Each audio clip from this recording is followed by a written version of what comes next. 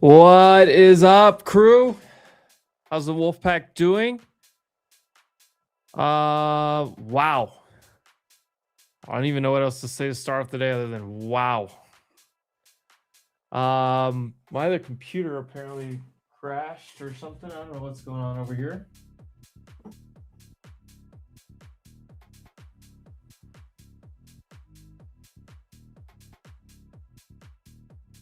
Yeah, no idea what's going on with this other computer. A hard reset may be coming. I had 2 areas to try to short last night. I guess you could say more than that, but 250. And then let's see, where was the other one at 100? 95? Well, I am trying to get this other thing turned on. Can I get a mic check? Everybody good? I tried to trade this thing last night. I was doing pretty well. Then I was doing bad. Then I was doing well. I was doing bad. $40. $40 is what I ended last night with. It's a little short here at the open playing out though. Finally. Who else in here today? Keegan, Chris, what's up, Cindy to the penny? I've got Colin, Dividend Degenerates. What's up, Jarrett? I'm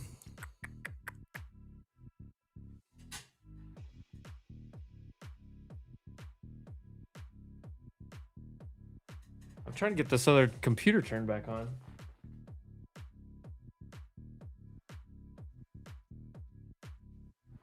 I don't know what's going on. When it boots up, it's just frozen.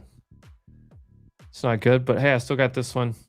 Billy Gibbs, what's up? Colin, what's up? TJ, T7, Derek, Smart.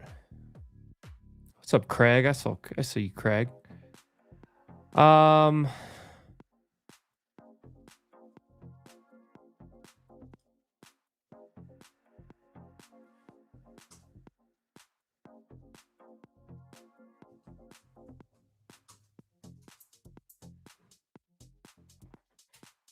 I have no idea what's going on with this computer.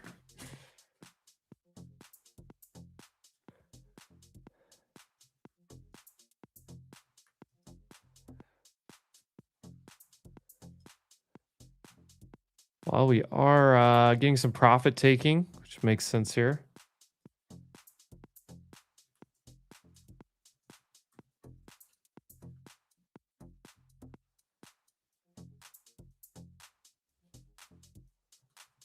Asking ChatGPT what's going on with this other computer.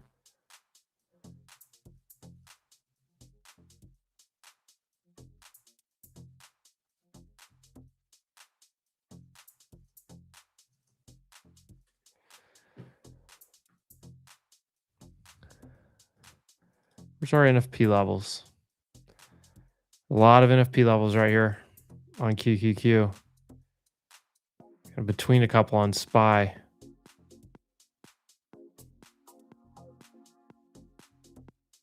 This is going to be pretty interesting to see what happens here.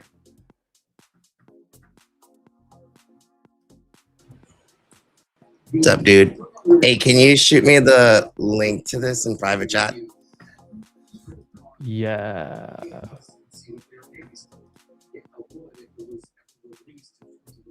The like the YouTube public. Oh, the YouTube. Yeah. Gotcha. You can connect your channels and stuff too. Let me do that. Yeah.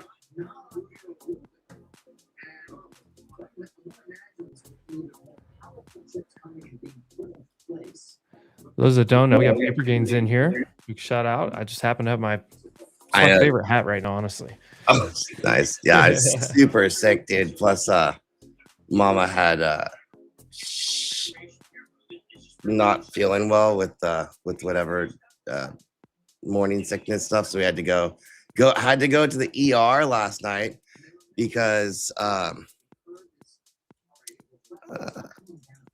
she was too dehydrated, so I had to go get a hang on one second. To go get a IV. Ooh, it's no fun. I saw that. I was watching you on a mid stream. It's funny. I text paper last night and said NFP says we go up $10 tomorrow. Yeah. Been on that for a minute, 30, but it's been 30, super sketch, dude. Like, yeah, options have been very sketch. Oh yeah. Well, the skew's been weird. I was kind of following some of the stuff you're saying about that. The skews what's like really freaked me out, for sure. But I'm just glad that we can actually have. Well, I don't know if we can actually have, but I'm just hopeful to be able to have a market that's worth getting some direction here, and potentially having something that we can see go for a while. Absolutely. It's pretty crazy. It was like I text paper and like what 30 minutes later we got the headline. It's just Chris went live. Jason did I call it the meetup or what? I mean, dude, it's here. Are we shorting this? I mean, M texted me this morning or last night. It was like, does NFP legit say, because he was looking at it, he knows the system. It was like, is this really saying $10 higher? Was that last night? And I'm like, yeah. But it's this. So it is this. Now we have to hold 6. It's like 669. And I think what I'm looking at right now is that are the things that were not necessarily like stuff that was getting taken down right now, like my Microsoft or whatever, that doesn't really have anything to do with the war. Like that pops, right? Which I think everything pops.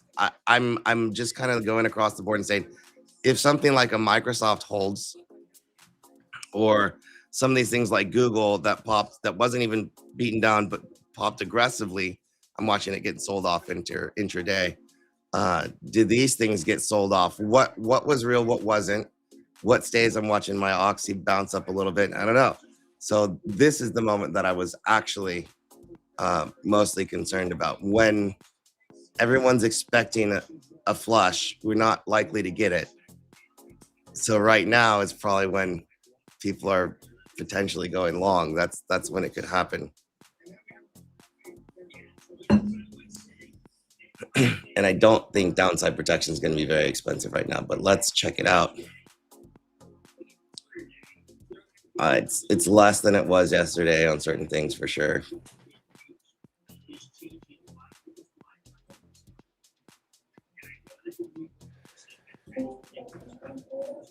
I'm going to open up stream on mine too.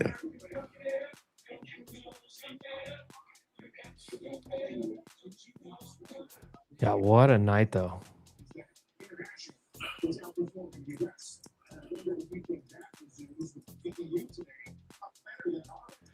Yeah, I was looking at it, and like on SPY yesterday, to Paper's point here, I was like, okay, hold on. Low of the day. I mean, we opened up. Yeah. Opened above and closed above. And like, I know it was kind of like, yeah, you got to put the news with it as well. But like, we came down, held perfectly here again. And then we got good news. And I'm like, well, we're going here. I said $10 higher, not 18 or wherever we. It's right there. But you have it right there, 669. That's the level. So it can pull back to that as long as we close. Yeah, that's resistance. So it's all up in resistance right now. And then if you look lower, coming right off support, there it is, right? It's November. So look at QQQ gapping above it, coming back down to touch it makes sense too, right here. Yeah. But yeah, here's November. It's that's the big box, but look at the November low. Well, yeah. So that's where we came off of. Literally, that's the range. Here we go, short for a near term. Yeah, no, last night, just I had 250 on NQ. So, well, I had a couple spots. I I traded back and forth last night, made $40. You know, it wasn't even worth my time. Nice. Just ended up giving it all back. But now this one's bouncing, or I think this one's rejecting. Tesla is on my spot. 356 was a huge pivot on Tessie. So relief bounce up over. This is one again where it was getting like absolutely decimated, but has nothing to do with oil. I would not think, or at least the war. Anyways, what are they doing to Nvidia? Microsoft 379 coming in hot. $5 downside a lot on SPOOs 670 put. No, I mean, you have to think anybody that was long is going to be taking profit this morning, especially as it starts to come in. They're going to start getting profit. You hit you hit the 50-day, so this is your opening. Why does Oxy look like it's going higher? Spice sitting on the 50-day right now. You lose this 675, and yeah, you should see 669. Yeah. Also, look left. I don't want to. all these lows is what happened. There we go. There's 100 something points on my short.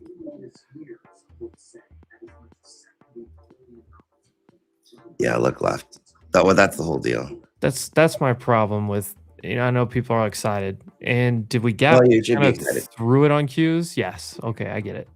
SPY, I mean, should definitely be excited. Just don't be like dumb on chasing the high. We want to wait for this to hash out.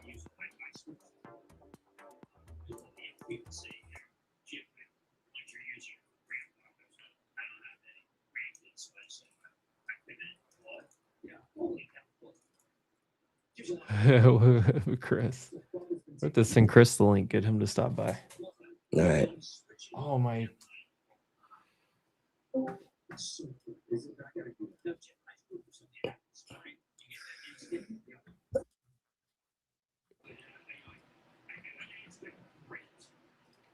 Yeah, this is on the 50 right here.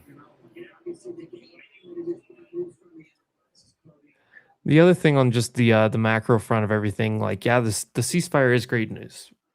Like, and kind of like Paper said, you should be excited about that. It's great news. Oh, gap rolls 62. Half gap. Gap rolls here now. Yeah.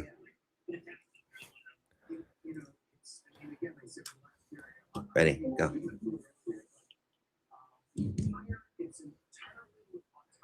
December's NFP breaking right here. Gap is 673.88. Like, some things have not changed, even though it's good news. Some things have not changed. That's what I want everyone to remember.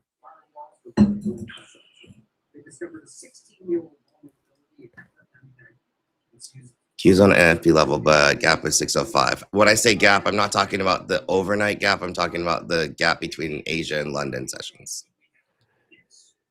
Correct. Yeah, that's what. So, like, there's multiple ways to look at that, but gap system that Paper uses, where does after hours close? Where does pre-market open? Yeah, Asia to London.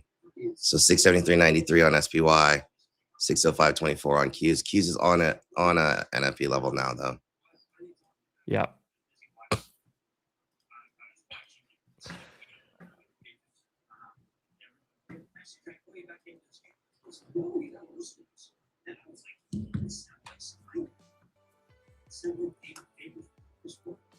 Today, last year was the bottom. Mm-hmm. Does that mean today, this year's the top? Son of a bitch. Why they gotta be like that? I did tweet about that. That was rude. Oh, this tick, opening tick, 1300. It's pretty hot.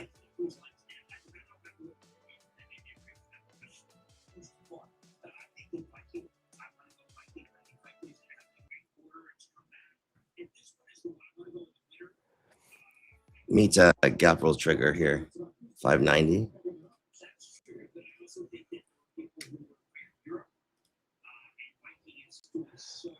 I covered my short. This looks weird. Pretty much like everything there. At the index level, it looks fairly neutral, slow bleed, but I gotta go meta.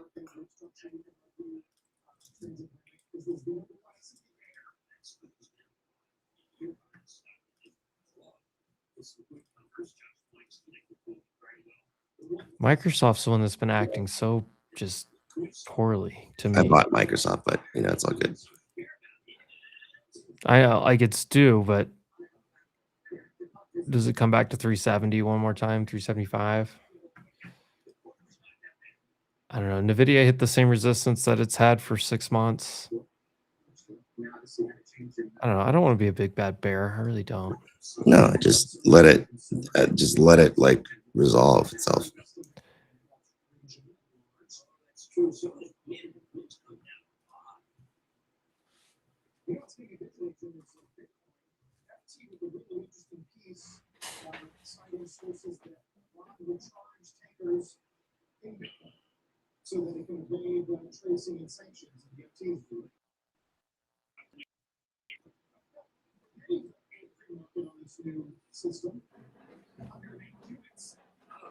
I tried to turn on this other computer 5 times.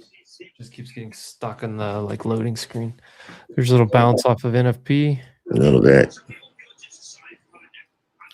I need 676 on what is that? And 676 is what? Half gap. It's NFP high in March 606.0.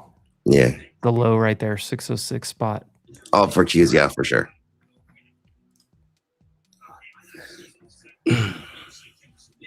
And I'll just keep coming back to the 50-day. Or do they try to hold? I mean,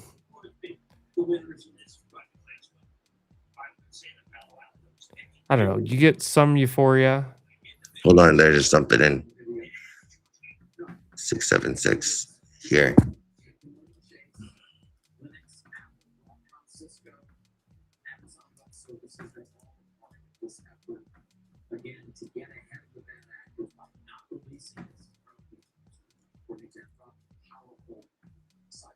Pivot point there as well. Funny how that works.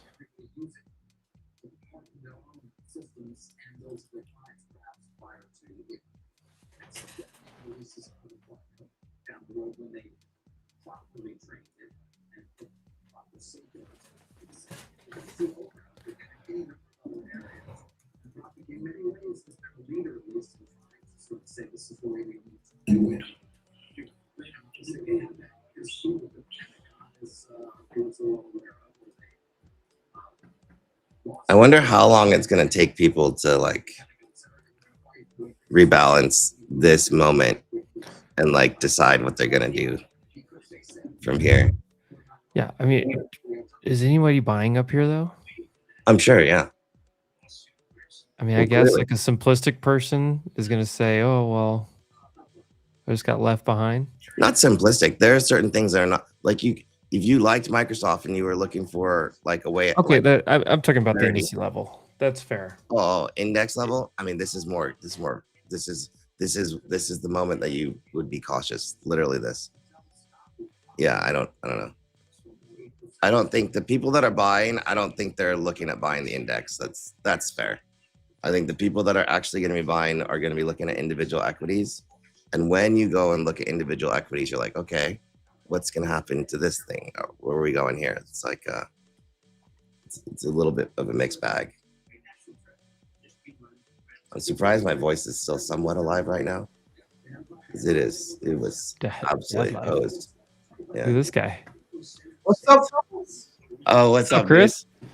Nothing much, man. Camera on for you. How come it's not? Dude, Camera? I feel a Starbucks. I feel like a Starbucks is gonna come back. Does anyone get that feeling? I like Starbucks. Me and the wife, we went to Starbucks this morning and it was packed, you know, and they're actually starting to select good drinks again. Like they have like these new energy drinks. Starbucks has been turning around for a minute. Yeah. Like for a good minute.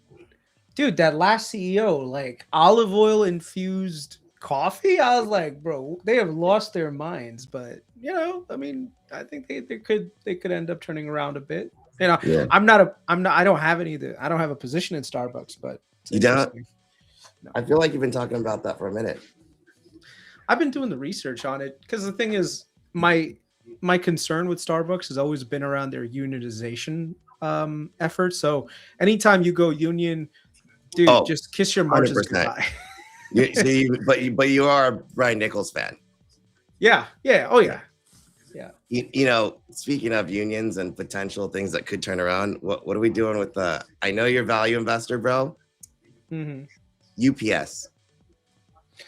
I'm not in it, man. But look at it right here, right now. Like, yeah. Is this not it? I'm just not a fan look of at it on like a very long-term chart. I'm just not a fan of the Good business God. model. That's typical right there, though, right? That's the setup, man. No, I mean, well, it's hard. break the downtrend after years and then retest it. Yep.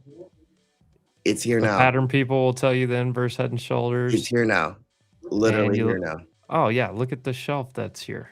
If you like the transports, and with oil coming in, like it's here now. That's gonna help it. But just a question: what is the catalyst that could drive their leg up? Like, what's the main thing that could possibly give it juice? It is, so they have a turnaround story. You have to talk. The CEO has always been like, it's 2027, right? Mm-hmm. And so I think it's more. There's a little bit of automation. They have two storylines fighting. If you're short, start to take profits. By the way, two storylines fighting. One is the unionization. Two is the automation.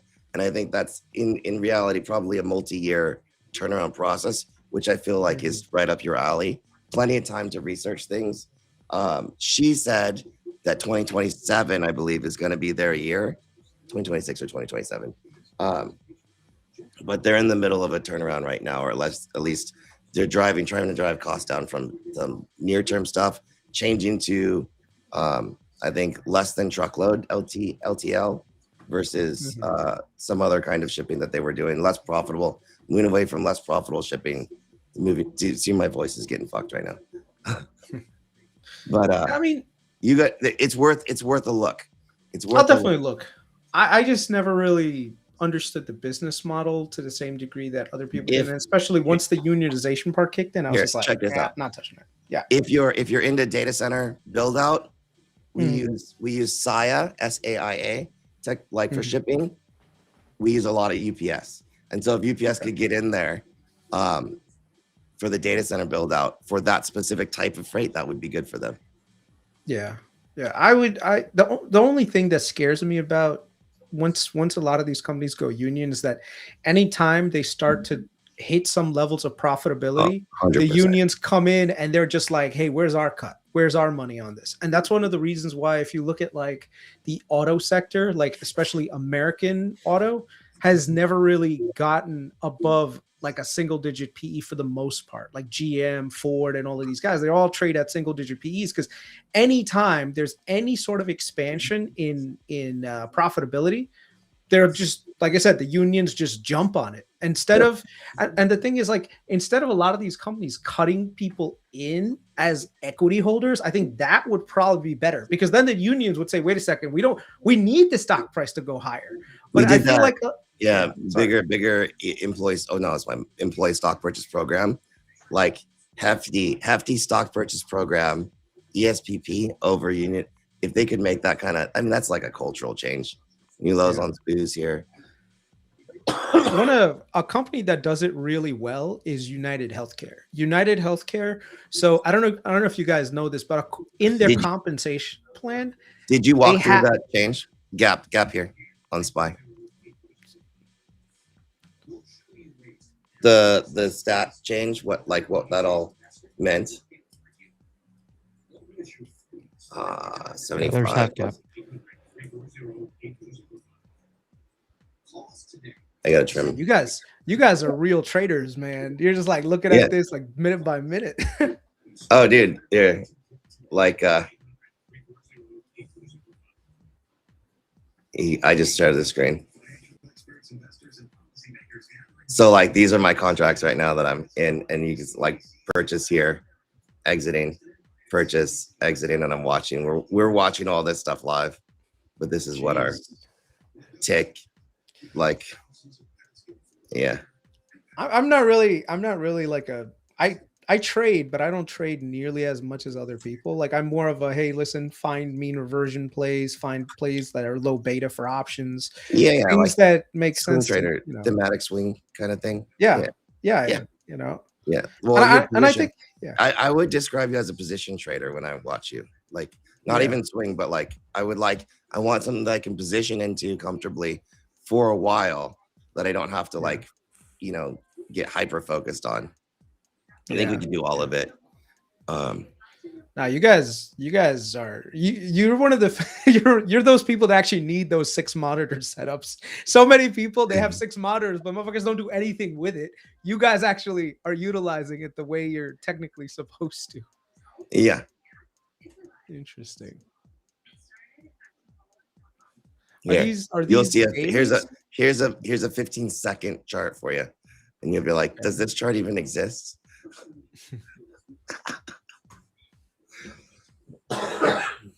It's a thing. Tick. Emp uses ticks.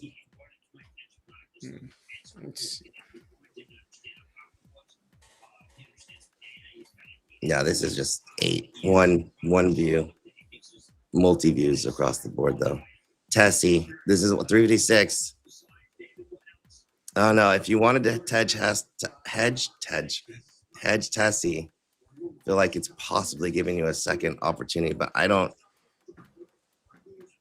Before this, Tessie probably would have been like the primary short target, as much as I hate to say it. It's the weakest across the board that I can see right now. Nvidia's pretty weak too, though. Ooh, what's going on? The market's selling off a little bit. Well, you're gonna have people taking profits. Yeah. This is to be expected. So like, I just, we're just about to. Oops, sorry. Shit. 670 on SPY. This is typical. On the bottom of my screen here, we have something called tick. This is like the market has gauges. Like if you have a car and you're driving the car, there's gauges like a temperature gauge, oil pressure gauge, gas tank, things like that. We were too hot. The market can't sustain that type of speed for that long. So it'll overheat and then it'll come back down to life. That's literally what we're just watching. Like it can't sustain too much too long. So when it comes back down, like on this bottom one, if I see something closer down in here, that's when we can have a better opportunity to actually get a bigger push. But ADD, ADD advanced decliners plus 2000, you can't sustain plus 2000 for very long. It's just you're overclocked. Essentially, you're going to overheat. It'll be healthy to have a pullback. It's just the question is going to be to what level. That's what we're watching basically right now. And that's the SPY at the bottom, I'm guessing, or no? Well, so these two things. So these two things right here. Yeah. So this is called ADD or advanced decliners. TICK is literally tick for tick how much the SPY is going. If you did like you could do TICK-Q for NASDAQ, also overheated. And you could see net flows live, like volume. This is not bad. Volume is actually not over the top. So volume's still good. This is coming in hot, but that's just intraday. It's not overclocked. Like if I see 1500, yeah, so we have plenty of time for volume to continue to come down. It's volumes. Am I seeing this right, Em? Volume's low? Well, yeah, because volume's lower than I would have expected. So people are still hesitant. So this is what we use. It's a bit of a tell. A lot of people are waiting. There's still cash on the sidelines still. There's decent. Relatively volume is low, and it's from what I see, it's just some people are taking. Anybody that was long is probably taking some profits. That's like on the indice level. Yeah. Now, like to Paper's point earlier, if you've been waiting on some type of decent signal in the market and you've got 5 stocks, 4 stocks, something like that that you really like that have been beaten to hell, then yeah, you're probably picking up some of those today. You're probably like biting the bullet saying, "Oh, I know I'm late, but it's beating up 40%. Like I'm okay getting in here even if it goes a little lower, but I'm ready to start buying." I have a good amount of spreads on some positions, and I might end up just buying back my short calls today. That was the Not thing. your short calls. Do you have short puts? No, I have short calls. So I basically, what the strategy that I tend to use is, Don't do that right here though. Just no, literally, no. yeah, literally wait for that like a week. Usually when VIX is super low and a stock is like sold off that I prefer to own, then I'll just buy the calls. Yeah, And massive then what I'll do anomaly is, in the market. The one thing that's freaking me out right now is that you would think that puts are more expensive. You would think that puts were more expensive here. Total opposite is true. Like you go into the metrics, the calls are double the price of the puts. So like your short calls are really helpful right now. Like yeah. I would take the whole spread down instead, right, in this environment, which is a unique environment. I got to trim a little meta. But yeah, this it's honestly, this one stat freaked me the crap. Like this, my crew will know. It's like, dude, it scared the shit out of me. Watching what's going on, because the calls should not have been that much more expensive, but they still are.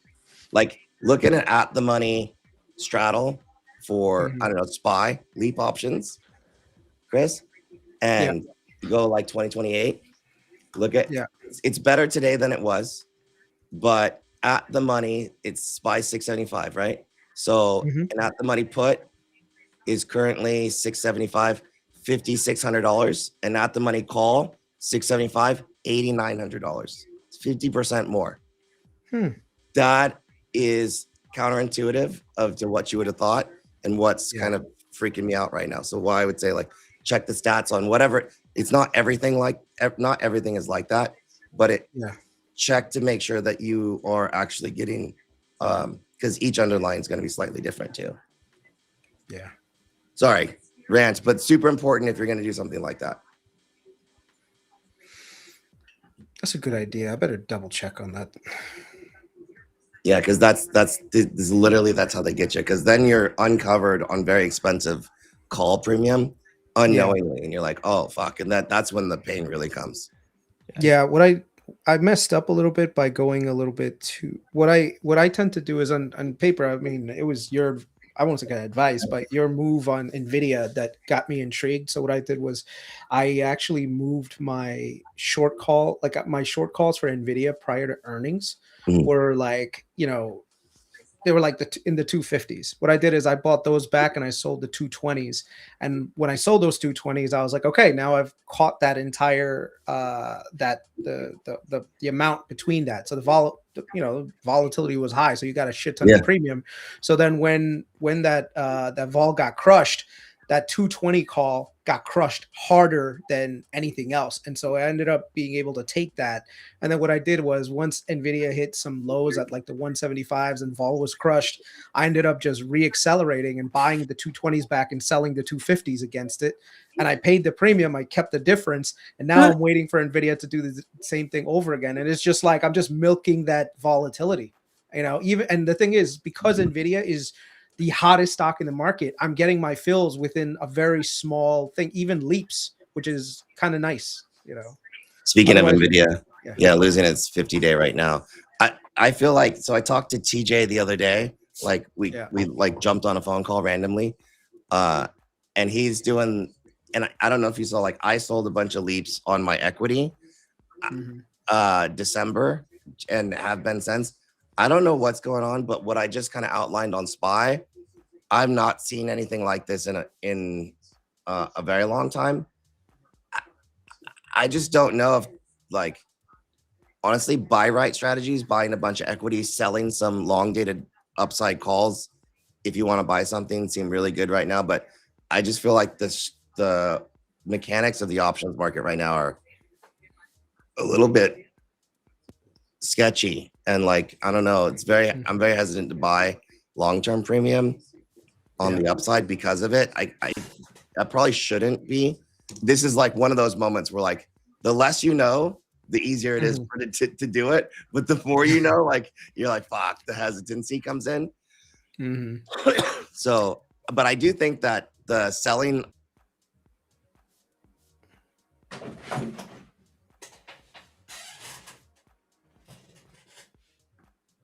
You just muted yourself? Yeah, I think Jason, you might have muted yourself. Still muted.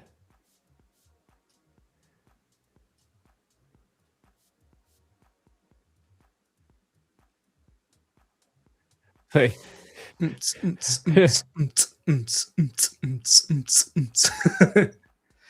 don't know what.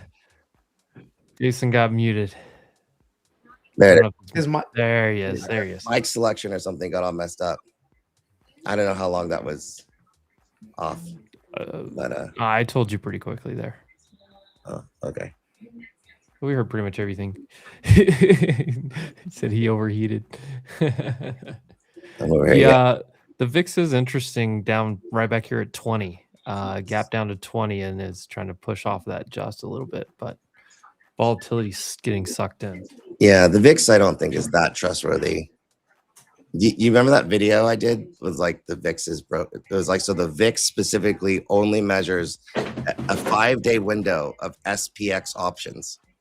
Then that was that methodology was created before 0 DTEs existed.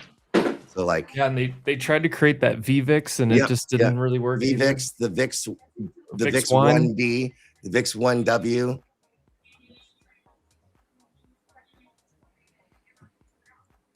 Meta gap. You guys should look into Norwegian cruise lines, by the way. They fundamentally, they are very oversold for where they should be relative to the changes. They're cheap. They're cheap, super cheap. They refreshed their entire board, and Elliott Management's took a giant stake in them. So they're like pushing for a lot of. Yeah, Elliott's got a lot of cost cutting that they can do. Because, dude, I'm telling you, I read this entire report, and their SG&A was insane, and the examples that they gave were stupid. Like, the former CEO was still on, quote unquote, the payroll of this company, going to like art shows and shit, buying like art pieces to decorate the cruise ships. That sounds like something that like that's something like that's so funny. That's like a small business kind of like play right there. Some bullshit that would happen in a like. This guy was buying like this guy was buying like Fabergé eggs and shit, and I was like, for what? Like, the hell you buying a $5 million Fabergé egg for? And they're like, oh, it's for like, you know, decorating because we want to like present ourselves to be like luxurious or whatever. I'm like, bro, no one fucking knows the difference between a Picasso and something that's like a replica of a Picasso. No one's going on a cruise ship. You're like, you know what? I'm going on an art history cruise. Like, you know, focus on your core customer, man. Stop with this. But that's the thing. Like, a lot of these executives, they get into this like pet project mode, and they start, and because when you have a board that's just a bunch of basically yes men, you could do whatever you want. Look at Adam Newman. This dude was putting money in every direction except the business. Yeah. You know, so sometimes these activists, they come in, they cut the fat, raise SG&A goes down, EBITDA margins go up, and then everyone recognizes it a year later, 2 years later, when the earnings are like, wait a second, we didn't have to spend $200 million on art decorations. No. We're about to get the next move. All right, we got to start trimming here. This is unfortunate, but where we are. So this is the pullback. Next leg. Hopefully, we can trim a little bit.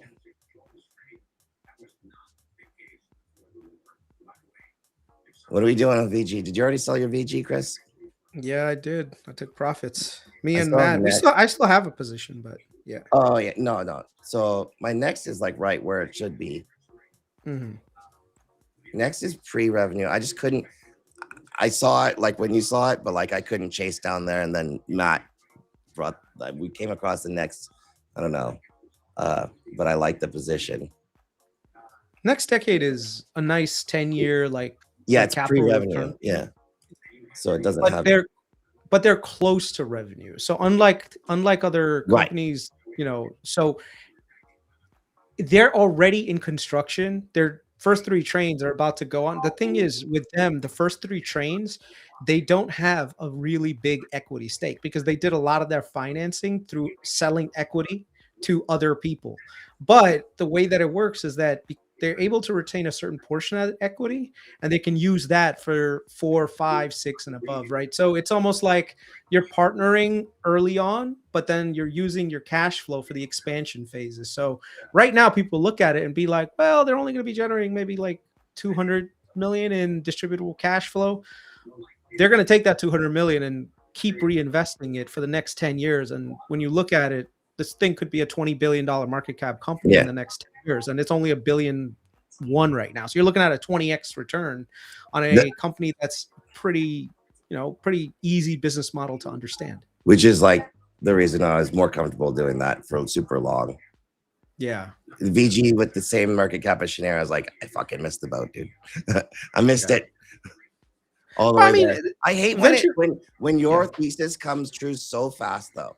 Like the day that you buy something, it's up like 20, 30% the following day. You're like, really, guys? Really? First of all, I didn't even get to have a full position. Second of all, like my thesis was supposed to take years to play out. Here we are a week later and I'm at my first target. Like, what the bullshit?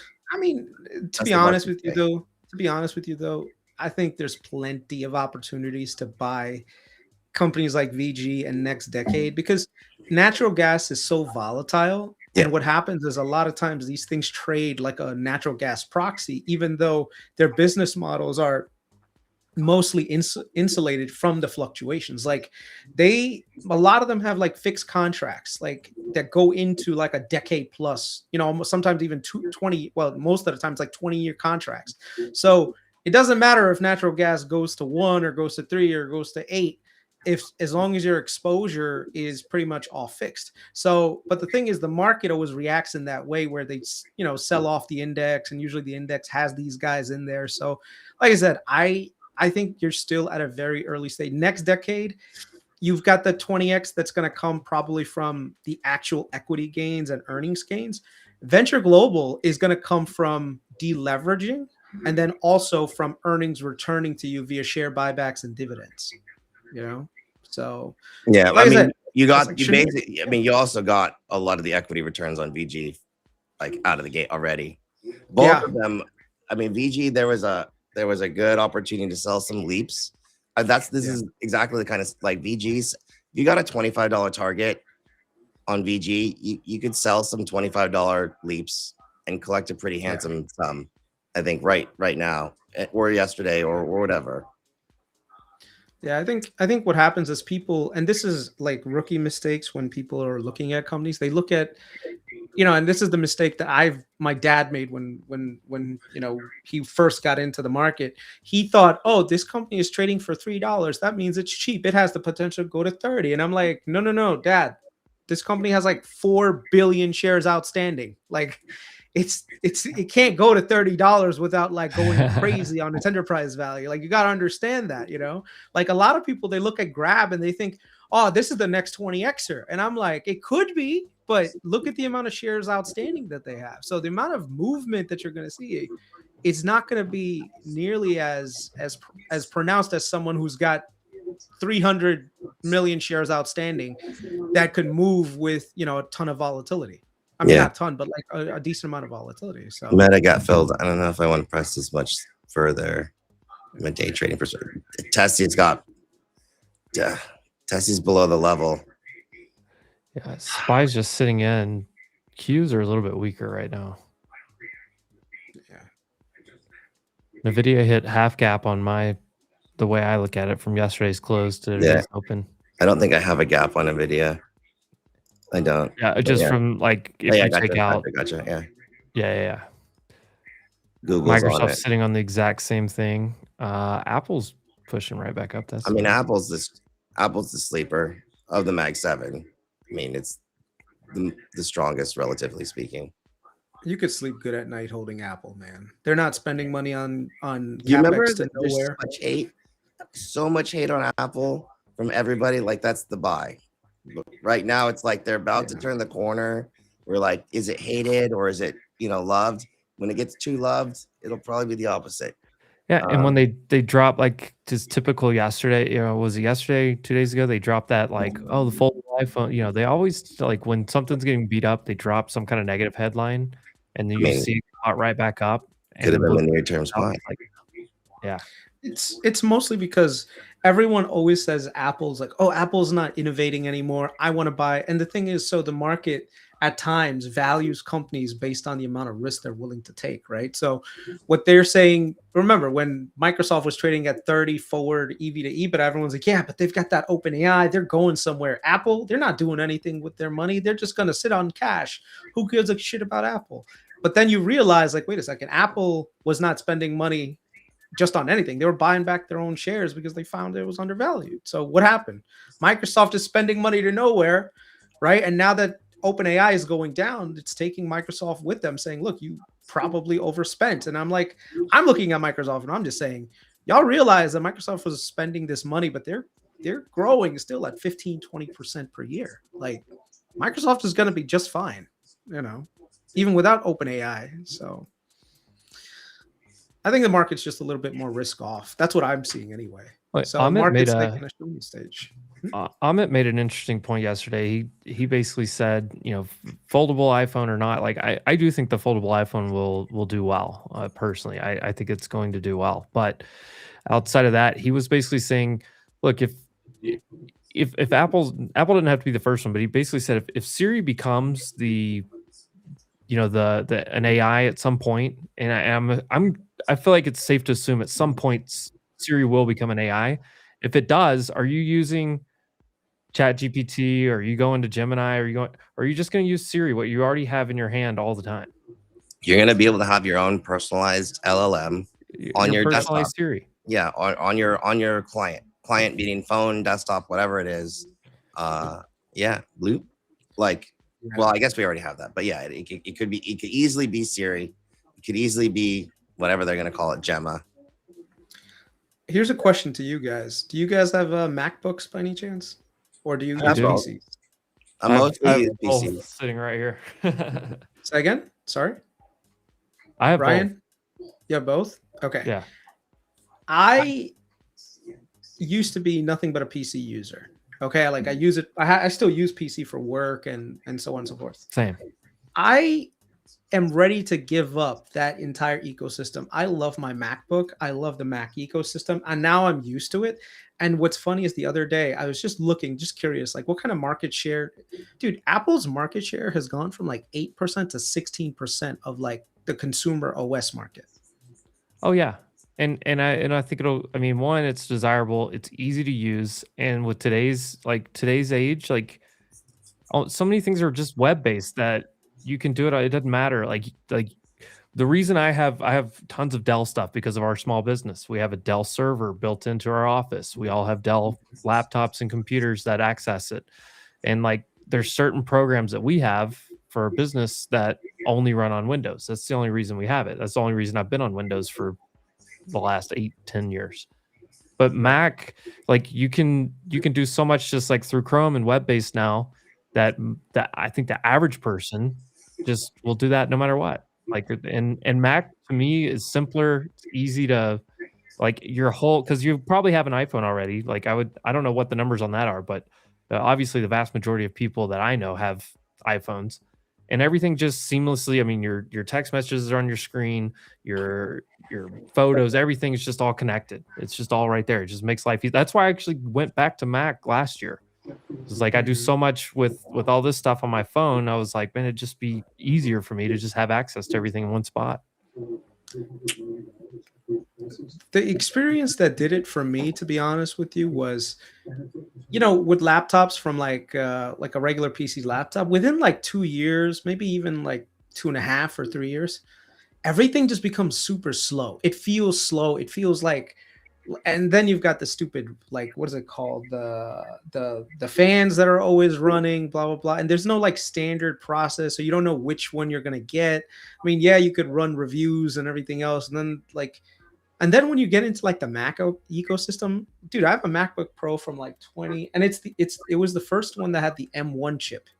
This thing runs amazing. I don't have any issue with it. I love it. Yeah, I just got a new one a couple months ago. I have the M4 with 48 gigs built in of RAM and everything. I mean, it's fantastic. It's running multiple monitors in front of me right now. It's running my camera. It's got, I mean, and I can just unplug it and go. And the battery life on this thing's insane. I left it in a backpack for like 2 days, turned on. Still had like 80% battery. And one thing that might shock people, but do you know what's actually killing Microsoft? Google. My organization, we are in the process of switching right now from Microsoft Office to Google Workspaces. Now, the reason why I say that's crazy is because one of their Microsoft's highest margin products has been their Office suite. And I spoke to so many people. Everyone's like, yeah, we're just switching to Google Workspaces because it's connected with our cloud and everything else. And I'm like, that's interesting.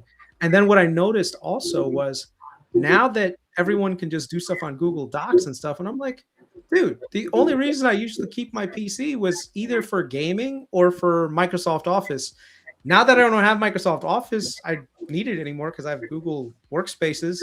I really don't need a PC anymore. I mean, I don't game much, but that's it. Like, there's really not much of a moat left for Windows when it comes to their operating system. Yeah, it's still, there's so much legacy there. I get it, but at the same time, I don't know. I don't think it's the same, like you were saying, the same moat as it always was. I don't know. It think depends, for me, resource intensive. I think you are probably going to build out an actual PC. Like, I mean, heavy traders do it. Like Paper, I know, has got a custom built one. A lot of people that are traders, they have custom built PCs. And then, if you gaming, I see in the chat, like, okay, those are more task specific. But if we just go with the average user, that's why like in what you're saying is kind of like what my point was, with like everything just seems to be web based now. Yeah. Like I said, this is not a dig at Microsoft by any means, but it's just, I feel like there is an opportunity for Apple to really take market share. And the thing is, even though the iPhone sales multiple is somewhat saturated right now, because I think everyone's got an iPhone or a Google thing, and it's really hard for people to switch ecosystems. I actually think the Mac ecosystem could actually grow, and it could get to probably 30-40% in the next 4 or 5 years, especially if they come up with a great Siri. Siri is their weakest part of their ecosystem, but if they were to improve that, I think they could do it. So, yeah. All right, boys. Well, good luck with your trading. It was fun talking to you. If there's any opportunities out there in the market, I will be listening in and seeing if I do want to learn how to do a little bit more technical analysis other than just looking at RSI and MACD and just saying, oh, yeah, this is oversold, I should buy. Oh, this looks like it's overbought, I should sell. That's it.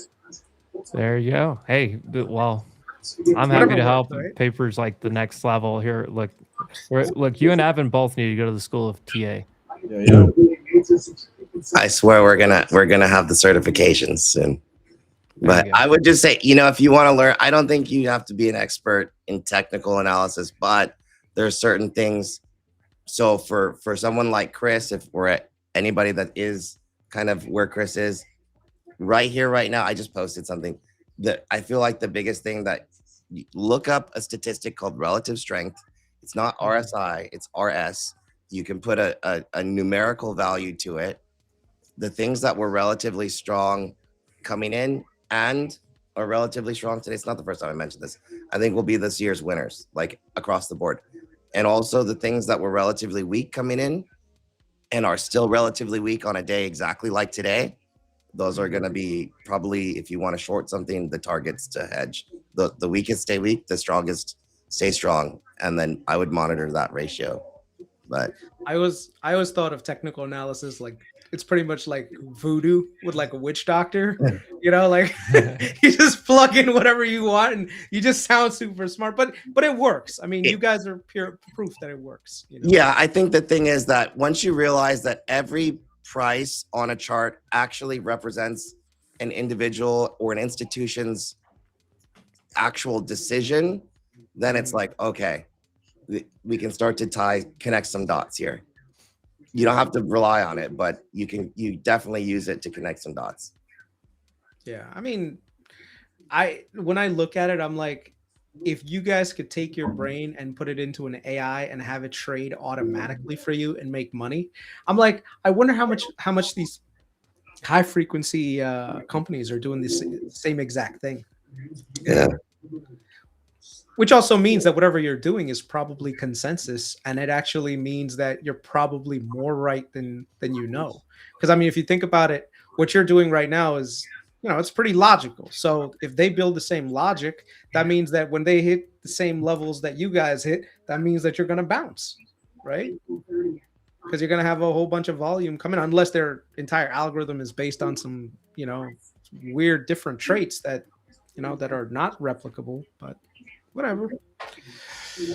All right, boys. It was good talking to you. Have a great one. Take care. All right, Chris. Take care. Looks like Evan's in the house now.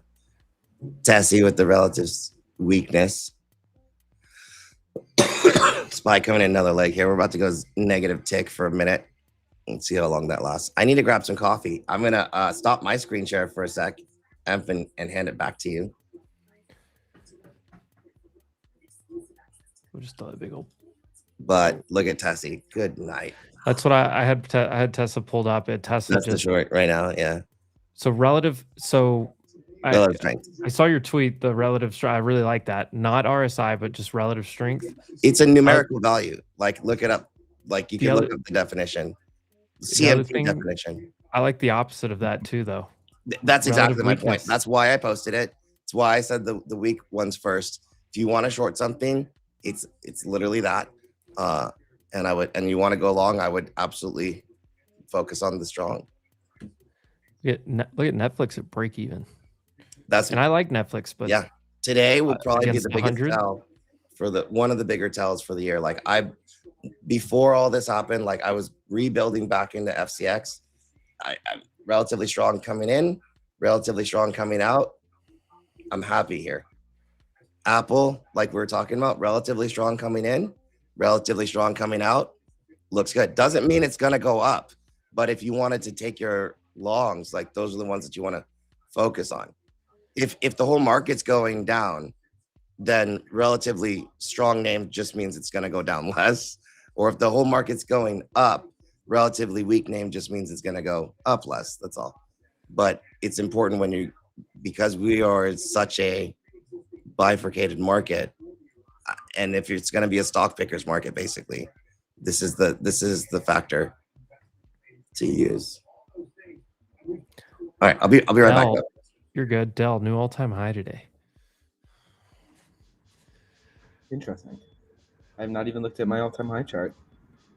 Yeah, I haven't looked. I was just going through some of the stronger names based on that. Did you see Jim Cramer, his last post? No, did he cook us? He said, "I think Apple goes higher." Bar for bar. So he cooked me. He might have cooked you.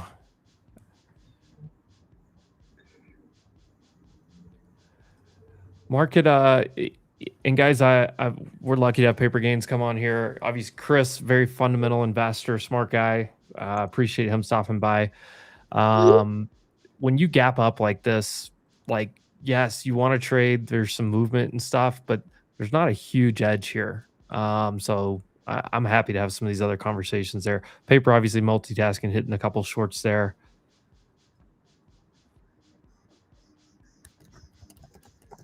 It's just this is a tough spot that we're sitting in here. I still think we can come in lower. SPY down to that like 670 area. Maybe a little bit, maybe undercut that a little bit. QQQ back to 600, but it may just hang in up here for a bit. And then, maybe tomorrow you get kind of the actual retrace movement. But we'll see.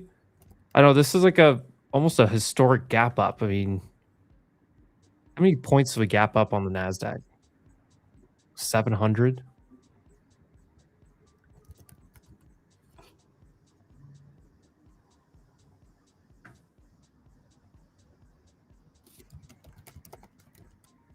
830 points on the NASDAQ. That's got to be I don't know for sure. That's got to be a historic one.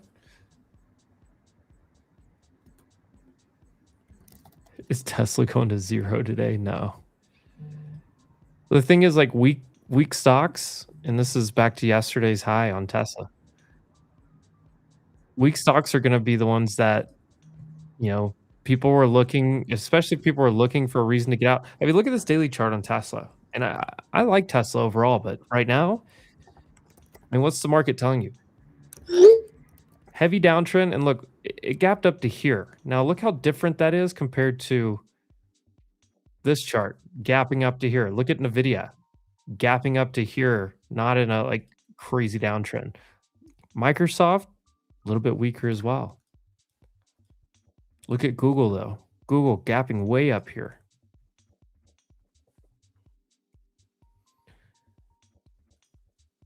There's some pretty interesting relative strength tells there. Paper needs to come every day. I would love to have paper come by every day.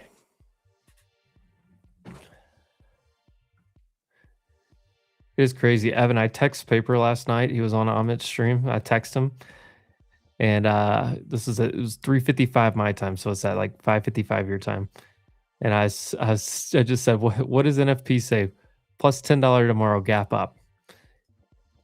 And then 30 minutes later, we had like a $15 gap up.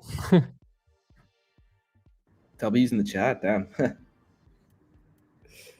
My other laptop has been resetting for an hour.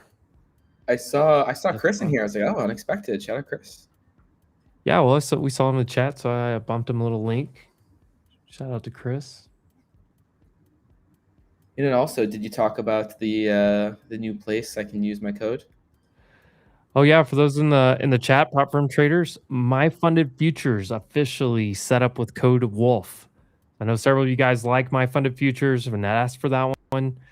Best discount possible, code WOLF at my funded futures is now live as well, and I'm working on getting them. I think I'm gonna have them come on the stream, do some giveaways and stuff to really launch it, but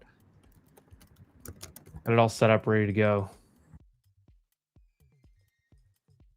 A lot of headlines. Do you guys want to hear the squawker? I don't want it to be too much with people talking on here. Because I listen to two squawkers, it's going to be a lot. The only reason I have it on right now is because I don't have my other computer is, I don't know what's going on. Like turn it on and it wouldn't do anything.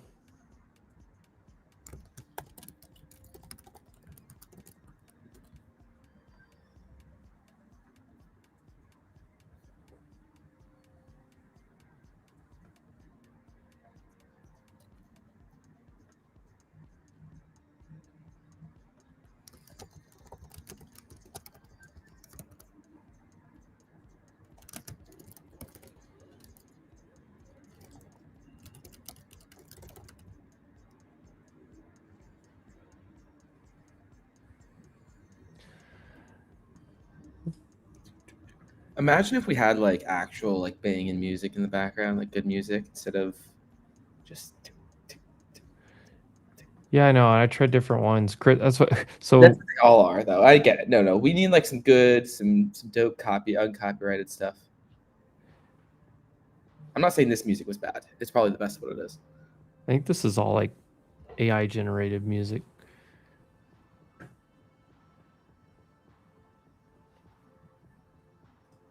I know Chris was on here and he was like, here, we'll try the squawker part for a little bit. And if I get my other computer booted up, I'll flip it back.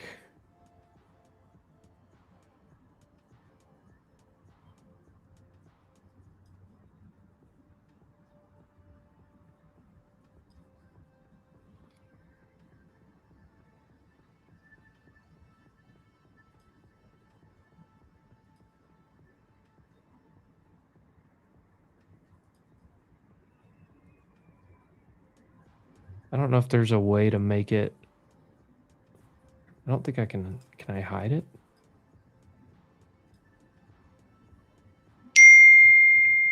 Whoa. Please, Oh, please mute. so is Bitcoin relatively weak? Good question. Yeah. No, not too bad. Bitcoin's just back into big resistance again. I mean, look, here's a fairly clean chart. Look at it.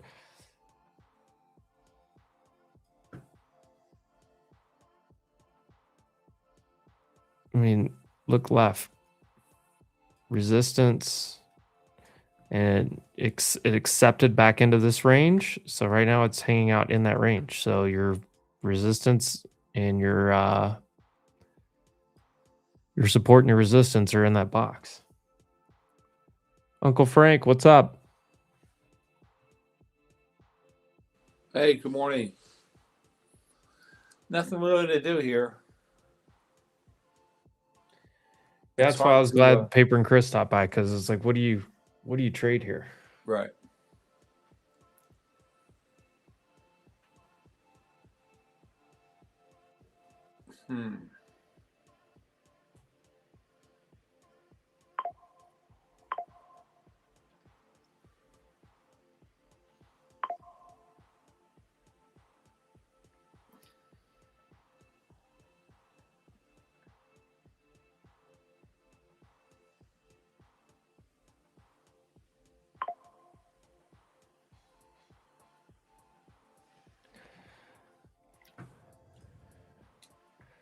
All right, let's see what's see if anything's moving.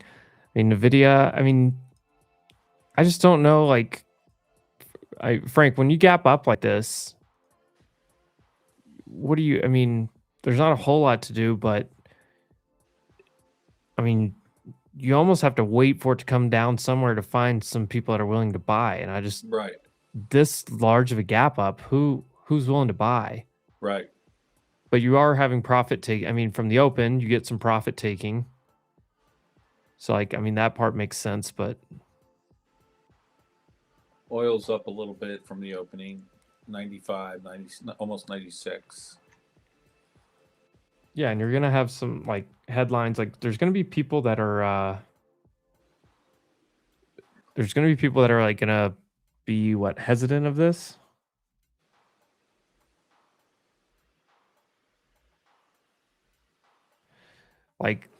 Like okay, you got the good news, but like somebody's going to what do you like, break it or violate the, put the deal into trouble, I guess would be the term. I'm trying to think of the right way to put that. Passage of oil tankers via Hormuz Strait has been stopped, is a current report out there, by the way. Israel not obeying ceasefire. Well, you start to get some headlines that way. I don't think it falls apart, but it could come in a pretty decent amount.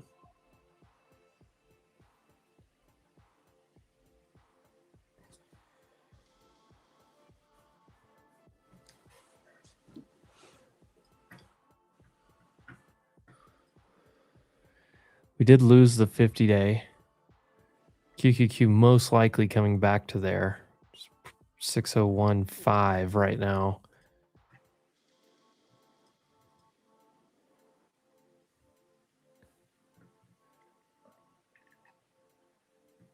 Yeah, oil tanker stopped, saw that.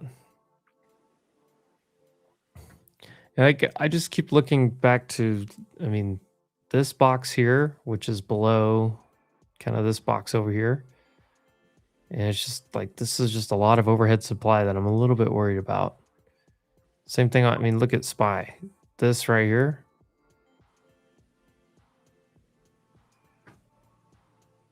All you did was come back to these lows.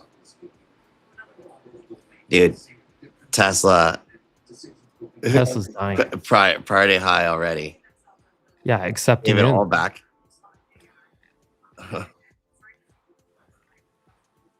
Dude, Nvidia relatively weak.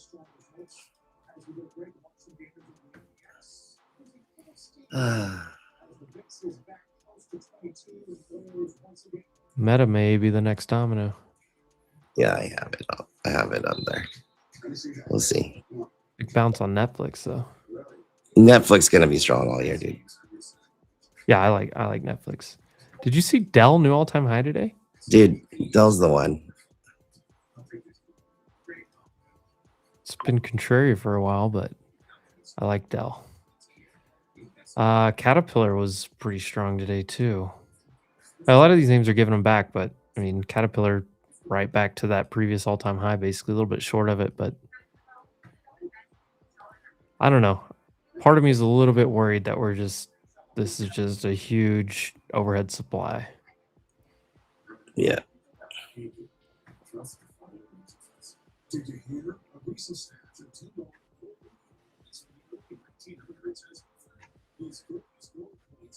Also, the current headline is that oil tankers via Hormuz Strait has been stopped. That sucks. We didn't even make it in an hour to the next day. But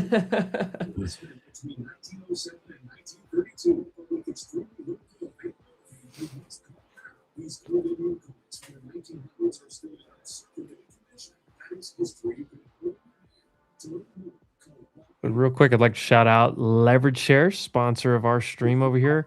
We talked about it the last several days. If you were looking for this, instead of dealing with the option stuff, could have got a lot of those 2x leverage tickers. Maybe your favorite one, maybe one that had relative strength over the last week or two. I bet you're sitting really nicely on those. Shout out to Leverage Shares. Is it true Israel wasn't a part of the negotiations and is upset? I don't know. No, they were part of it. It is true that they literally said, Trump, we don't like it, but Trump is the boss. Yeah, that's so. The first point I would make is what is true is a really hard thing to sift through right now. Because there's mixed messaging. There's partial truths or 3/4 truths and a lot of things that are being put out there. But from what I saw, it was, Trump kind of made the call, told Israel to get in line. Israel, the debate is over the Lebanon stuff with Israel right now.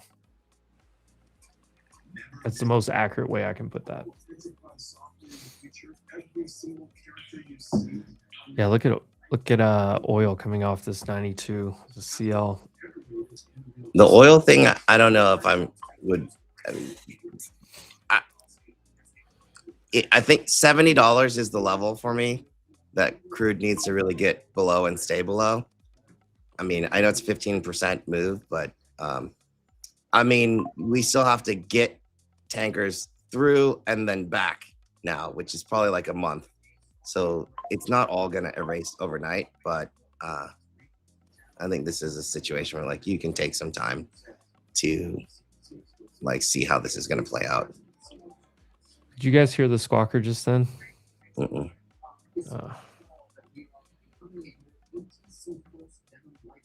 I'll try it this way.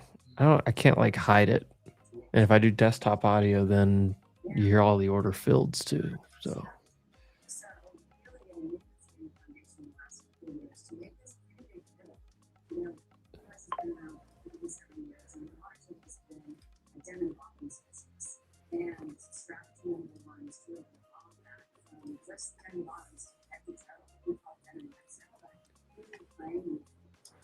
bonds with a little gap up today. Dixie coming in, that's helpful.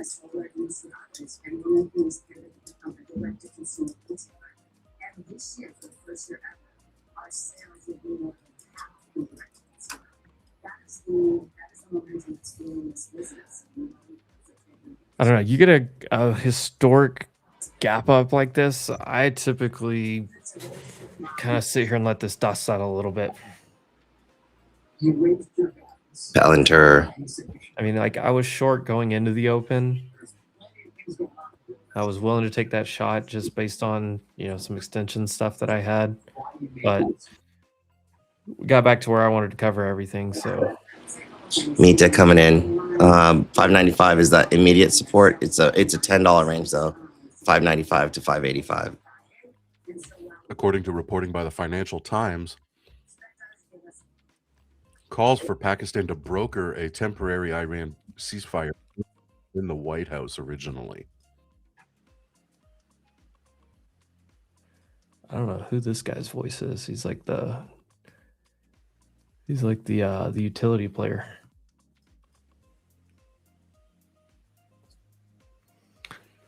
Jason had his camera on earlier. It's still here. I'm Still just here. in and out. Dude, I don't, you get so locked in on midstreams and the chat's so crazy, but I was just trying to like troll in there. Dude, everyone wanted Nike for some reason, and I was like, unless Nike's gonna start making like Palantir uniforms or something, like I don't know what's gonna boost Nike at this point. They better start making. They need some military contracts or something. This is like open AI partnerships and military contracts. Yeah. And I kept saying, I bet you've never taken a drink out of that mini fridge. No, I have. What is it? Is it all Celsius? Right now, it's just water. Oh, okay. That's a good choice. I'm kind of over Celsius. I definitely don't want Red Bull. I haven't decided on what my new drink's going to be.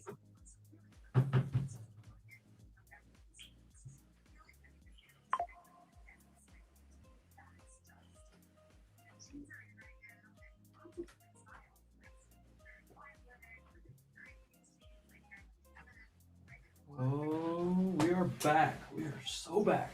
I have no idea what was wrong, but we're back. Order filled. Order filled. Ooh, Frankie. Yeah, a little long here. A note, possible negative catalyst, ticker PAYO, Papa Alpha Yankee Oscar. Note, social media speculations. North Korea has been using PAYO for money laundering, being circulated for PAYO. So I listen to these headlines all day, guys, and I try to like filter it for you guys. Because you'll get a lot of ones like that are like, okay.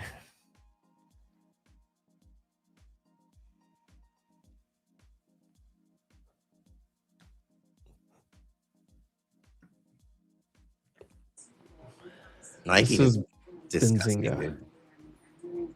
Absolutely rancid. It might be. I mean, Nike reminds me of Intel a year ago. And I don't know what AI revolution that's going to need Nike shoes is coming. Oh, my Corning hit the level. Did that one make a new all-time high? Oh my God, it almost did.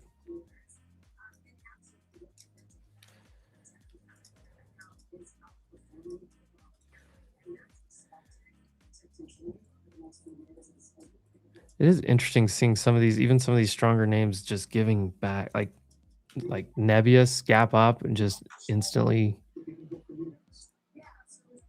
I mean, it's up a lot. I guess. Nike Quantum, maybe that's the answer.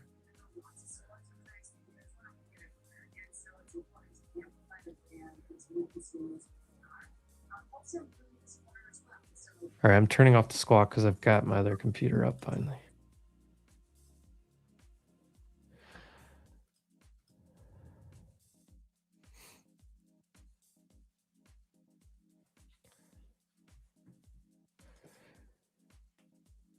Chad, you guys trading anything long, short? 25K. Frankie was buying that little tick down right there, overextension. If I had to guess. Yeah, I bought it from 18 all the way down to the figure. Yeah. Scaled up, so I'm pumping it out here. I'm not staying long.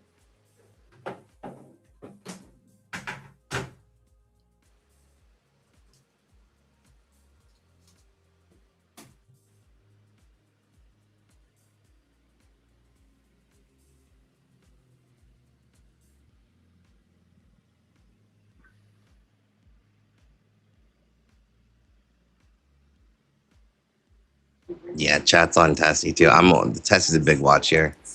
We'll see. First to retest. Give it all back. Oh, I finally Microsoft is not too far behind it. Damn it. Oh, Microsoft, Nvidia. Like Nvidia, it's the same box. Microsoft is triggering Same box here. forever. I mean, Mother. gap up into 185, reject, go back to 180. Like that's been Nvidia's story for literally 9 months.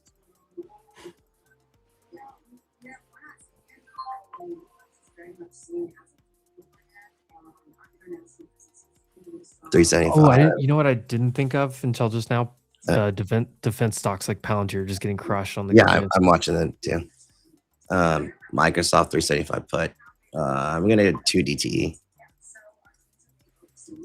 Have you been trading any of the like 0 DT or 1 DT like Monday, Wednesday? I do all the time by accident. But You're just so used to going to the next strike. Yeah. Am I crazy for thinking the market still crashed to newer lows? No, not at all. There's This is literally how they 100% a get scenario. This is 100%. This is exactly how it would happen. Exact scenario, right? Yep. Does it happen today? No. I mean, not likely. But from here now, this is exactly that scenario. No, yeah, it could be a month out, or it could be multiple months out. We still have to get through earnings. We have massive revisions on hang on, 380, stop.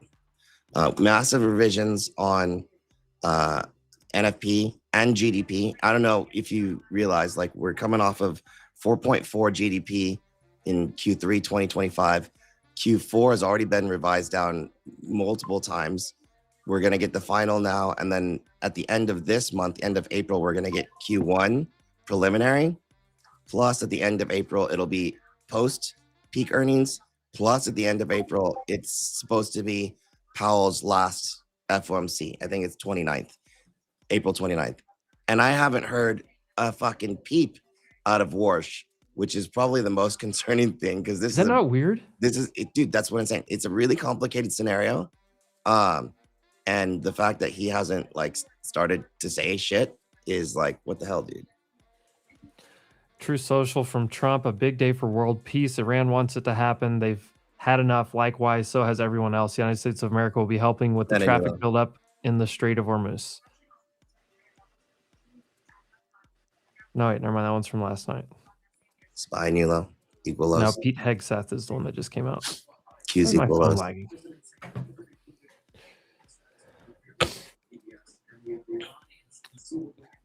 I would love to see SPY accelerate right here and just get down to that 670, 669 and find out what it's going to be made out of. I mean, I know that's where, I mean, I don't know, but like that's what I'm trading for right now. After that, I have no idea.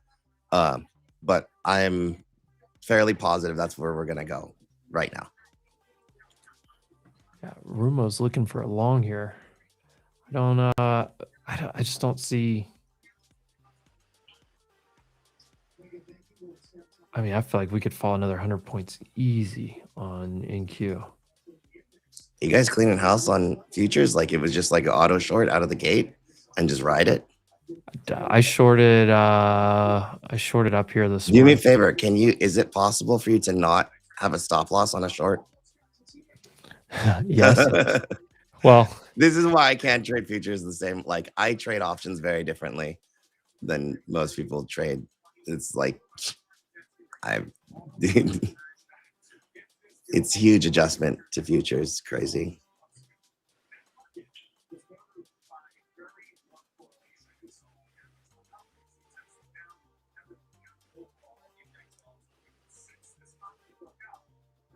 I'm watching AMD with that 227 level also. I've not traded it. That would be really good for AMD to hold.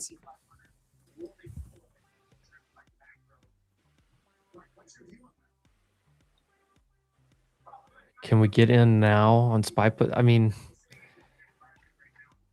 you don't have to get in now. You could wait till 675-ish retest or 674s. Yeah, like 674. Yeah. I don't know. It's tough. I don't see any strength. VIX new high of day as well. I think this is the moment where they just kind of like say, fine, I'll let it go. I'm going to stop trying to jump in and buy the dip. Yeah. And see where it bottoms. Yeah, that's right. I think it could just roll off the table here. Yeah, that's exactly that. So I don't mind it regardless, but if you want a better place, then I'm not expecting a huge pop. But if we get it, cool. I would just add meta new low.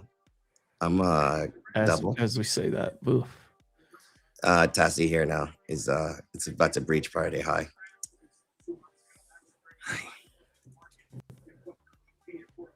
God, I should have pulled up Palantir sooner. Yeah, Palantir here now also. 150, I have a level. This looks like we're going right back to where we came, like with the quickness. If you look, like big names are selling off, and the ones that were strong in the previous market, Costco, Walmart, are pushing up. Exxon is pushing back up a little bit. This looks like back to normal, or whatever the normal was. Yep. There you go. There you go.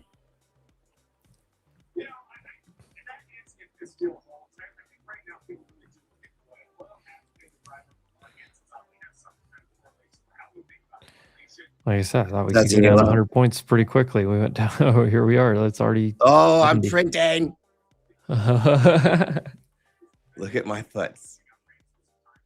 You can't see it. Look at my puts. They're over here. Oh, God. And VIX is popping at the same time. Oh, VIX is back over 22.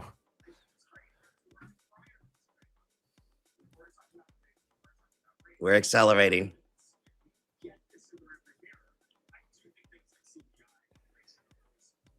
And then you get into like in a shorter term basis, like you get into this pump area. It's very thin right here.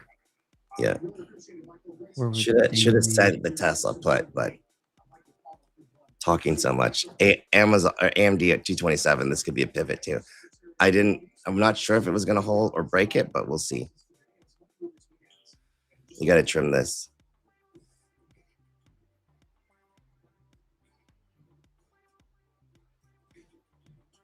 Then at the 20-day.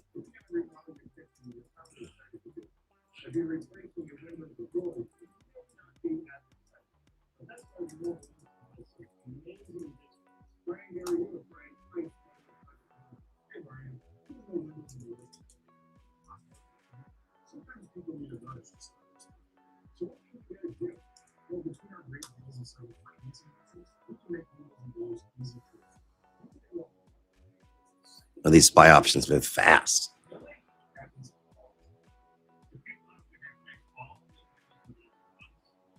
Oxy new high. Bro. FOMC meeting minutes today. Does anyone care? That's it. Yeah, I think they would. It's like we can start to, well, hopefully we can start focusing on the macro. We don't know. Just go back to your point. I just go back to your point earlier. The real stuff. Yeah. We haven't heard from Warsh. Powell's a lame duck at this point. Does anyone care what the minutes say?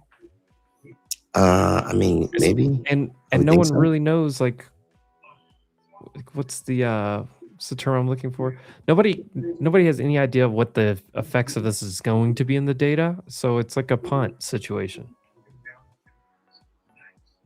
Ooh, was that it? I don't know. I feel like you could we're gonna see right here, right now. Do I have to close or can you reshort this? We didn't even hit that big of a negative tick though. We did on NASDAQ. It's a 50-day on Qs. We're below March, so we can go to 598 on QQQ. We have 670 on SPY or lower. I have 601 spot 5 on QQQ for the 50-day. No, yeah, I'm at NFP level 601.50, give or take, QQQ 50 day. Just the general area. Yeah.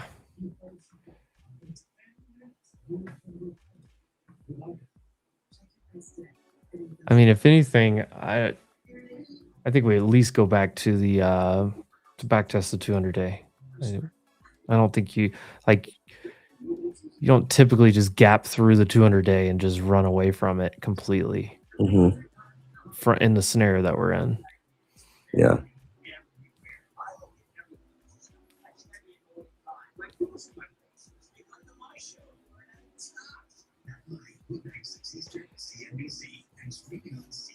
Like this 2022 is what keeps coming back to me. Huge run up it's here. the closest. It's the closest parallel, but the biggest difference is at the Fed level. Where like 2022, we were at 0% rates, and the Fed was able to hike into that to curb inflation from Russia, Ukraine, or from whatever. But that's the difference. The Fed can't hike to curb inflation here because of the weak GDP. Like our GDP is going lower.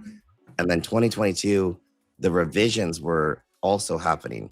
So like we had revisions to GDP, just like we had revisions to GDP right here, right now. It's like we were coming off of, I think it was like 5.5 the prior quarter in 2022. Hang on. AMD did hold the 227. That's super important.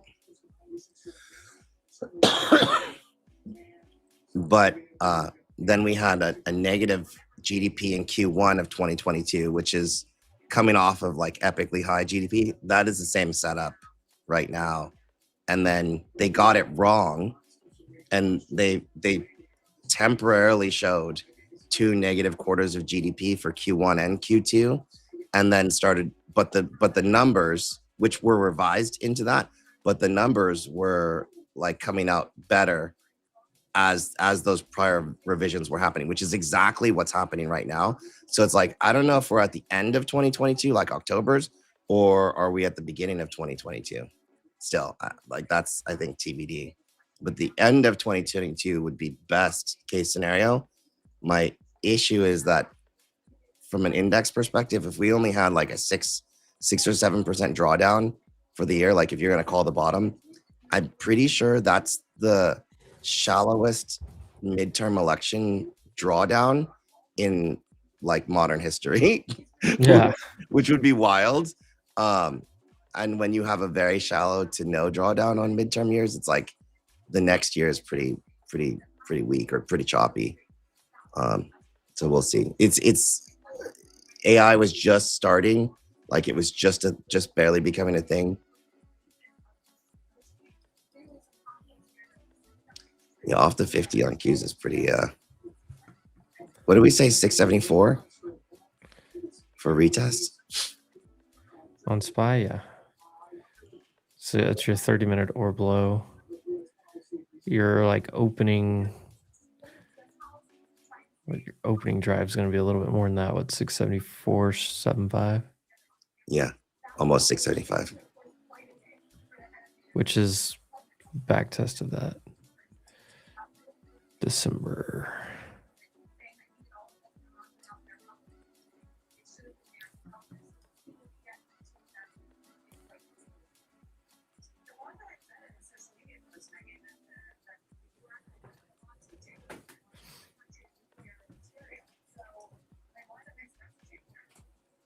I have this retest here.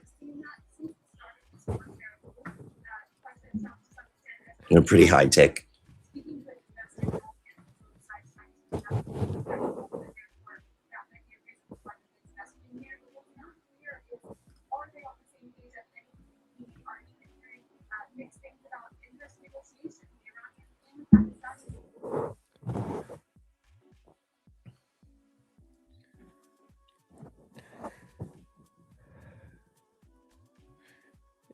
I'm thinking I could press a Tessie short if it goes. I think you could probably reshort this. Yeah.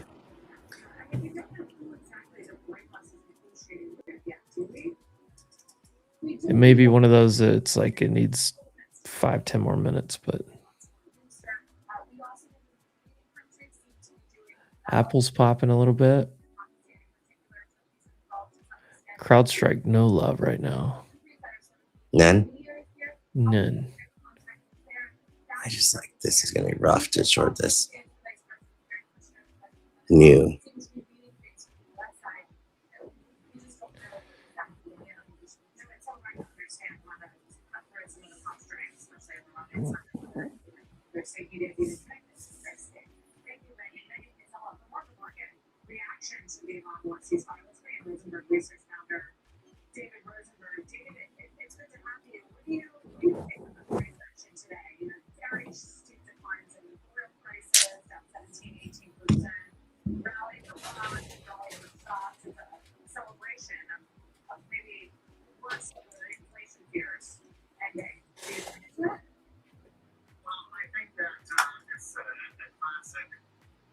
I did it. I did it. I hovered over the button 4 times right here. I just haven't done it yet.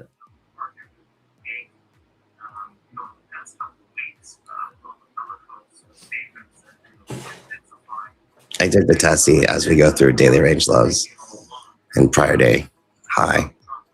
This is weak. We'll see. I'll quickly close this though if it bounces higher. That's your IB low too. It probably is the spot right here.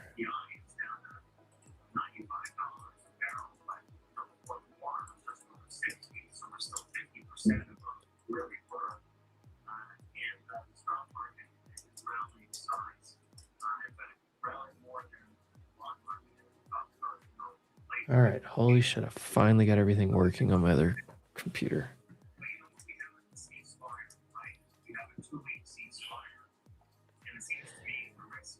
Yeah, news-wise, like, there's not great headlines going on, to be 100% honest.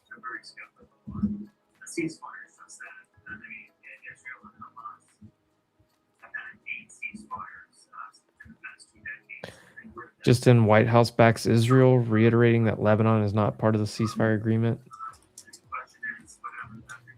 You're going to get into a ton of these little semantic things.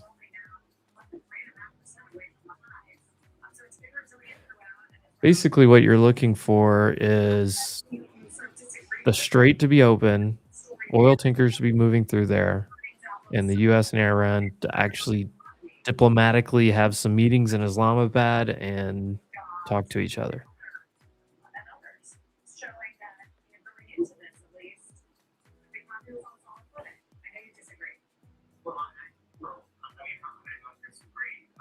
Oh, Tassie. I grabbed this at 250. It's 3:15, like a couple of minutes. Pretty quickly. 320.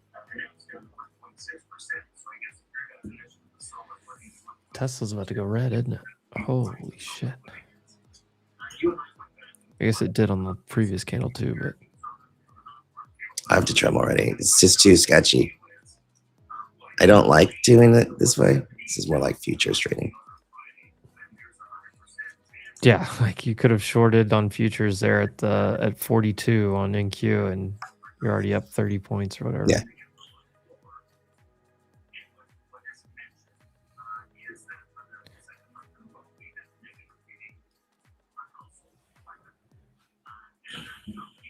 That tick.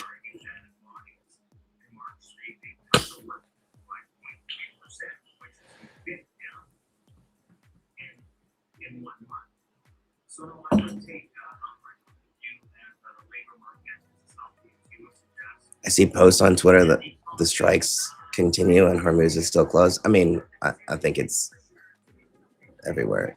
TBD. Well, there's yeah, you're gonna get all kinds of. I mean, the current reports are that it's closed, but you got finger pointing. They're not a big. Yeah, look at this. That was really short. Did you not? I mean, look at my.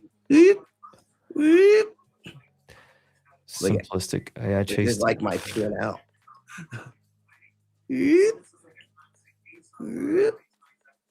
This one should go slower. We'll see.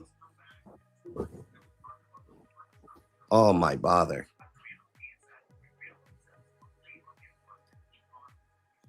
It was a good retest. I feel like Frankie nailed it. I hesitated. Got in I late. just, I kind of like, I started buying it at like 24,945 down to like 30, and I caught the rebound. Oh, Okay. okay. But it was a little, but I was going to stop out. Like, I'm not playing the game. I'm not going to get blown out because it's risky here. It's Yeah. like, you can keep going. I think it is going to keep going. I'd like to see it down around 24,800. Another 200 points lower. I'm gonna move down to runners on Tessie. It could still go, but I don't want to lose money.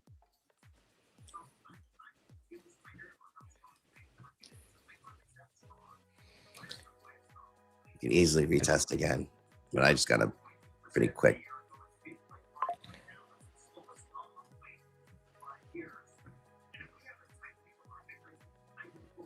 I'll be back. I'm going to get a cup of coffee. Oh, I made my coffee and didn't even grab it off the machine. It's still sitting in the kitchen. That go.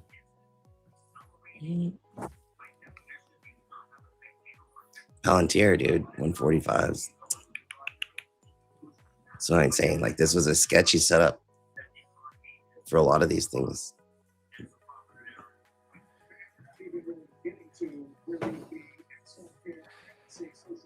What's Broadcom doing? Yikes. Broadcom should come back in.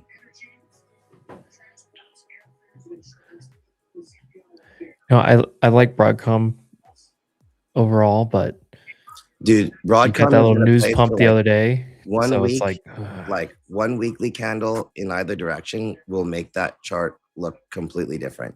Like if you get a full week over, like where it's trading, and you get a full week below where it was trading before, it's like Broadcom looks like a good candidate to straddle to me, honestly, because that thing you're just gonna be guessing. But like a biddy at 70K, but like Broadcom daily. And you're safe on earnings on that one too, because that one's a while out. Yeah, but or actually the problem weekly. is the other. Well, in 2 weeks when all the other Mag 7s report, you get a lot of information about Broadcom from like if Broadcom Google, had from a candle Microsoft. this way to the downside, dude, that would be massive acceleration. Like this way, if it did, it could one. So this will like 1 week is gonna make or break this chart, and this is right into resistance. I mean, right in resistance. Gap fill. Like the statistic odds of us filling the gap today are so minuscule. No, not a full gap. I mean, I would be happy to see a half gap if you get some kind of like negative catalyst, like tanker starts, gets blown up or something today. Yeah, I would just wait till the end of the day if you want to buy anything.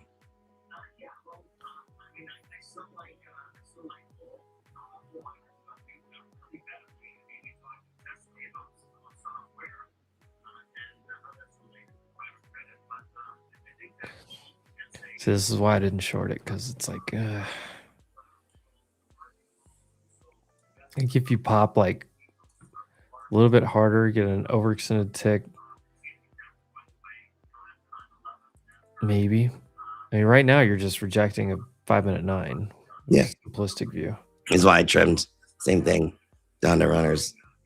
I take my principal out for sure. Maybe leave a piece of profit in, but I think another trade is going to show up sooner than later. AMD held. Impressive.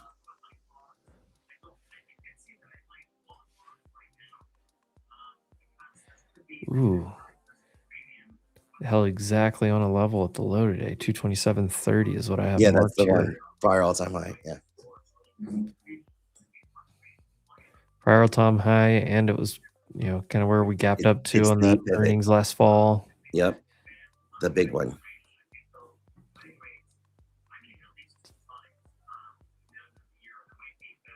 So that takes you to like 237 and then 242. Yeah, this is literally what we were talking about last night. It's like it's the broadening rhetoric all over, but inside sectors. So like inside SMH, massive broadening. That I think that also happened in 2022, didn't it? Or maybe later. I remember having this conversation in the past, but yeah, when Nvidia is like so like all the money is like so heavily in Nvidia, and then opportunities start to arise elsewhere, but in the SMH, it can make the ETF SMH look weak if everything else goes up and just Nvidia goes down. It could easily. Yeah, Nvidia is what, like 19% of that, I think. Yeah, I don't know. I don't know. I actually looked it up just the other day. I'll tell you. Hold on.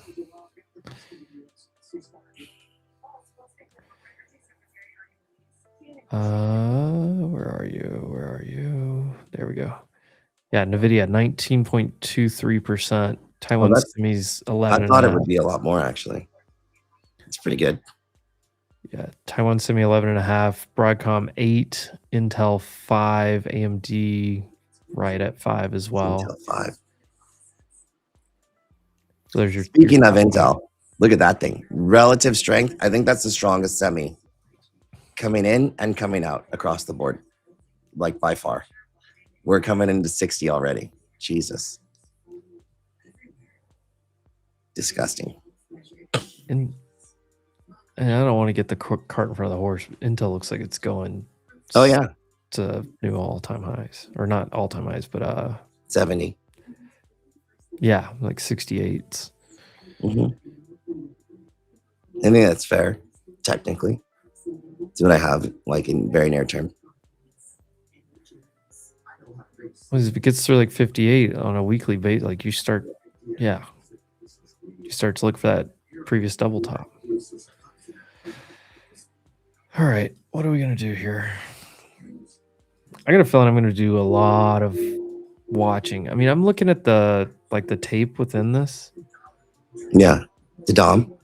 The DOM and the time and sells. There's just not much happening. Yeah, I believe it. I mean, there's decent. There's just not like tons of size. Tessie.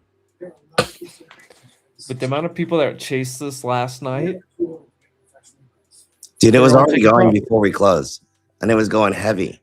Like in the futures were open the entire time the news was out, and so like when it started ripping, oh really? It was just as it was ripping, like there was just buying because everybody was trying to hedge whatever they had on. Because that's what they used the futures for, right? And then they just kept pushing it all night. Asia and London did the same thing. And then you see all of those people like, okay, slowly taking profit, slow trickle.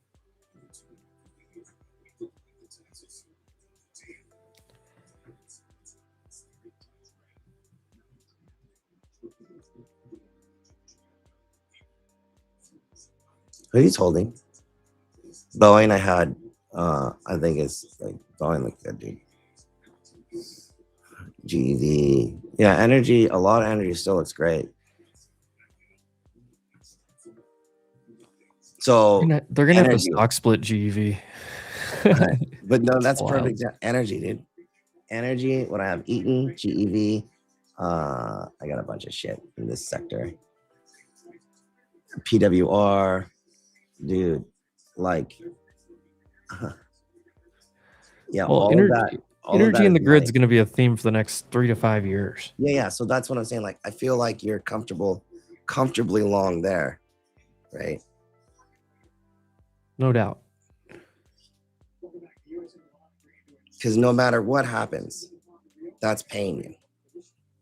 The grid build out. Look at AMD. AMD.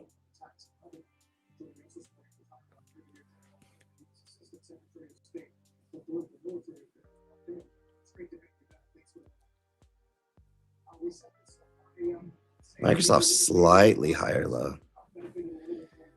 Yeah. And Nvidia is looking like it's gonna take a breather here.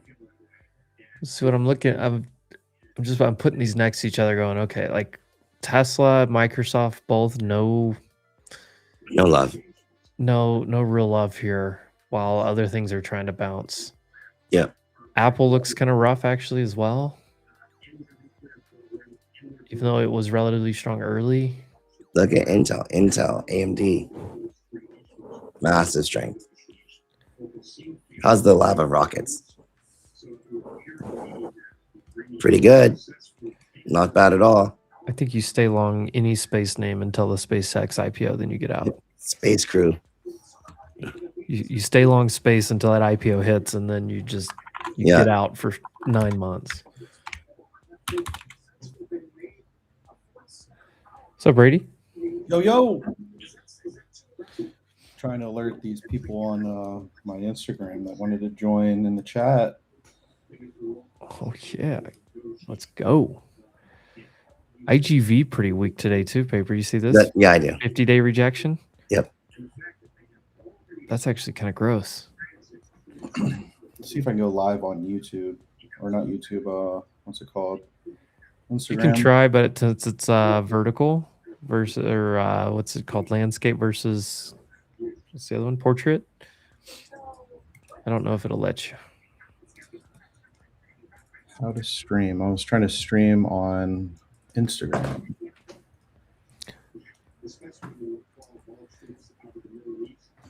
What's going on with Google?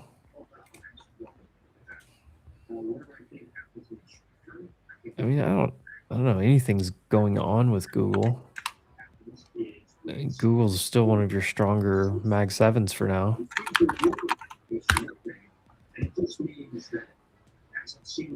Amazon 200-day rejection.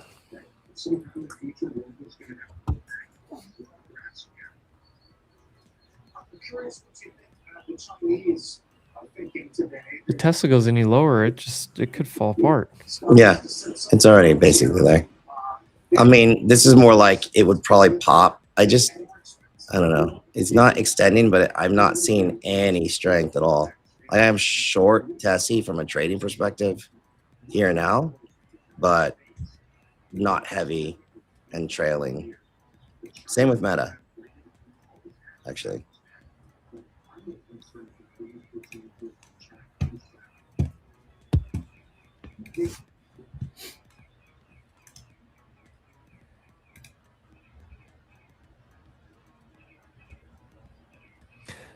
Reservoir Thug says the market was in bad conditions even before the war. I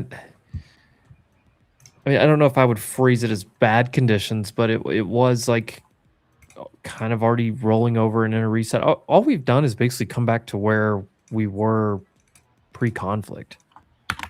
And the market likes to overshoot. That's the one thing that's staying in the back of my mind here is like the NASDAQ hadn't made a new all-time high since late October.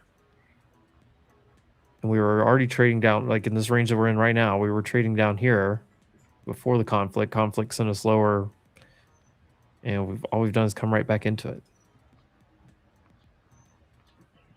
Oh, wow. My hoodie hit $78. Son of a bitch.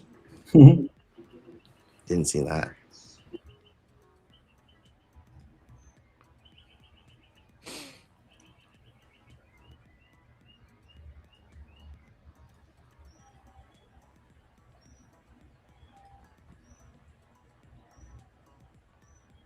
Brady, you've been taking any trades? Bro, I swung Microsoft calls, SPY calls, closed those out for massive gains. Futures wise, I tried to long a little bit earlier, kind of got chopped up, and I have not taken anything since. Wall Street Journal is trying to report that Israel was unhappy about the announcement, wasn't consulted on the terms of the deal.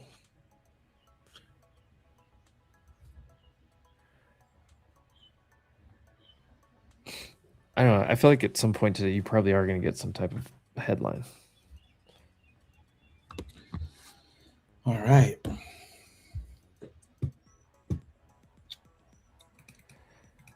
issue of continuing the fighting in Lebanon came up during a phone call between Trump and Netanyahu, per Axios. Wait, Axios has been really hit or miss, by the way. Although I may get a new Lucid eval account for the day to call out some trades on. So that's probably what I'll do. For some reason, not let me type anything.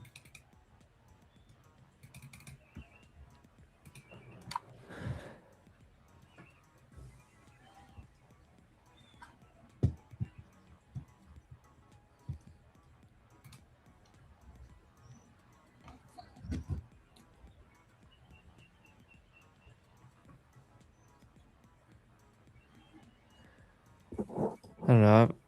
Scalp a little bit here and there. I mean, I was just in the short from the open for this little trickle down. Pop up like into the 21. Give it another shot.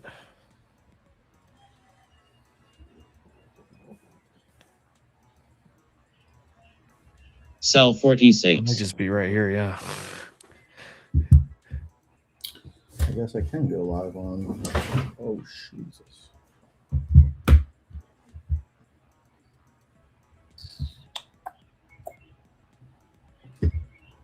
Robinhood Venture Fund changed margin requirements from 100% to 25. Is that thing still flying? Is what? Oh no, it came back in. That RVI, the Robinhood Ventures Fund that they came out with.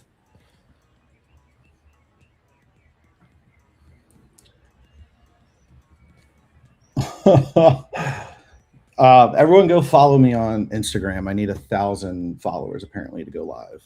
You have to have 1,000. That's weird. I didn't know that. I'm only like 100 away, so I don't know how many followers I actually have, but I can't go live on Instagram. I've got 851. Help me out, chat. I'm at respect_. That's interesting. What's up, GM? GM? I don't have Insta. Yeah, they're going to go back and forth on that. Here, actually, Just drop it in the chat. Insta? So when you hear that, so Brady has Bookmap, and so what it does is he's got the alerts turned on to where certain sized orders on buy or sell, they'll call out the size. It's on NQ. So like you heard that, like what was it, sell 46 just a few minutes ago? When that hit the tape, it just reads out the alerts for like big whatever, big size basically. There's a ton of alerts you can turn on, icebergs, all this other crazy stuff too, but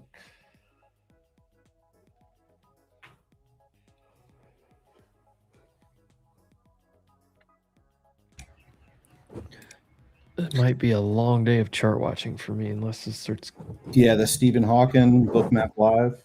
Stephen Hawking. So it was funny. I was on Spaces a little bit earlier, and Jordan's like, "Dude, can you change that voice to a female?" I'm like, "Stephanie Hawking? That'd be something."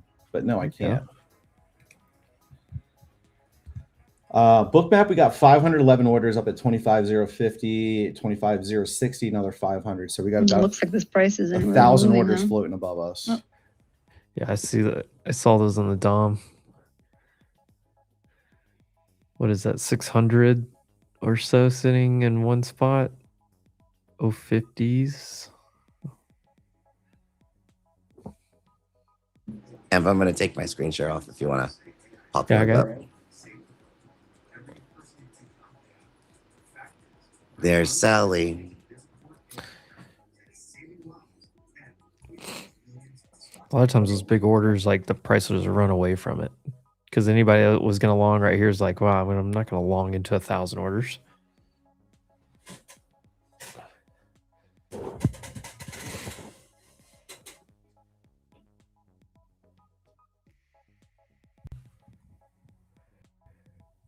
Rooster, one of these times I'm going to get you to post your trade idea before it already plays out. Let's see. Nvidia.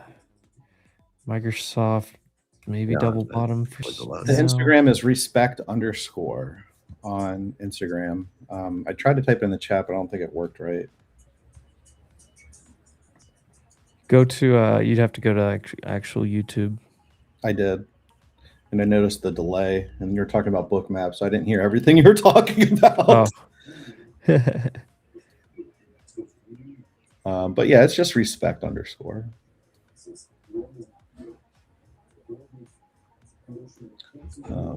But yeah, 510 orders still floating above. One thing on Bookmap that I do check is how long those orders have been there resting on the book, because that indicates how serious they really are. A lot of times you'll see people spoofing orders and just putting those in there. Yeah. Here, I could show you on the screen share if you want. Oh yeah. Let me grab. The book map's super interesting. Yeah, here I'll. For some people, it's like it can confuse them, but if you learn how to work it into your regular Confluence, it can be very helpful. Okay, so we should be on my book map. Let me know if we're not. There you go. Yes, Oh, I forget you have a vertical monitor, so it's gonna look weird. Yeah, so it's on a vertical monitor, everyone, but I just zoomed out a little bit. So you got the timestamps down here in Pacific time, 8:30, so right on time right now. The orders are above at 0.50 and then also 0.60, so 1,000. But if you zoom out a little bit, you'll see that they both aligned on here only 5 minutes ago. So for me, I'm really looking to see if they pull these a little bit closer once we start getting up to that price.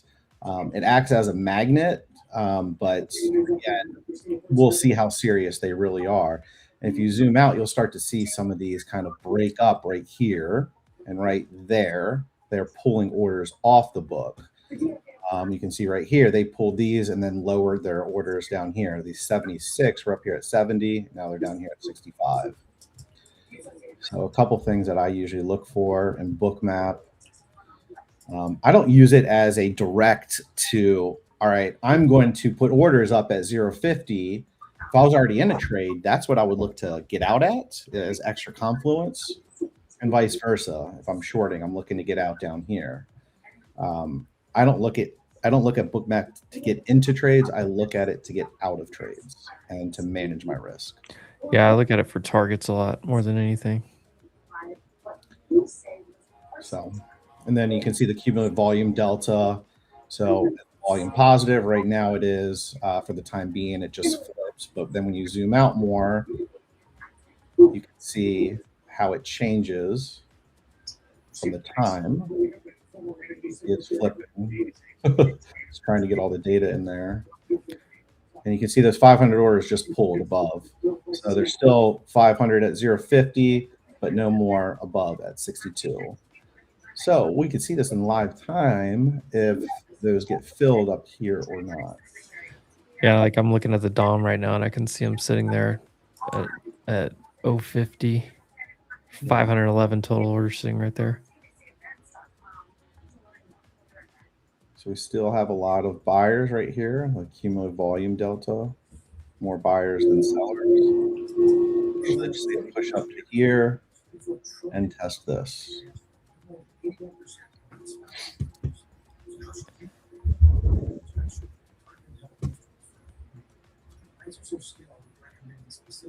GLD looks to be forming a big cup and handle pattern. Jason, what do you think? Me? Hang on. Yeah. GLD is doing what? Corning. Well, they're saying cup and handle. I know you're not a big GLW. Yeah. No, this is a target 159 and change. We had a gap, session gap up here, 159.22. We filled exactly that now, and that was what I thought we could do, but it needs to get higher. So like if it pulls back and it holds 145, that's bullish. But this is relative strength coming into the conflict and relative strength coming out of the conflict. So I like these. I like the optics general plays. in general. Yeah, this is a bullish sector. I mean, strong weekly. This weekly chart's super strong. You just took out a weekly high. You're almost at all-time high. There's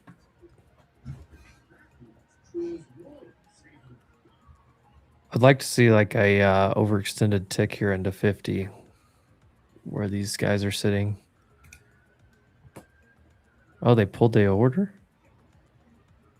Did you see that? Yep. They pulled it. Yep. Here, I'll flip it back real quick just to show everyone if it's helpful. All right, there we go. So you can see those orders right there stopped. Well, they stopped here, and then they left these 500 here. But once this volume bubble kind of got up to there, they yanked them. So a little spoofing to pull the price up higher. Where are those orders sitting down there below? I can't see it, so small on my screen. 76 orders at 24,965. And then there's that bar that's been sitting way down there forever. Further below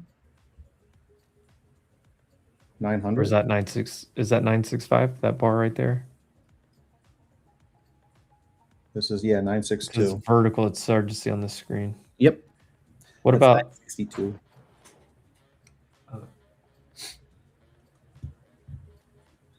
What about that next one down? 950. It's not big. 13 or so down there in 950.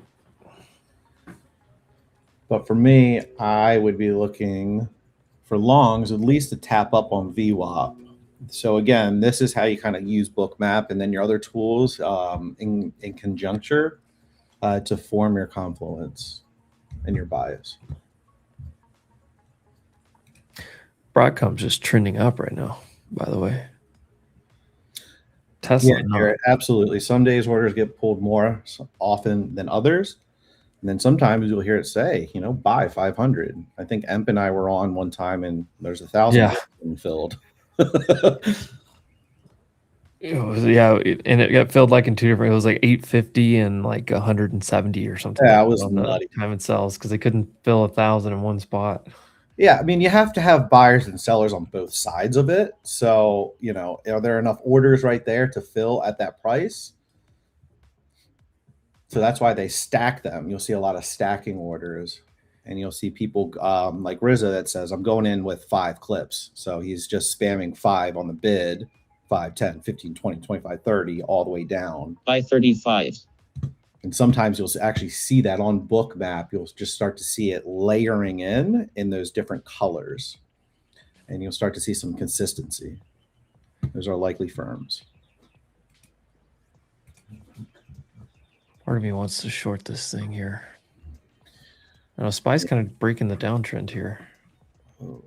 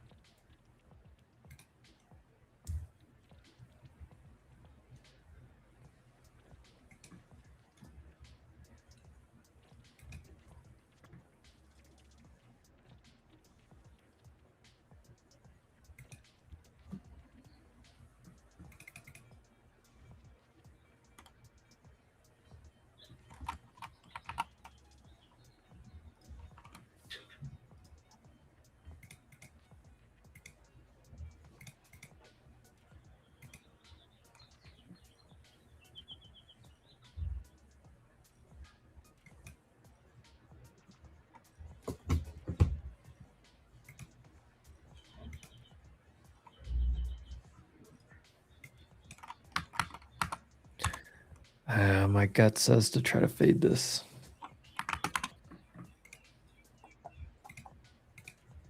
Right there on VWAP. Yeah. Okay, it could pop a little bit higher, but. All right. I just got a new Flex account on Lucid. I will be trading that bad boy live for y'all. Boom. Did you use code Wolf? I did. I did use Cold Wolf.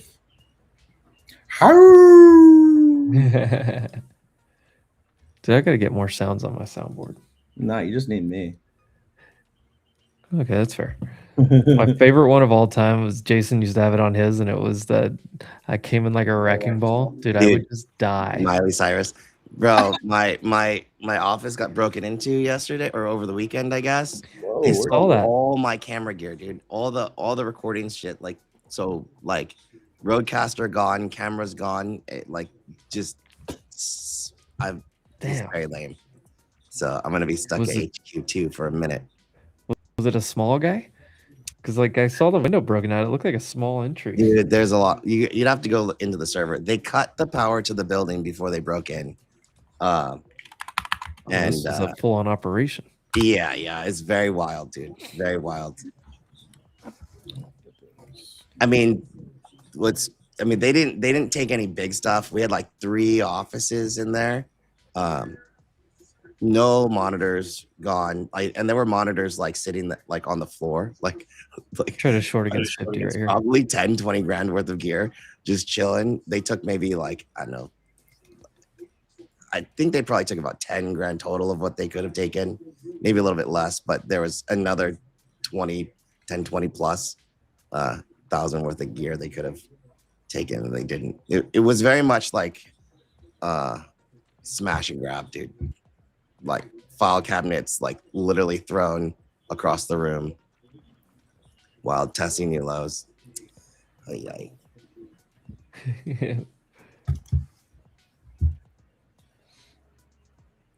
All right. I love California.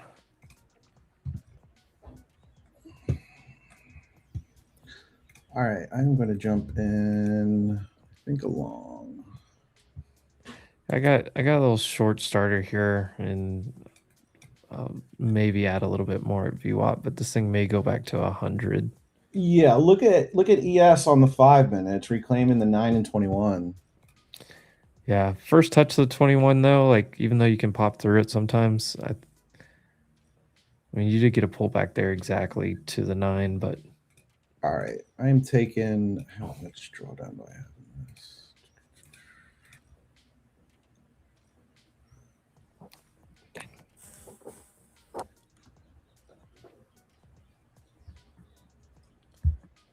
Yeah, Tradify on erasing save layouts. It took me a while to actually get that right. I still don't really know the nuances to it, but it's saved mine if you just save it as recent default or something. But yeah, that can get very annoying. I had to like mess around with it, and I couldn't find it for a while, and I finally found it. Tessie new low. All right, you know, I'm going to jump in a lot. I am long at 52.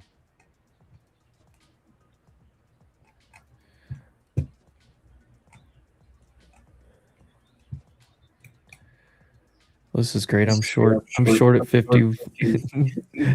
And Brady's long at 50. One of us is gonna make money.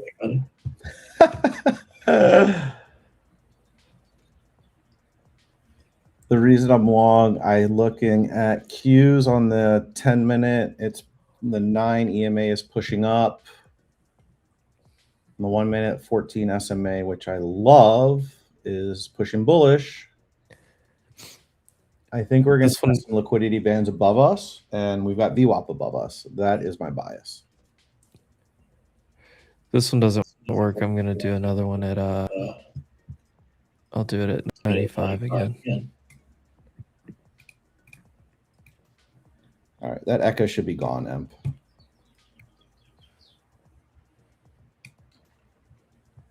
I forgot I was unmuted.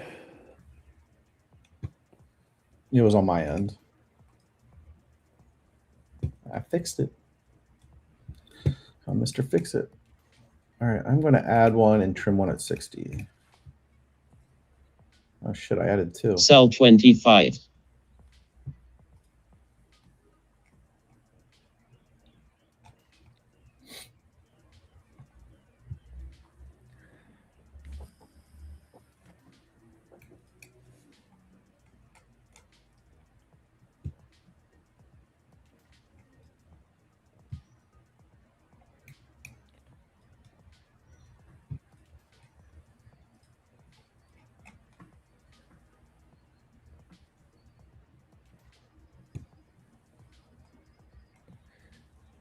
right. Let's get those ads off here at 59. Filled, order filled. I'll trim more up at 75. We've got 2 left from 4 down at 52. Here's VWAP. For a second, I thought this was MNQ. I was about to be pissed off.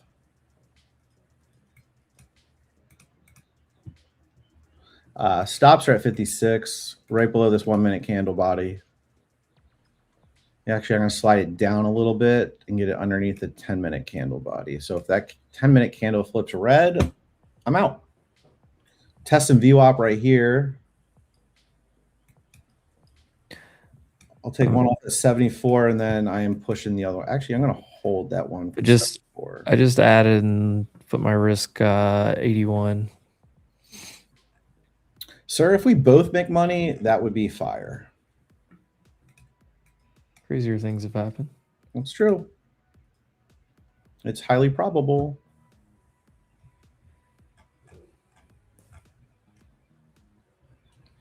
The next trim I do have will be testing the 21 EMA on NQ on the 10-minute, which is at 0.88. Pushing through VWAP right here.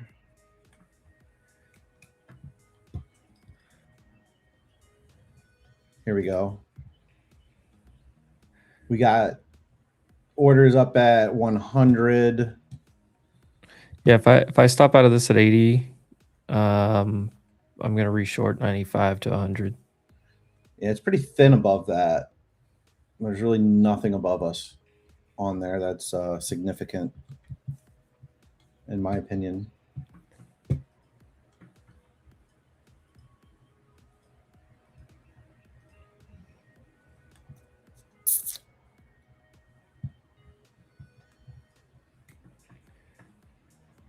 Is there anyone in here that joined from my Instagram? I posted on IG. It'd be funny to see y'all in the chat, probably roasting me.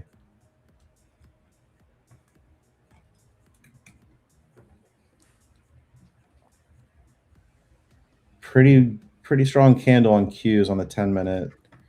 Almost coming up to the POC and also the 21. Right there at like 606. Push through. I will be taking one off at 88 on NQ for a 30-point gain.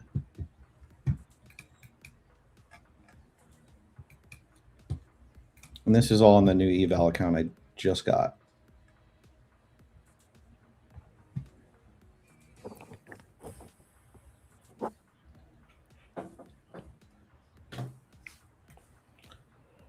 And I'll slide one other stop up, trailing just under 70.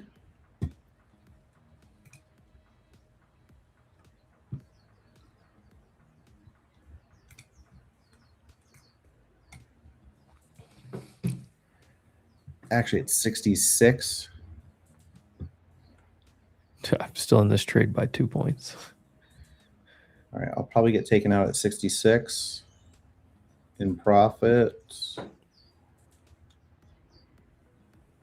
And then my other stop is at 61.75.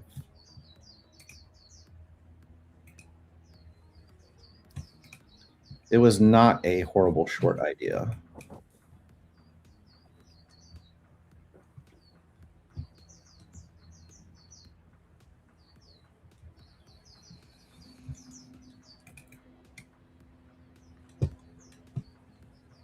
Priest, I don't see it on your IG. What do you mean? Don't see what? What's it? I got some followers. Some of y'all. Did I forget to even use my IG half the time? I But get yeah, on there, I see Paper Gains videos. That's about all I see. it's just respect, which is under my name, REECEPECT, and then an underscore because some turd out in Ohio or whomever. By has that. 29. All right, my stop just hit on that one. Testing orders up here to short again. I'm taking this off at 88 and I'm looking for 98. So squeezing 10 more points. Yeah, I stopped out, but I've got resting orders at 94 up to 100 to reshort.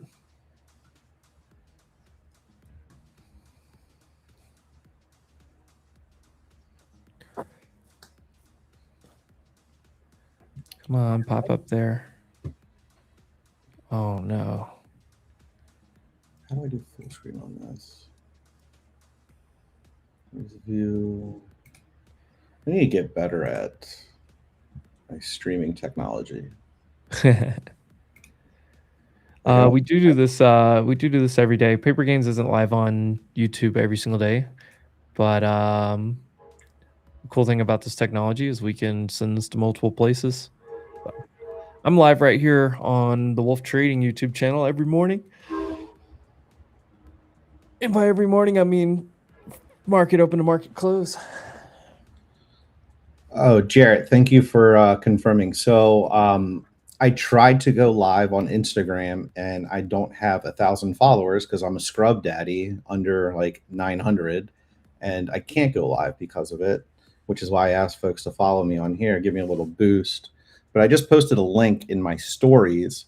I had some interest yesterday from just, people that follow me that want to get on the stream to see what we're doing here every day. So I was just checking to see if anyone from that story link joined.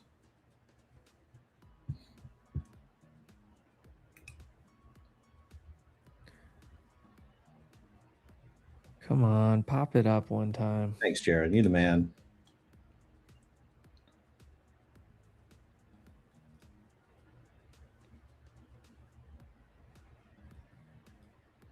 So I'm still in at 52, looking for 98 to take a trim. Got to get you to 1,000 followers. Thanks, Taylor. I tried this chirotherapy yesterday for the first time. Wow. Was jamming in some Bob Marley in there.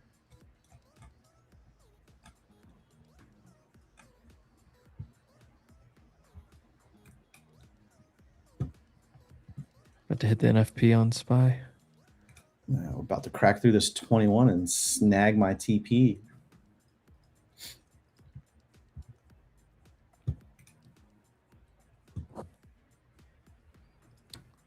Much love, Daryl. Dude, this Palantir is looking skeechy. It's stuck in between the 20 and 50 at the average daily range low, but she cracks. I don't know. Was it really being held up by defense spend? I think people just bid it because of the war, and so people are like, "Oh, okay, let's go." That's why I'm that saying. money Like, somewhere else. Is that really why they were? They'll come back to it though, because the budget is 1.5 trillion next year. Yeah, come back to it, but just had 77 orders pop up on NQ on Bookmap at 135 in the past like 3 minutes. So they're going to try to pull the price up to that level. And they'll probably pull them. They did it before with 500. But you got about 52 and then 35 just south of that at 25,100. So I'm looking to get a trim off from 25,052 at 25,098. So about a 50-point gain. Well, I'm about to get filled on my second shot at the short here. Yeah, I see that too, right there, coming up on the 21. Don't blame you. Hardest thing is to not just want to chase it right here. Come join me, brother. QQQ is right against it. Can I just take a little starter here? Dude. Q's just had a new 10-minute candle print, did they? No. 5 minutes till the top of the hour. Okay. Yeah, so something also to keep in mind, if you look at VIX, it's right here at the open at the gap. So like at 21.04, we're a gap down from 26 overnight. And I move my stop up to 75 in case we start to flush. I want to get some more points out of it. So I'll probably get taken out right here. We don't hold. Asian Steve is one of my favorite nicknames in all of all the traders I know. Whatever. That was such a great one.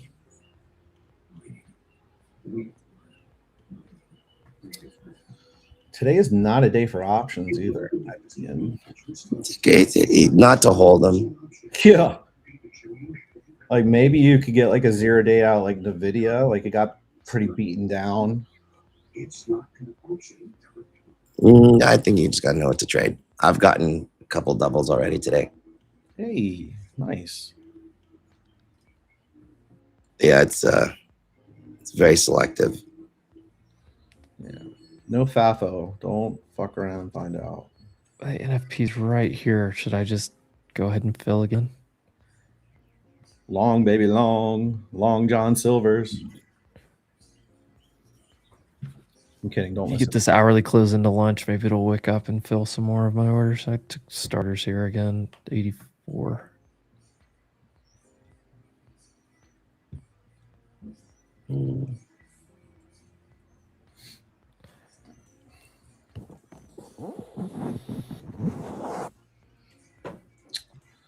It's the March NFP high. 2 stops below me at 75 and 70. Still looking for 98 and then north of that at like 135. David, I was wondering who Showcase Wood Floors was.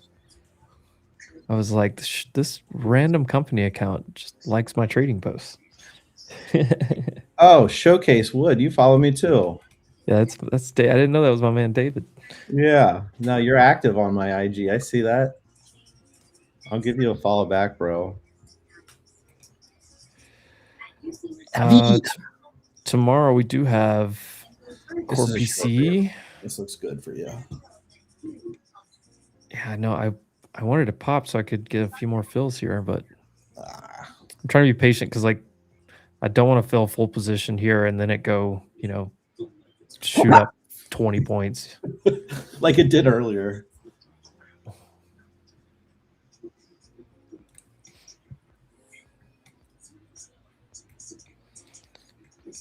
Still want to see it up at 98 for my trim. You broke the IB low. This is the normal retracement back into the 25% mark. Microsoft look like it's curling up. We got Apple just kind of staying in a little range. Kramer said buy Apple, so everyone go short it. Yeah. Kidding. Palantir breaks that 50-day. It could get ugly. I still like us to go higher with VIX coming down. It's got to stay below 2101, in my opinion, for us to see more movement up.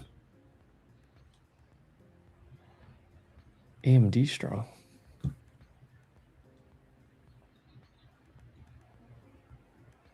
I don't know. I see a lot of things.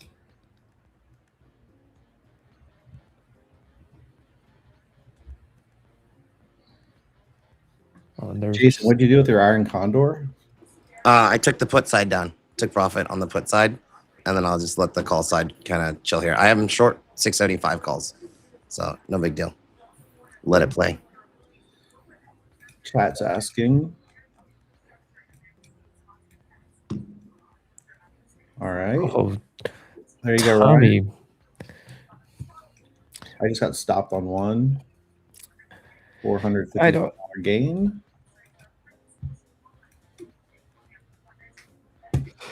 I haven't filled enough orders yet. What, 30 seconds till the hour? For condors, like typically you want to take profit on the profitable side, and then like you'll have one side. Like mine is, I'm short 675 calls. Like I'll let it go. If it doesn't come down, then I can still sell higher puts. Like if we hold 670, I'll probably end up selling 650 or maybe even 670 calls against it. Mhm. and then let it just chop for a bit. But Might I'm be not helpful gonna- just to kind of explain the basics of a spread, just so people kind of know what that means. a spread like selling closer to the money options and buying further out of the money options. It's like instead of a directional bet, it's like you take a directional bet, it's going to go this direction, versus a bet like it can go up to but not over this range. So this is just barely my short strike. It's a very tight condor, so like it's actually like $5 wide. So I'm short 675s, long 680s. In this environment, like I'm definitely not taking down the 675s. No, and with VIX coming in by 20% today. No, yeah. I got bottom ticked on that wick, and then it shot up. Look at me to bounce right out of support. I still got one contract in from 52, so about 50-point gain here.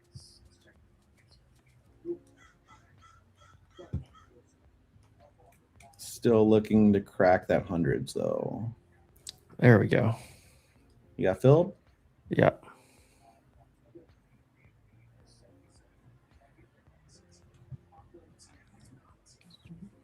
Move my average to 89.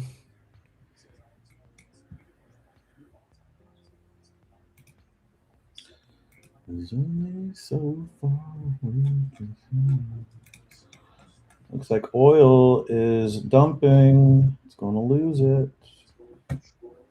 I'm going to add one right here. I'm going to add two right here at 09. Brought my average up to 53. I'll trim one at 20. So I just bought a couple more at 100, 25, 100 on NQ. Looks like we got 77 orders up at 135. Those have been there for about 5 minutes.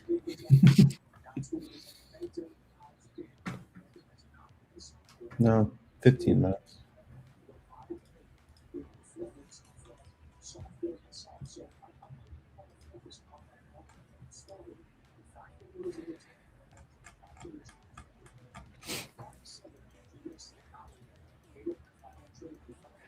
Iran's foreign minister in call with Turkish counterpart. Iran accepted the ceasefire as a basis for complete end of war. Iran agreed to the ceasefire based on its 10-point plan as basis for talks with the U.S. If there is seriousness from the U.S. side, it's possible to achieve an end of the war and establish lasting stability and security.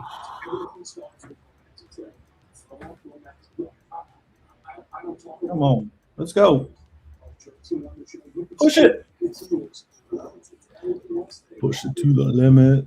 Monty over in Jason's chat, Paper Gains chat, for someone adding a new hedge today, what's the cheapest hedge or best value ceasefire not holding? VIX, oil, or puts? VIX, oil, or I think long dated puts are the cheapest, quite frankly. But the timeline is super important. I feel like it's not gonna happen in April because we have earnings. So you'd have to be looking at like September's or further. All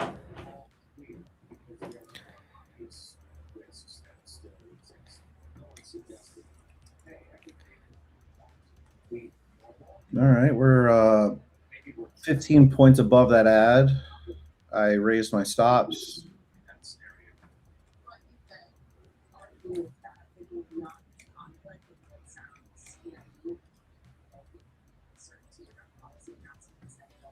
But options, generally speaking, are cheaper at the close than they are in early hours of the day. So there's that too. Yeah, I took SPY calls right at the bell last night for like $1.50, and they went to $8.50 this morning. Yeah, I mean that's just if you trade options and you're familiar with volatility, that's an easy edge. And I just stopped out in profits and flipped short. I got one contract short.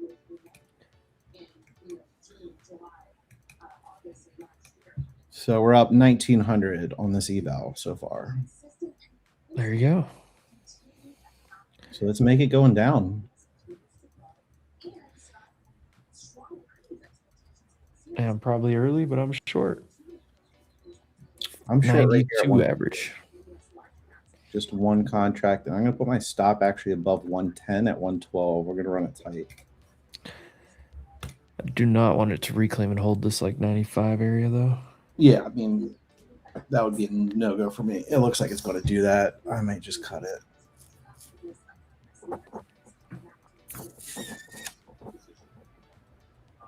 Microsoft does look good.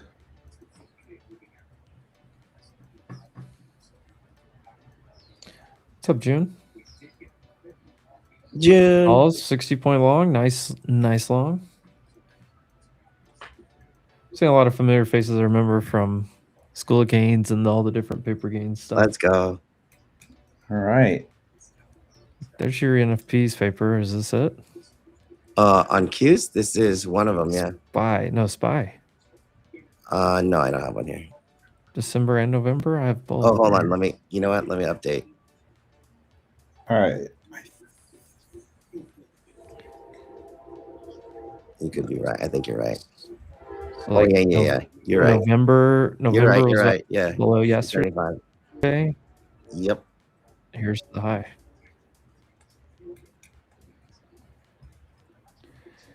Yeah, you're at the midpoint of the initial balance on ES as well. But I don't know, strong tape right now. It's lunch hour too. Literally. It's kind of hoping that this will ramp up into lunch hour and then they fade it back down. Yeah, like this next hour is just kind of shenanigans typically. Yep. Shenanigans with all that crazy shit on the wall. Yeah. I'm gonna pistol whip the next guy that says shenanigans.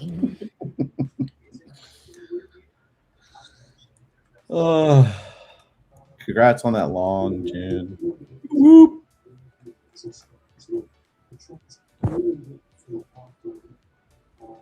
It was a nice one.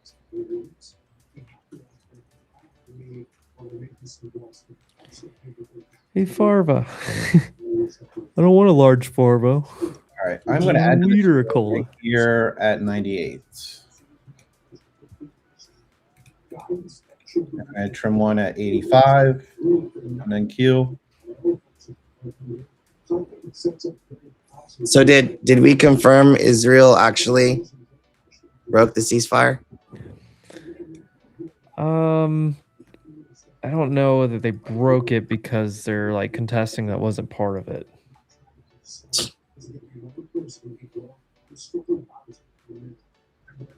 I'm trying to pass this eval today.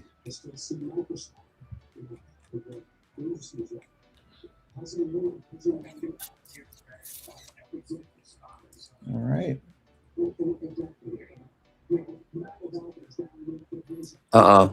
Trump. Social. Numerous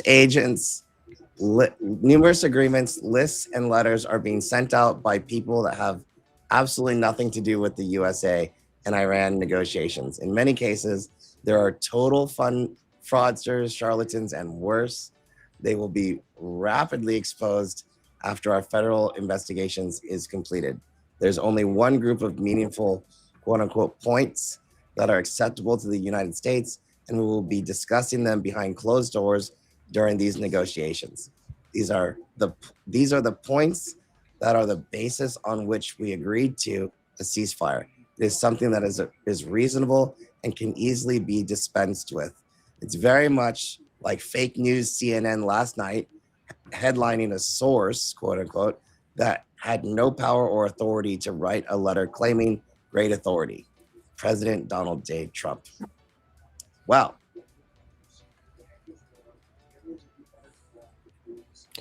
Fake news.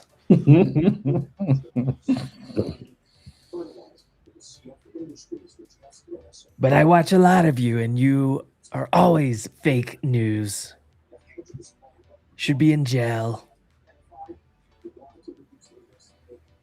There's fake news and fake traders. We call them paper traders.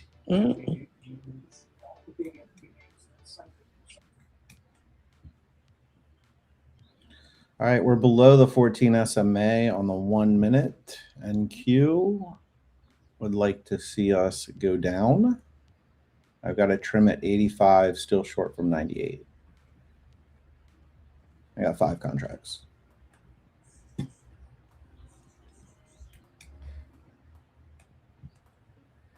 It's still wild that I have to have True Social pulled up for trading the stock market.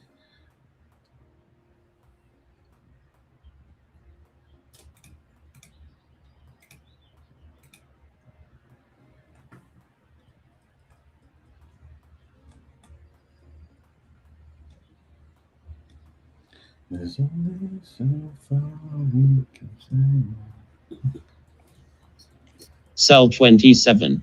Let's go, Steven. Mr. Hawken, pull him.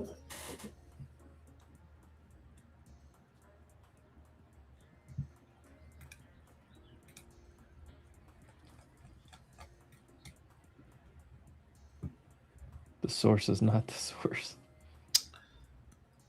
I'm going to throw my stop just around break even in case the 21 decides to be a catapult up on the 10 minute.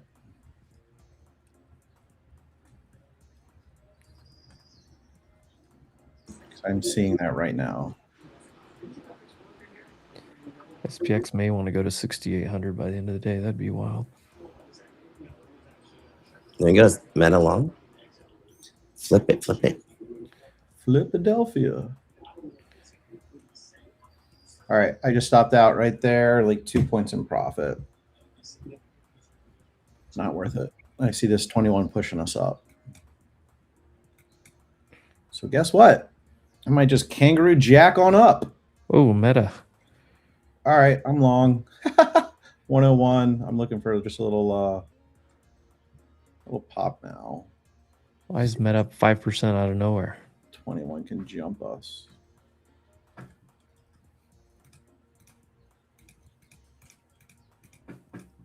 I didn't hear any headlines.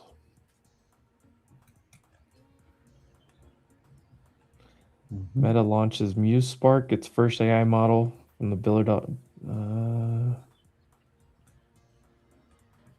Muse Spark. Yeah, that moved way too fast for me to send anything. Look at this. Meta debuts new AI model attempting to catch Google OpenAI after spending billions. Well, Meta's debuting its first major artificial intelligence model since the costly hiring of Scale AI's Alexander Wang 9 months ago. Right. Originally codenamed Avocado. Holy shit, Meta. Yeah. Oh, lordy lord. Look at that drizzy candle. Cheese and rice.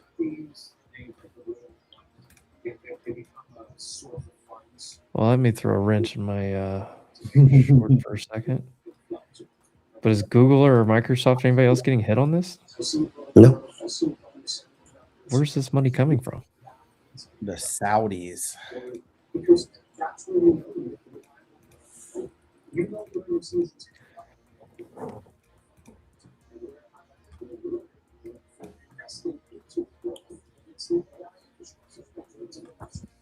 Just added a couple long.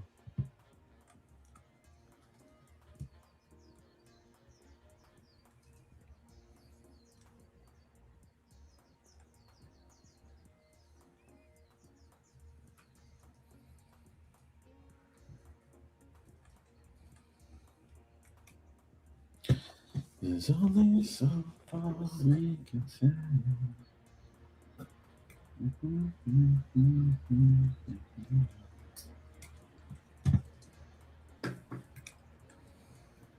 All right, and we just stopped out.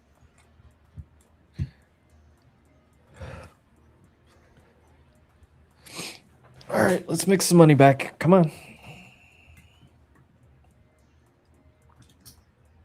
You guys crack me up. Where are we going? Well, I was saying I took the one down here. It was too early. Got stopped out. I took it again up here at the midpoint. Ping pong, ing ding dang.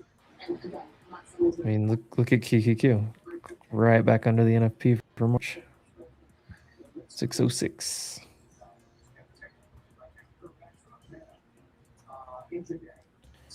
Is crypto winter over? Crypto winter? Oh my God, it's still going, Mita.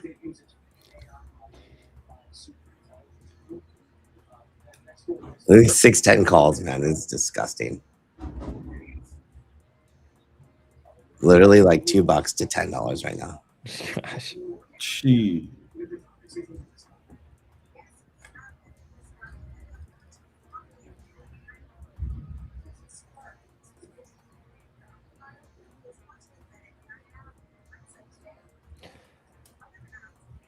Iran preparing heavy response to Israel's attack on Lebanon.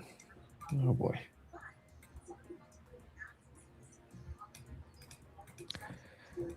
Oh, I probably should have trimmed. Surely we can get to like VWAP, right? Watch Palantir coming in the lows.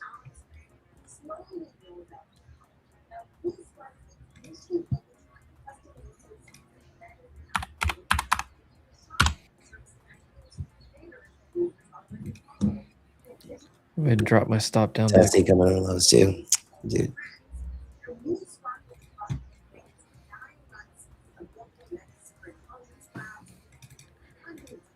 Nvidia looks like a bear flag. Meta ripping. I mean, 120 or 625s or something is like upside, but like Jesus, can you really chase that? I guess. Look at this 15-minute setup right here on Qs. Oh, there's a 0 day on Meta. That looks nice. What is this magical level? NFP. What does that stand for?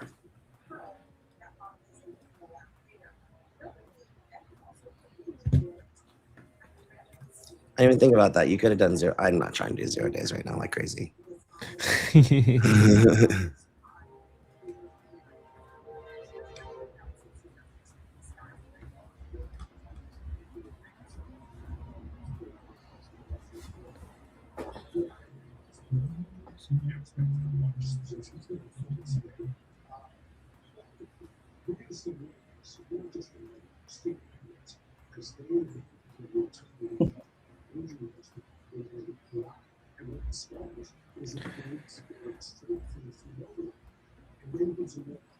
Palantir new lows. Yep. Tessie coming in for new lows too. Hoodies rolling over. Don't talk to me. I'm sorry.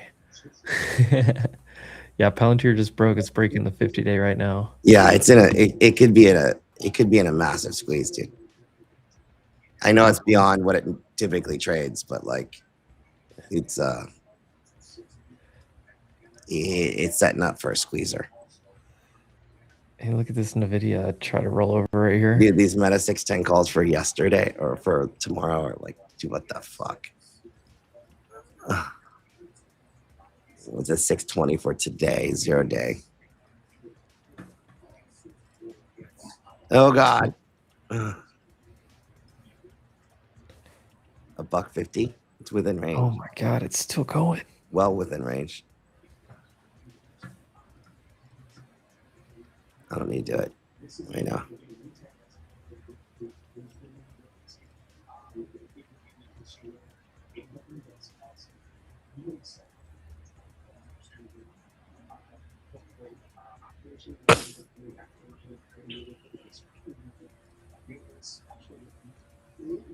Session gap filling right there on Meta.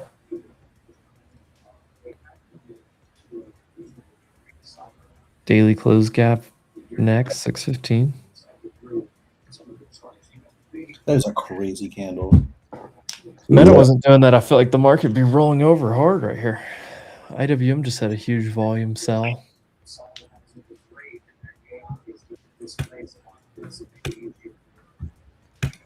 What's up, Brent?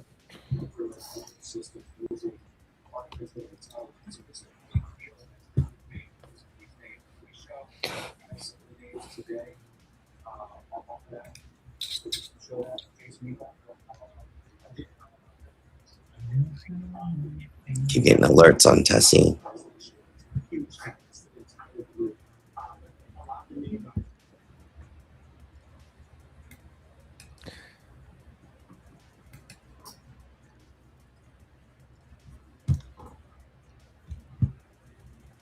Mhm.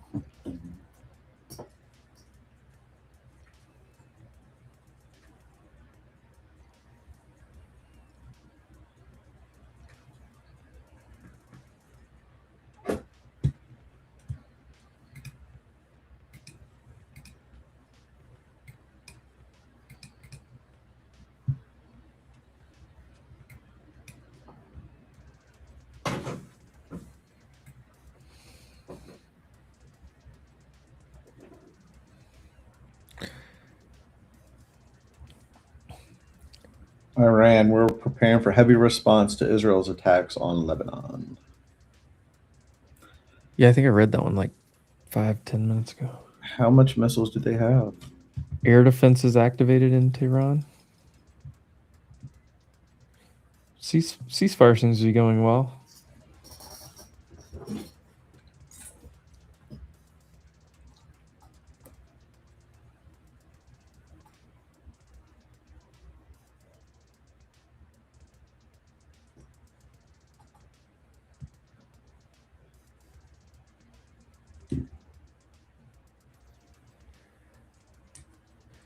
Oh, don't hold right there.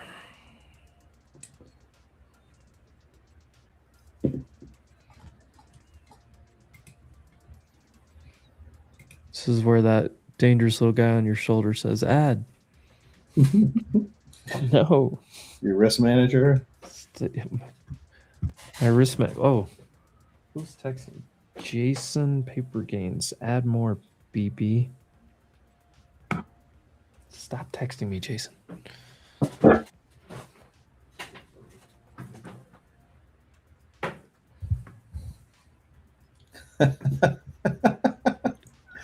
we seeing a rejection on SPY? I mean, here's a 15-minute candle. That's for me. I mean, we're seeing a hold. Little bifurcated again, or still rather. I need to see a confirmation candle or two, but 675 right here is kind of like where I would expect traffic to continue to hold, and then towards the close. I mean, Palantir new low, Meta continue to go. I guess I could have sent the Meta 620 0 day. Oh well. Tessie back at the lows.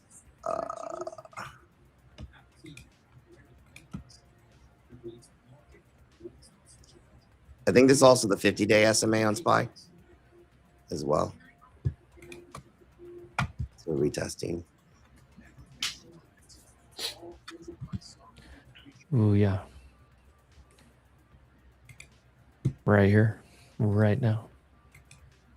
Which connect as a magnet to close at? Yeah, that's literally what I'm looking at. Dude, look at Meta. Still 620s, dude. 625 is actually where the range is. Meta calms down, I think the market will come in. Can't have a Mag 7 stock just ripping. Low. Friday low on Palantir. Good night. Oh, no way. They traversed it? Jesus.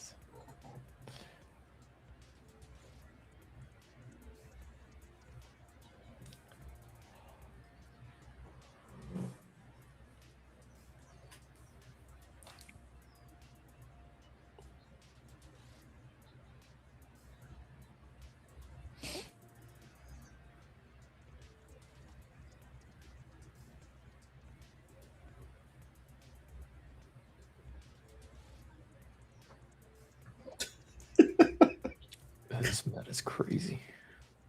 All right, you see a little drop in VIX on 21. Still floating above that opening print on that gap down.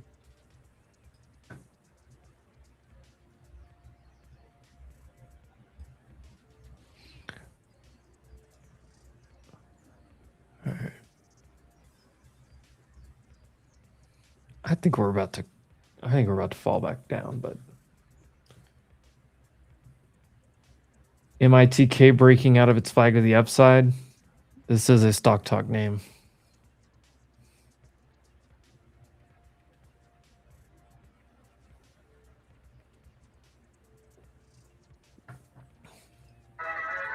It's pretty good volume on that too. I mean, this thing doesn't get crazy volume, but like halfway through the day and you've already got higher volume than the previous week and a half.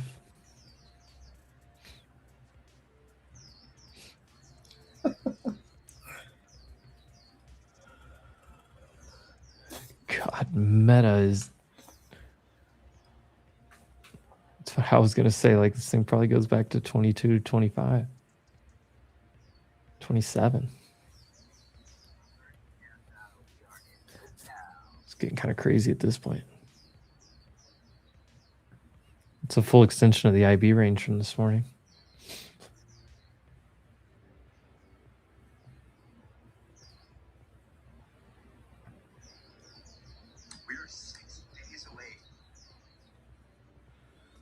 All right, we're getting out of the zone right here at 92.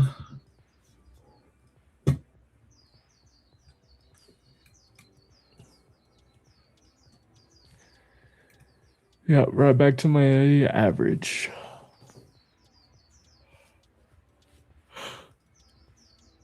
Oh.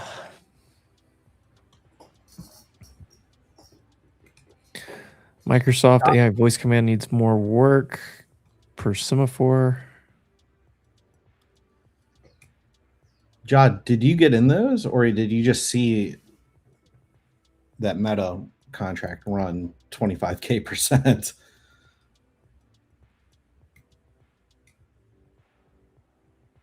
Because that's crazy. Nah, just watching, yeah. Yeah.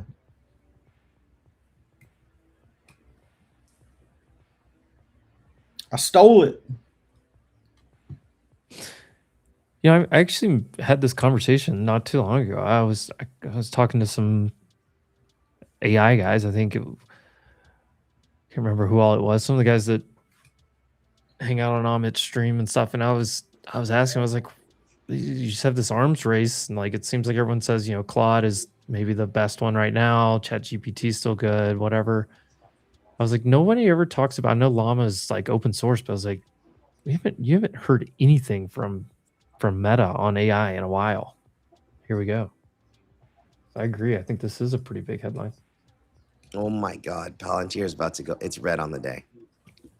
You know what's interesting that Meta's trying to do, and this is back to my corporate world, selling like learning and development training to these companies, but they've got something cool with a conversation simulator where you can actually put like the Meta Ray-Bans or Meta goggles on and then just kind of be simulated in like a boardroom or an interview or you know, a sales presentation, and you kind of just have that conversation. There's a lot of stuff that's kind of rolling out like that for the masses, for corporate and enterprises. So that'd be interesting to kind of see that all. So like a metaverse, but with like a real application. Yeah, well, the thing is that you can also add in like your PowerPoint presentations, your you know, 10K annual reports on the company you're presenting to, quarterly reports, all that stuff to compile in there to give your other the end user kind of a real life simulation. Like, I want my prospect to act as if, you know, they just reported the board of directors and, you know, they're under their estimate of the revenue. Okay, well, that conversation is going to be a lot different than, you know, not beating expectations. Here's the Tommy. Here's the article. I just dropped it in the YouTube chat for you.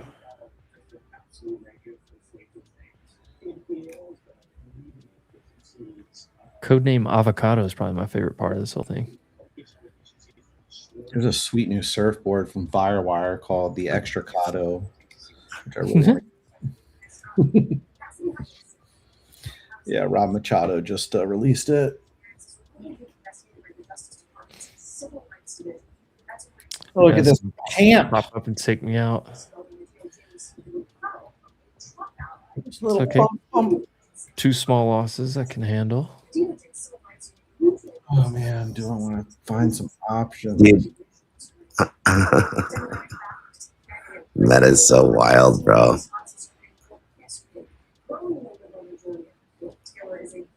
Boeing. What do you even do with meta here? Meta just looks like was it GME or GameStop? Yeah, you shouldn't have a. I mean, what's Meta's market cap now? Like 1.5. Yeah, forget You shouldn't about have a that. 1.5 trillion Just company added. that just rips. Which yes, they were already up like what 4% or so on the day whenever this started. 3.8. But you shouldn't. I mean, that's insane. 4% Imagine swinging move. like end of week calls from yesterday on Meta. Well, you could have just had them this morning as it was breaking out of support. I was short into it, and then I closed, and then the headline came out. Lucky. Tip my hat to you, sir. Yeah. It's funny how like you get in at a good spot where you can manage your risk, and then the headline is the one that blesses you. Yeah, 625 can still play, dude. Jesus. Look at this fucking contract. I mean, that's kind of what happened to my Microsoft. I got in on Microsoft on Monday, and they expired today on the 380s, and I averaged into them around 11 to 25 cents, and they went up to $4 or $5. Yeah, so that's exactly like the situation right now. Like you can be short long dated options, but long short dated options for these kind of situations. But yeah, that's like the straddle that we're seeing a lot.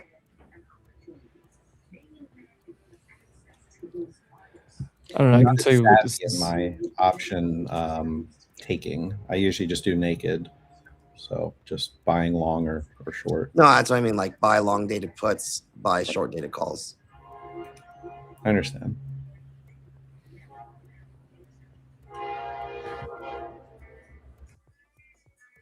Reese, you would actually probably really benefit learning some of the in-depth option stuff from paper and school of gain stuff, honestly, because I mean, like the earnings system alone is really cool. The calendars, mispriced options, and just doing calendars.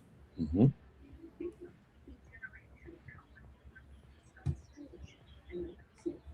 It's definitely an edge I could get a little bit better at.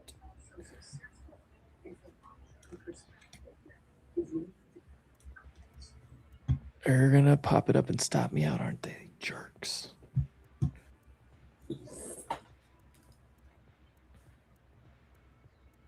If they do, though, where does this go? Back to 130s? I don't know. I almost want to get some Q calls.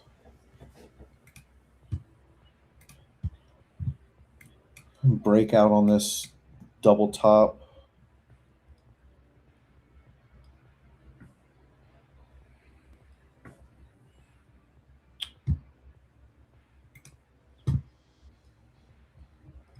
This 4 hour look like. Here goes my stop. 3, 2, 1. Nope. Almost.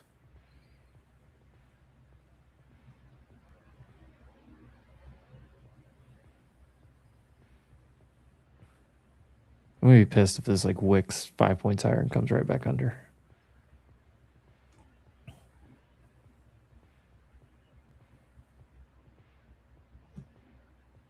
Yeah, I'm gonna try some 0 date 610s. I'm gonna go heat up my coffee that I made 3 hours ago.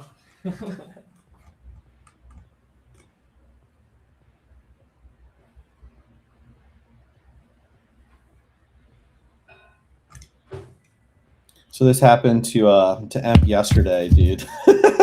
So he gets up to go get a Coca-Cola, and then all of a sudden the ceasefire hits the wire or whatever.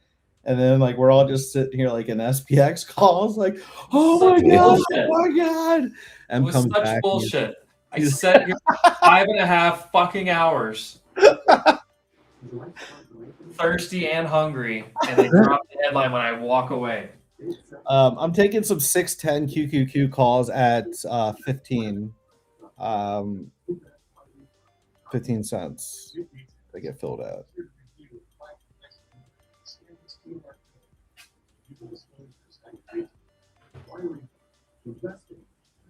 Yeah, I did.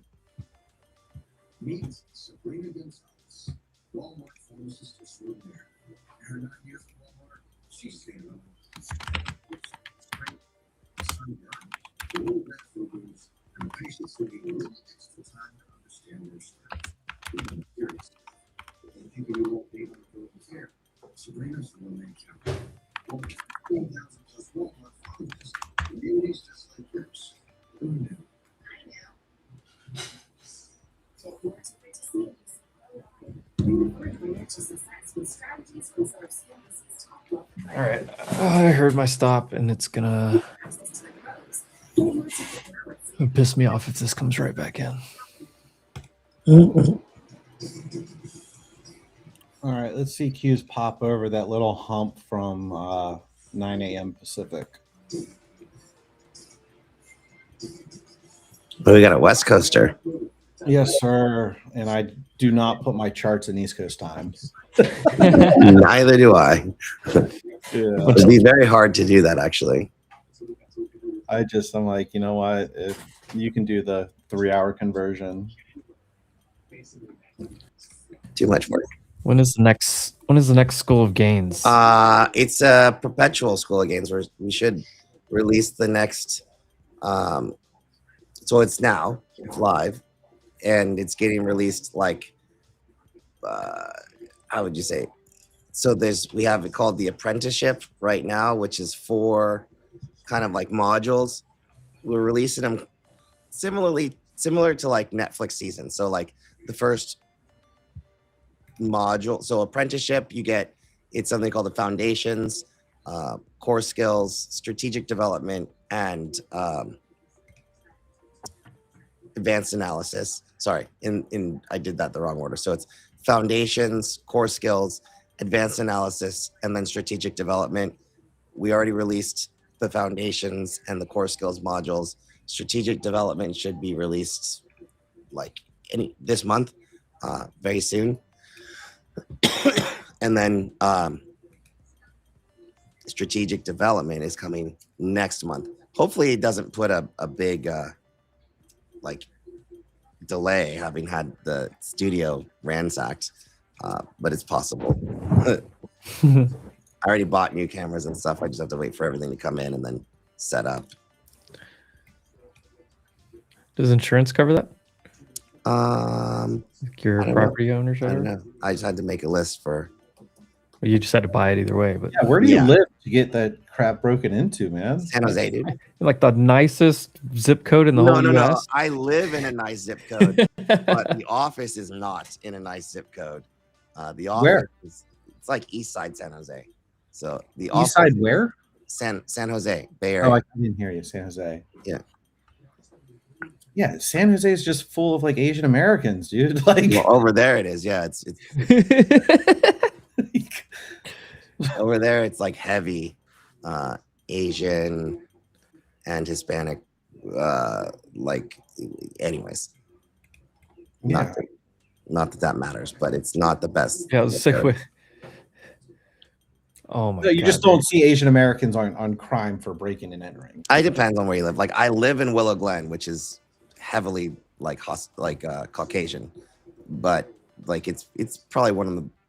Yeah, I live in Willow Glen, which is not a cheap area, but the office is not in Willow Glen. The office is in like East Side San Jose. There's Meta Highs. First thing I type into Willow Glen comes up with Willow Glen Academy, so it must be a nice area. Where are you in? 95125 is the zip code. San Jose, California, 95125. Is HQ2 the one outside of your house? Yeah, behind my house. Like a back house. All That right. probably costs the same as my entire house. Possibly. Just because of your zip code. I think they're not like large houses over here. They're like, we call them like bungalows. So there's a lot of 2-bedroom, 1 bath that are still they're still like basically like 2 million. But if you get more than that, you're like into the 4s. I saw a lot of people in like I guess the whole valley area out there Mhm. they're all building these like second homes on their property to like rent to people with like a back Yeah, driveway or something. yeah, similar to that. All right. The Qs have pushed over that little hump I was talking about. By 87. Stephen Hawkins buying some. Where are these Q calls at? 40% from 0.16. We're trading now at 21 cents.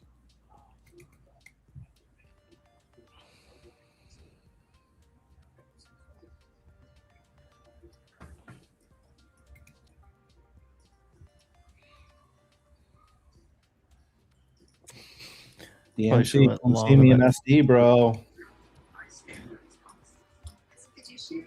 Wife wants to move to San Diego, but I hate paying taxes. So Your just taxes are no fun. kidding. Pay your taxes. All right. I want to get a trim off if I can get these contract premiums up to 50 cents.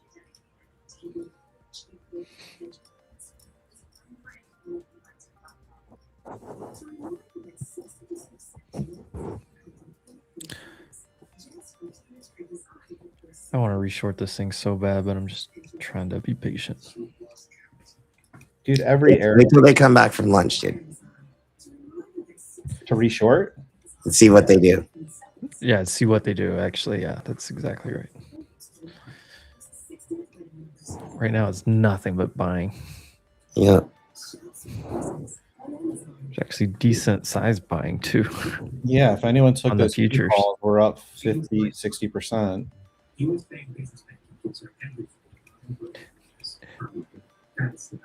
Did you know Hong Kong had 0 capital gains? The strip club, Hong Kong? No, I think even it's like the place. Like, To all my Cali and Tijuana folks. Hong Kong's not a country, but it's something. It's a nation state. Is it? Nation state. Is that the word? I don't know. I totally guessed. Special administrative region is what Wikipedia says.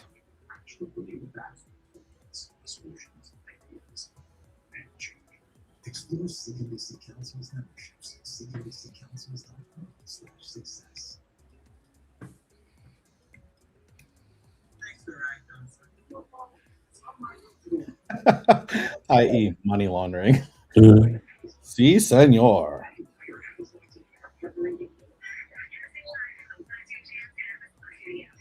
Hey, Corning's still strong. Pretty good. It's 15-minute looks pretty strong across the board, honestly. You got to bump it up.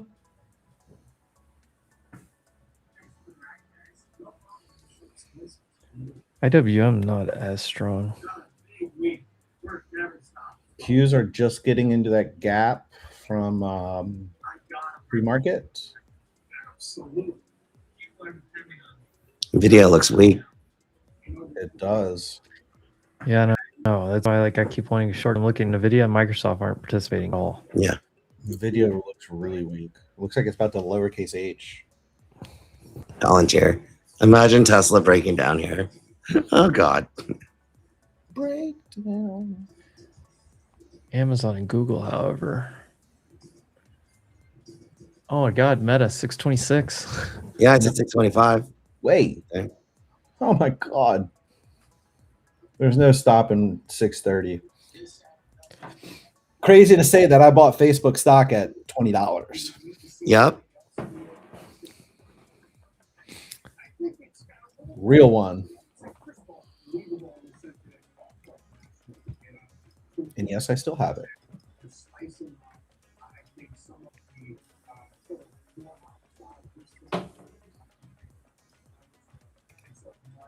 I got Microsoft through LinkedIn. LinkedIn remembers LinkedIn IPO. Wow. How long ago was that? Dude, buyout? forever ago. Like not the IPO, but the buyout. Yeah. I could tell you because I used to work with LinkedIn executives pretty closely at my other job, and they all got super pumped. I was like, it's got to be 10 years ago. 16 or 15? More like. I feel like longer than that. Valentini low. Probably like, yeah, 15 or 14. I need to go to my LinkedIn because I got to check which year it was on that job. Yeah. Good old corporate America. Well, it's funny. I saw an article that the company that just laid me off, I said this yesterday, but they're about to get delisted from NASDAQ. They laid me off the same month that they misreported their earnings to Wall Street by 50 million. They laid me and like 24 other folks off. And then this just hits the wire this week saying they're in non-compliance with the NYSE. So best thing that happened to me was getting laid off. By 25. Yeah. At this point, I'm just cheering for an overextension into the midpoint. I'm cheering for these premiums to go in the money.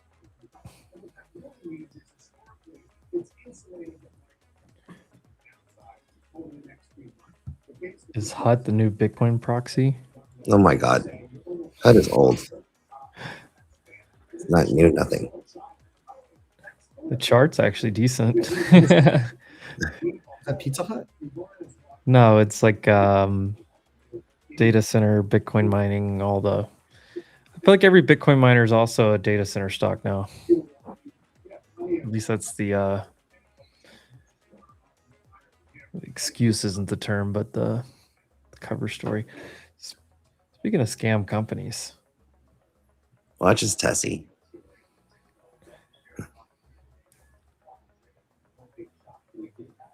You want to see a scam company? Type in SKIL.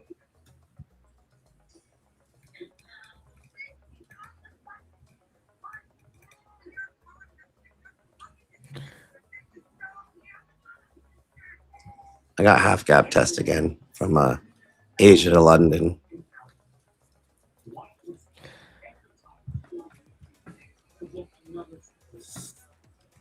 Watch this Meta 635 call. It's a $1.40. No way. 60.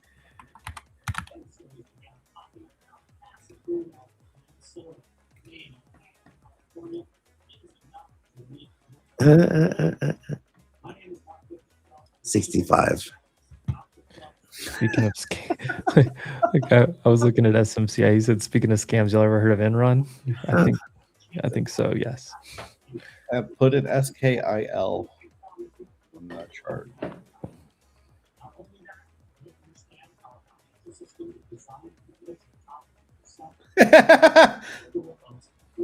Hell yeah.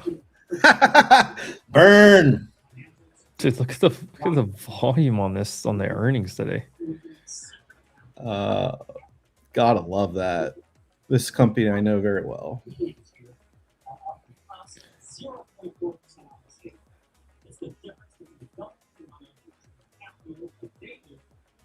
What's the next Enron?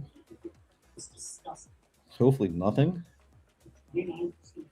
ORBS is getting a pop on something with X using biometric authorization. The other one is SKM. I think they own a lot of Perplexity. Perplexity has a headline about their users. This Q call is about to go 100%. Where's Tommy at? Are we shorting the midpoint of the IB here? I don't really want to take a third loss in a row. 10 minutes before lunch ends.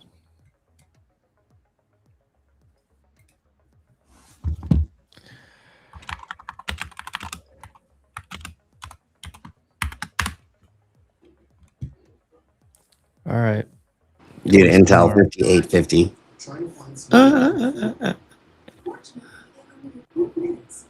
Intel's gone.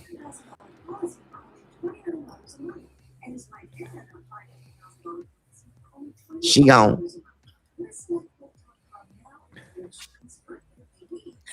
She gone. Ooh, that is not a good rejection on Hood. Shut it. It's just 50-day just smacked. We're gonna hold the 20.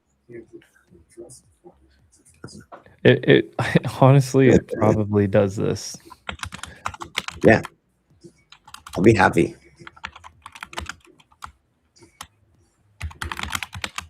Ooh, we got Levitt gonna speak live in a minute.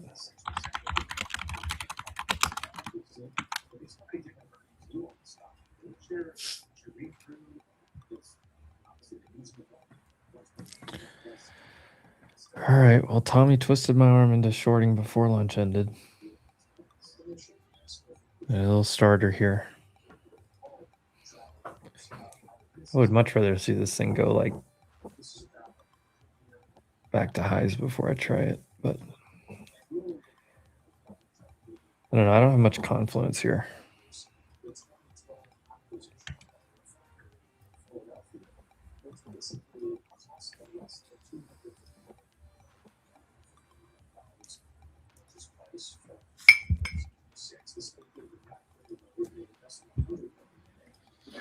Come on, Qs, do the damn thing. I might just hold all these and see if they just go up to 610. What's my risk on this? Not much. Yeah, I mean, what I'm looking at here is just the price action is just 45-degree angle straight, just buy program. It's funny to see on LinkedIn people that get promoted, but they're just moving to a different job adjacent within the company. I don't even like. The only time I ever used LinkedIn was like hire people, like post a job. Yeah. So I have no idea. Like I've never used it for anything else. Yep, I've used it for everything under the sun. Gav, you know, the main guy from Wolf Financial, he actually has a huge LinkedIn following. What's the LinkedIn? I didn't even know that was a thing. Wolf? His name's Gav Blacksburg, maybe GAV, maybe Gavriel. CEO of Wolf Financial. All right, there we go. We're connecting. Oh, we're He's got followed like by a couple other people that we are mutually connected with. How about that? There's like 100,000 or something crazy on there. You know, Patrick Zeller. Do you really know people on LinkedIn though? Like, yes, I do. Yeah, I mean, like some people do, but like, I don't know. I feel like you like meet somebody at a conference and like get make a connection on LinkedIn, and then do you really like know that person? You talk to him for 10 minutes at the Bitcoin conference in 2022 or something.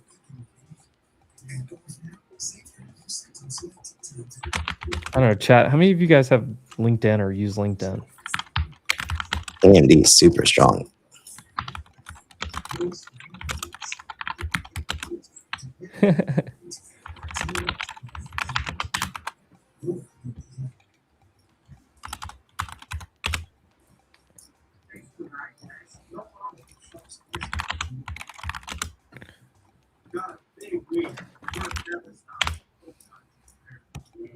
All right, Gav. Well, connect me now. Yeah, maybe I could just get a wolf on my LinkedIn now. A big see ya corporate. Thanks for the ride, Johnson. How was the music?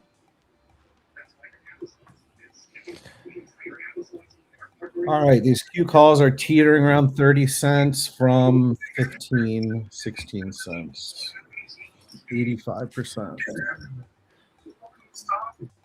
Oh my God, Meta.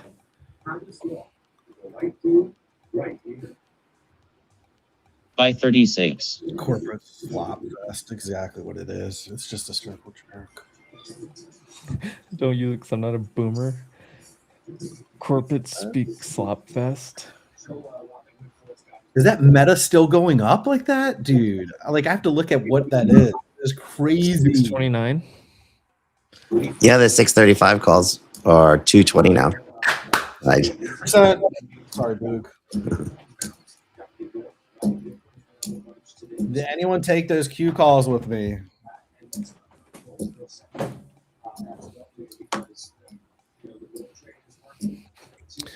$225, $230, $235, $240. This is crazy.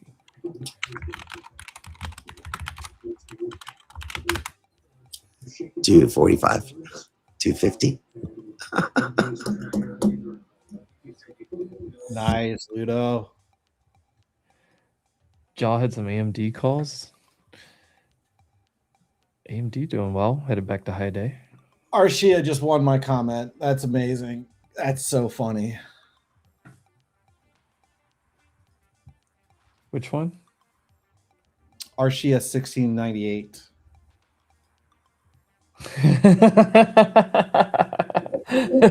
League 10 is the OF for middle managers. Yes. Oh, what a quote. It has me rolling.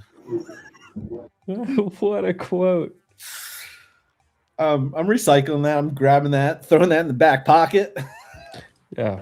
It's like, respectfully, I'm stealing that from you. Respectfully. You took the Q calls, paper chaser. Nice.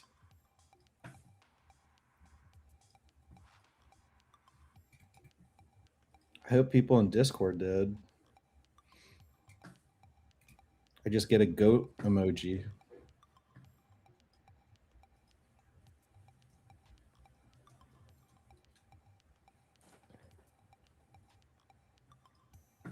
Microsoft head of developer divisions resigning. And now the stock is going up. Yeah. Is that going to be a good thing? Bro, I'm about to slap in some Microsoft calls. No, I'm not. Dude, I want to short this thing so bad. I want to just buy an eval and just full port it. Just to fill something. Nice job, DP. Annual 401k match just came in on Monday. Glad I was able to buy some stuff before this pump. Oh, that is great timing.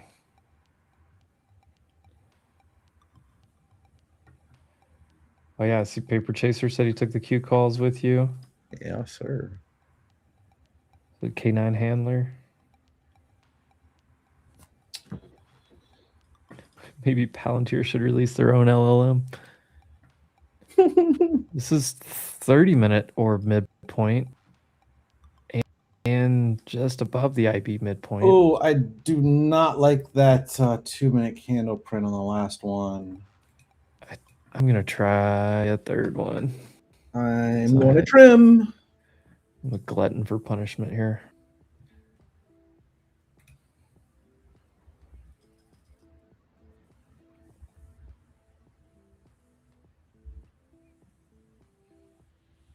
What was that? Wow, as someone pings me on LinkedIn.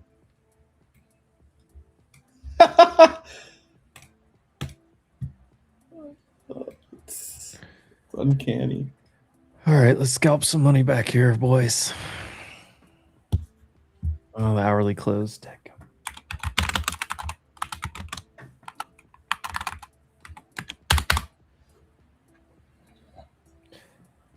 Meta puts keep going up while it's climbing.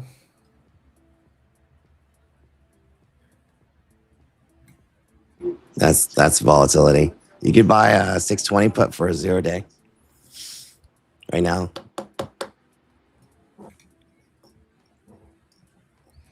All right, they're back. They're back from Nobu. Nobu boys are back.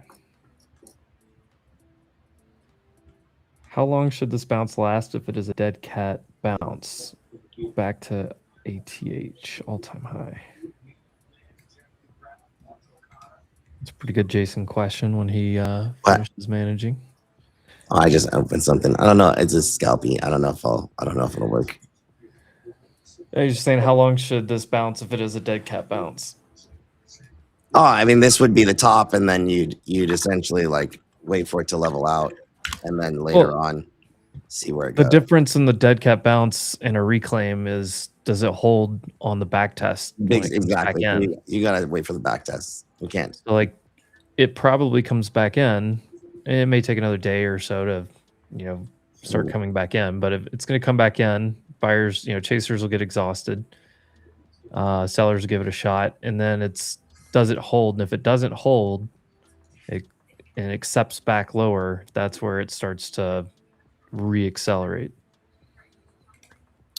Well, Q's just printed a inverted hammer on the 10 minutes, which it just closed. And we got a new 10-minute just open.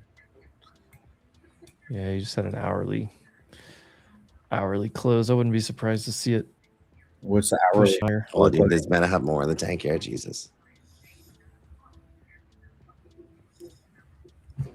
Microsoft and Nvidia aren't even moving. Yeah, it's wild. Excuse me.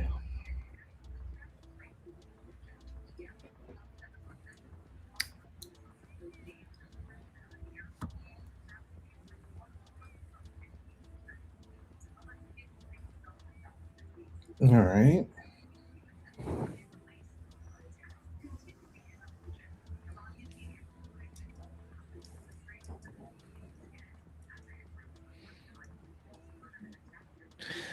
I mean, yeah, there's a massive gap below us.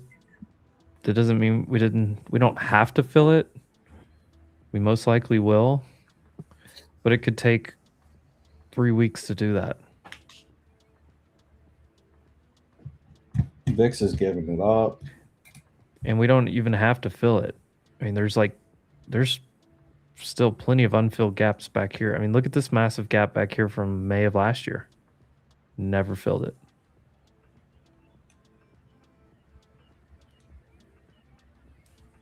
Wow, our beta is just looking super strong.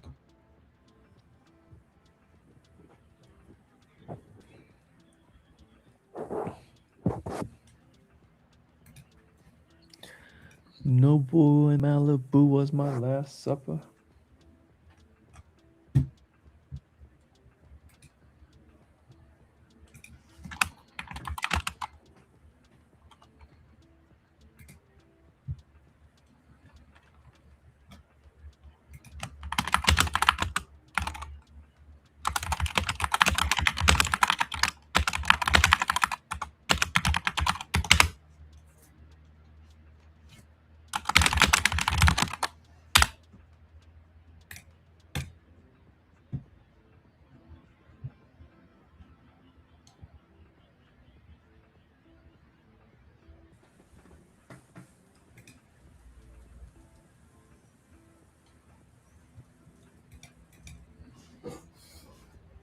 Claude and Anthropic are launching something. AI news.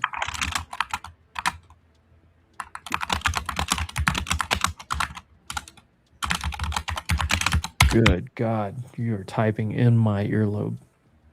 About that, my You're good. khakis. I don't know how you guys use this. I love this thing, man. We have a bond auction going on right now too. I just need to get I need to get a mic.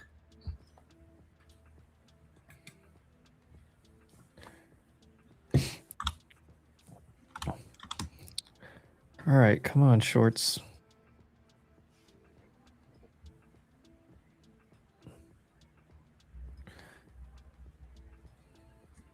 I don't think it's metal. Or is that a joke, Frosty?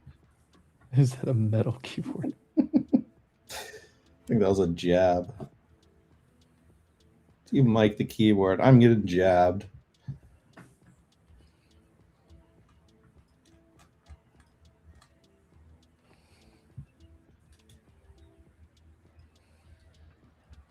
Did I get this? I don't know.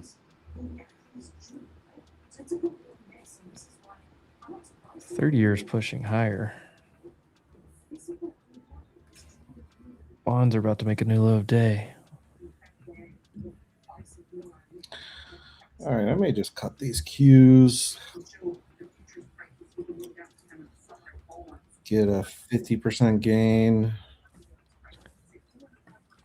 Maybe I'll leave a runner, see what happens. I haven't looked at Nokia's chart. Yeah, let's just wait to see what happens on this 2-minute candle. ASAN partnership with that Claude Anthropic. ASAN. Asana. Ripping. Dude.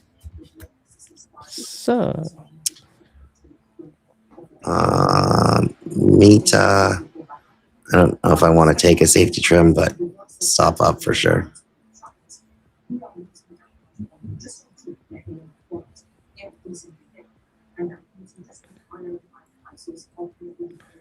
Come on, come on. You got 53 orders right below 125. Good, I got a trim at 127. 3 minutes ago. Come on, fill me. Oh my god. Bouncing off of my trim. Worst thing in the world when that happens. Oh, seriously.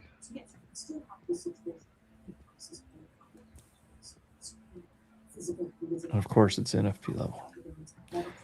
Of course it is. Why wouldn't it be?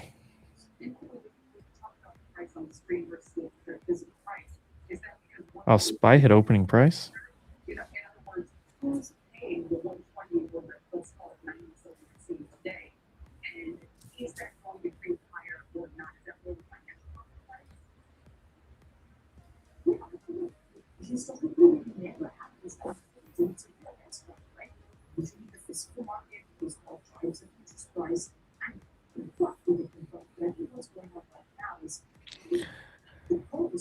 Come on. Need an order filled here. Sell 35. There we go. 30%. Finally. Yeah. God. See if the third time's a charm here. Might have to go make some food in a minute.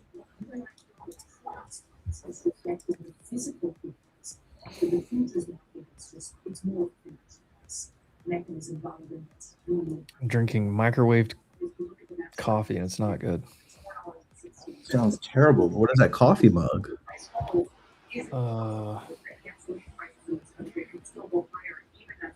Okay, little Puerto Rico. Estuve en Puerto Rico y me acordé de ti. I was in Puerto Rico and I remembered you. Thumbs up your coffee mug. How did what? And you got to size up. VIX is at 21, so you got to size up a little. Yeah. I mean, that I haven't done that yet because I just haven't had like the confidence in the trades. I mean, like if you're selling 4, you got to sell 6 or 8. You know what I mean? Right. No, what I did, I kept the last couple small so that the losses would stay small. I sized up a little bit more on this one. Just because it's trended up for what, 2 hours straight. Look at Nvidia. Well, Nvidia is really going to get a pop right now. You got kind of a double shooting star on Meta right there at the 629. Probably comes into the 9 and bounces. Looks like a decent reversal symbol across the board here.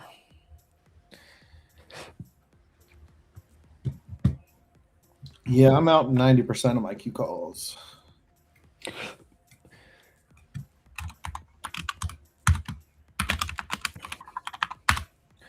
Netanyahu's about to speak as well.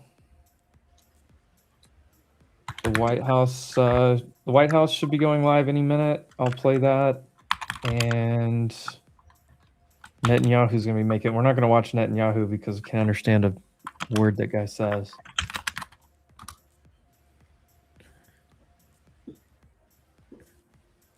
What do they speak? It's not Aramaic, it's what, Hebrew? Farsi, Hebrew? What are we talking about? Who? Israel. Hebrew? Arabic, but is it Hebrew? Arabic, what's the language name? The name is Hebrew. That's accurate? I don't know. I know everyone's become a Middle East, geopolitical expert over the last month or so, but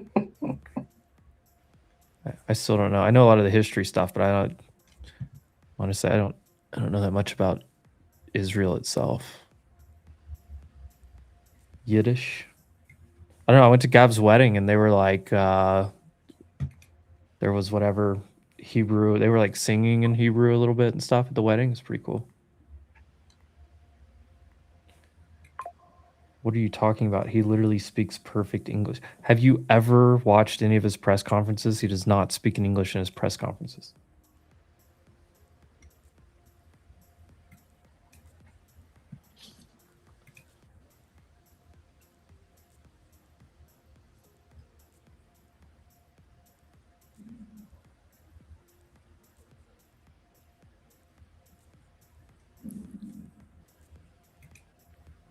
I don't know. Ask me about Latin America, and I've got you covered on a lot of history. Only speaks English if he is addressing the Western world.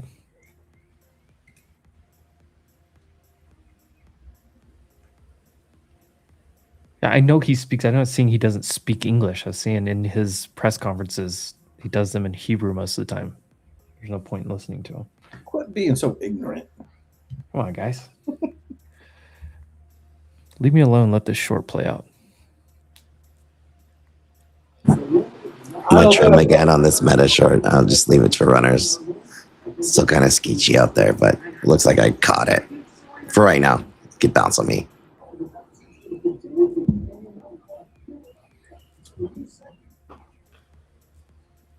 Who's taking meta 0-day puts? I literally just did but 30% cheaper. Like I'm up. They were at like $1.55. They're $2.30 right now. You savage. In trailing. Which you're in the 620s? Yeah.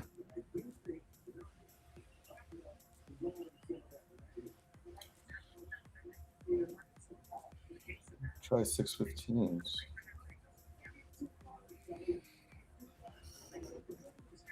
Revenge trade. Yeah. No question. This is a revenge trade. 620 I would have to take vast majority down, but we're good here. Anyway you slice it. Well, that IB midpoint, 30-minute orb midpoint is rejecting. 250. SPY. Oh, we're just going to come back into the NFPs. 260. Do I hear 270? 270, 70, 70, 70, 75, 75, 75, 5, 5, 5. I took the beta 615 puts at 112. Hey, 280, 280, 280, 280. Hey. Dude, I would love to be an auctioneer. I can't do it like they can. Yeah, I think you be cautious here because they're still, it's news, so it's not like it's just a technical exhaustion scalp. I think I got to trim a little bit more here. I feel like it should at least come back to 620. That should hit the 21 EMA on the 5. That's what I'm hoping, but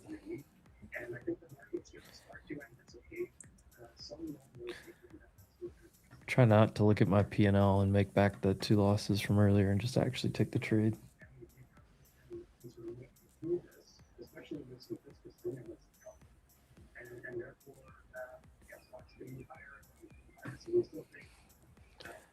I mean, Meta didn't quite get back to the trend line from before, but you did come into all of these big lows from February and March. Yeah, very close. 50-day was a little bit higher. Get a follow through day tomorrow, maybe you get there. Maybe 260 plus here. I'm going to start scaling 265.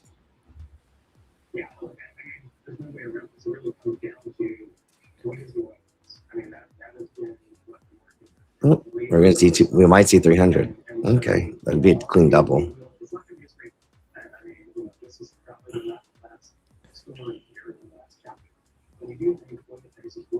Very counter trend. I think we'll see.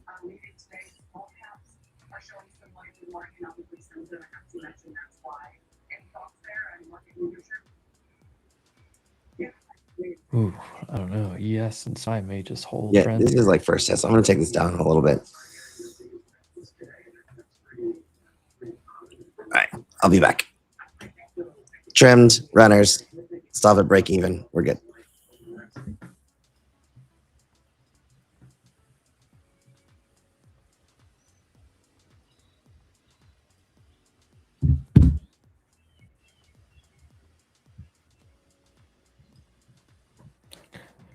Come on.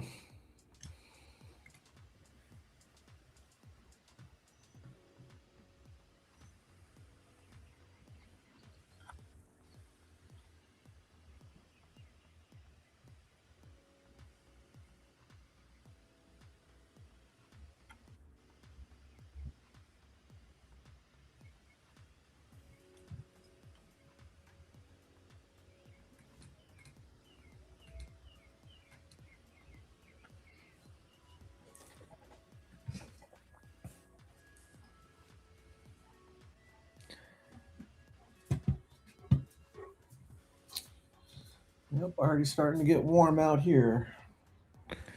Is it? Yep. Take off the collar, switch to a beater. Bro, people were trying to hate on the tank yesterday. I was like, I respect it. I like it. I Dude, mean, it gets hot here like 1 to 2 weeks, maybe 3 out of the whole year. And I will put on I'll put on a little tank if it's hot in the house. yeah. I don't know. I'm a big athletic polo guy. Soccer jerseys, athletic polos is like half of my freaking thing. There, I just got a trim at the 21. All right. This trade's already made up for the other two. If we get any follow through, we'll actually make some money. Nice. Yeah, I jumped on board with those meta puts, but I took 615s at 112. They're up 25% at $1.37, $1.40 almost. I'll take some off at 620 flat. 543.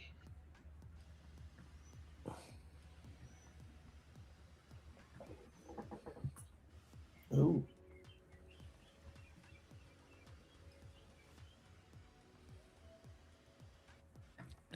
Okay, yes. Oh, and I went break even.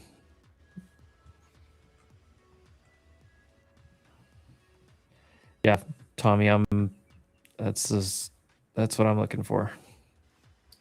Look at the volume profile on Meta. There's like it's pretty thin under 620 from like 619.09 down to 614.92, and then another one at 610 down to 603. What, on today? Yeah, you see the Yeah. gaps? Yeah. Pretty thin down there.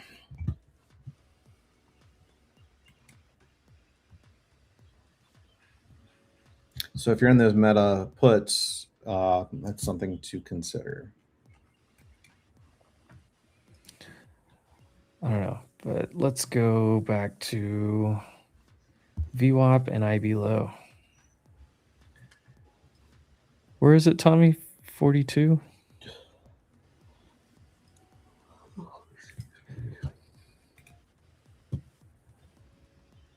Netanyahu's making comments live.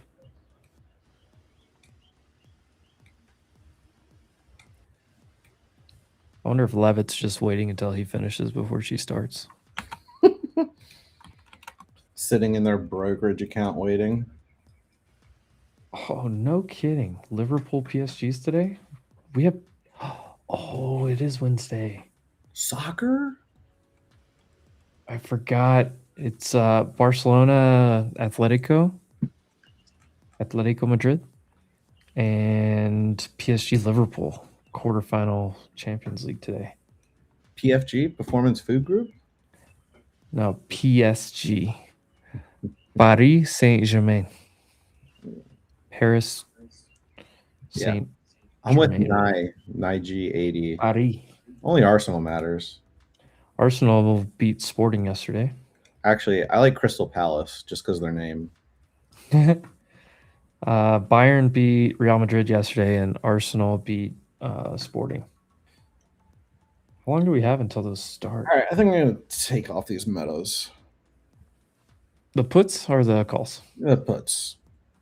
It looks like we're kind of basing here. Look at Microsoft rolling. Look, here's Microsoft back to the lows. Here, I'll go to 5-minute chart.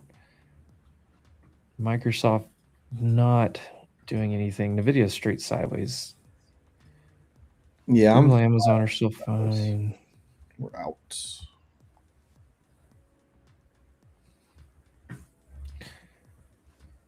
Be careful we don't just hold the 21 right here. Oh yeah, there goes all the buying.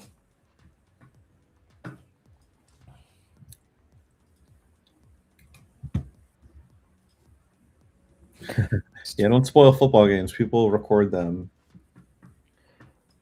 Oh, hey.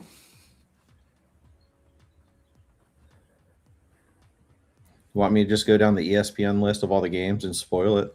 Yeah, just spoil it all. No one cries over spilled milk.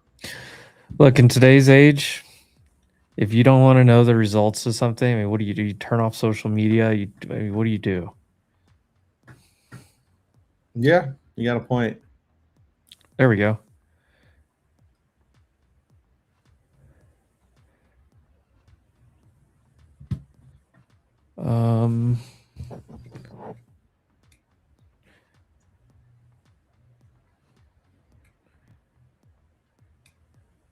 Israel Prime We are Minister. ready to return to fighting at any time. We are ready to war with Iran at any moment, Netanyahu. That's what it says. I know. We have set the regime in Iran back many years.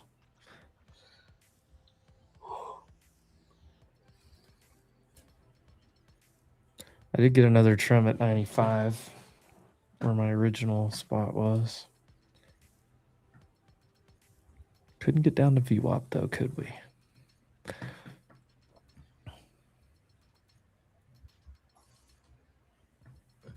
All right, I'm gonna go make some eggs.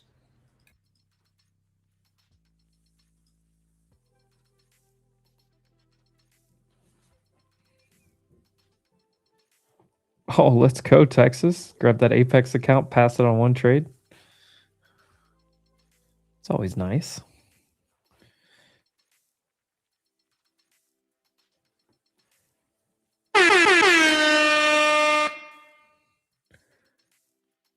Boom, boom. Hope you used code WolfX. If you use Apex WolfX for whatever reason, we're going to talk with Apex. Get that fixed. I don't know who has Wolf, but I'm about to big dog him.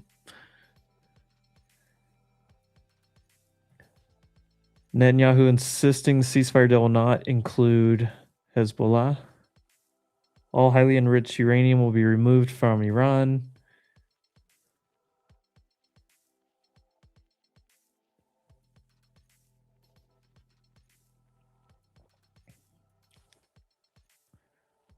Just trying to call out these headlines as they come.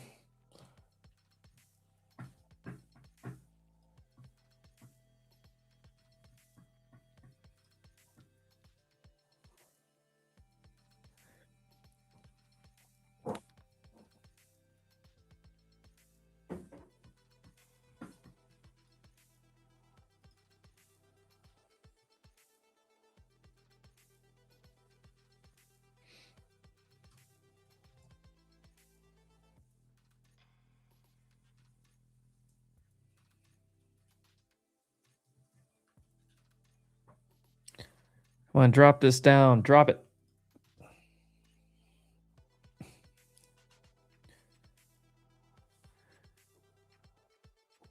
Netanyahu said the ceasefire is not the end. We have more goals to achieve. What the hell? Good afternoon, everybody. And here Good to see comes all of you here Levitt. today. Before I discuss the ceasefire with Iran, I have a quick update from the First Lady of the United States. Yesterday marked the very first conviction under the Take It Down Act, landmark legislation that First Lady Melania Trump played an instrumental role in getting passed that protects victims from non-consensual There's no real news dolls. AI-generated We've sexually just had, explicit images, cyber we just got stalking, to like and some threats midpoints of for a little violence. overextended, This is a trended for a huge couple achievement hours, for lunch the First ended. Lady, and I know the President And is very then proud Netanyahu's of his making wife's live efforts comments in as getting well this as critical Levitt legislation literally passed just to started. protect America's So if youth. you're just So tuning we thank in, the there First you go. Lady for her efforts, and we hope that others will report on this historic conviction yesterday.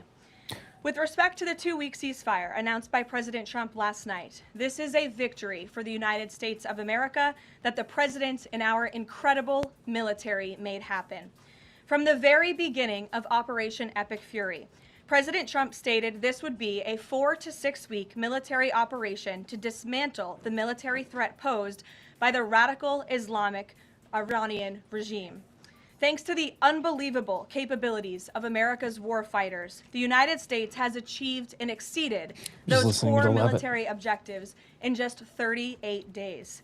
The U.S. military destroyed Iran's defense industrial base, crushing the regime's ability to manufacture weapons that they and their proxies use to maim and kill Americans and terrorize the world. Iran's ability to build and stockpile ballistic missiles and long-range drones has also been set back by years compared to where it was 6 weeks ago prior to the launch of Operation Epic Fury. We destroyed the vast majority of Iran's ballistic missiles, launcher vehicles, and long-range attack drones through more than 450 strikes on ballistic missiles and approximately 800 strikes on Iran's drone launching units and storage facilities. In total, more than 13,000 targets across Iran were struck. Again, this is in the matter of just 38 days. Meanwhile, the Iranian Navy was completely annihilated. The United States destroyed more than 150 naval vessels in total, Right, just trimmed right including here. 16 entire 76 classes was my fill. of Iranian warships. Despite once being the largest undersea force in the Middle East, Iran now has 0 submarine vessels. 97% of Iran's once massive inventory of more than 5,000 naval mines has also been targeted and destroyed. Iran's air forces are functionally and operationally irrelevant at this point, after the United States maintained total air dominance over their country for weeks on end. To underscore the significance of this, before Operation Epic Microsoft new low of Fury, day. the Iranian Air Force would fly between 30 to 100 flights per day. Today, that number is 0. Iran's ability to fund and support its terrorist proxies has been greatly reduced. At this point, Iran can no longer distribute weapons to its proxies in the region. And most importantly, Iran will not be able to acquire nuclear weapons. Prior to the start of this successful operation, Iran was aggressively expanding its short-range ballistic missile arsenal. Through these weapons and its navy, Iran was attempting to build a military buildup around their country that would pose an imminent and existential threat to the United States military assets in the Middle East, our allies in the region, and ultimately the free world. Iran was pursuing this dangerous and aggressive strategy for one reason: to hold the entire world hostage to its terrorist ambitions. The Iranians aim to use their expanded military capabilities as a shield around their country to continue achieving their ultimate goal internally, building nuclear bombs. But their murderous and evil plans have been blown up, quite literally and figuratively, along with their military, their nuclear program, and most of their senior leadership, including the former Supreme Leader Ayatollah Ali Khamenei. Their command and control structures were also massively disrupted after being struck more than 2,000 times. Many of their remaining leaders are paralyzed in fear and no longer enjoy the freedom to move around their country freely and meet openly. Thanks to the unmatched excellence of our warriors at the direction of the Commander-in-Chief, the world has just witnessed a historically swift and successful military triumph. President Trump started Operation Epic Fury with strategic military objectives, and the United States has clearly achieved them.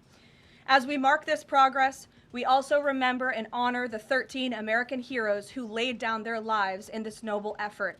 I know President Trump and our grateful nation honors their ultimate sacrifice, and we will never forget them. May God bless their families.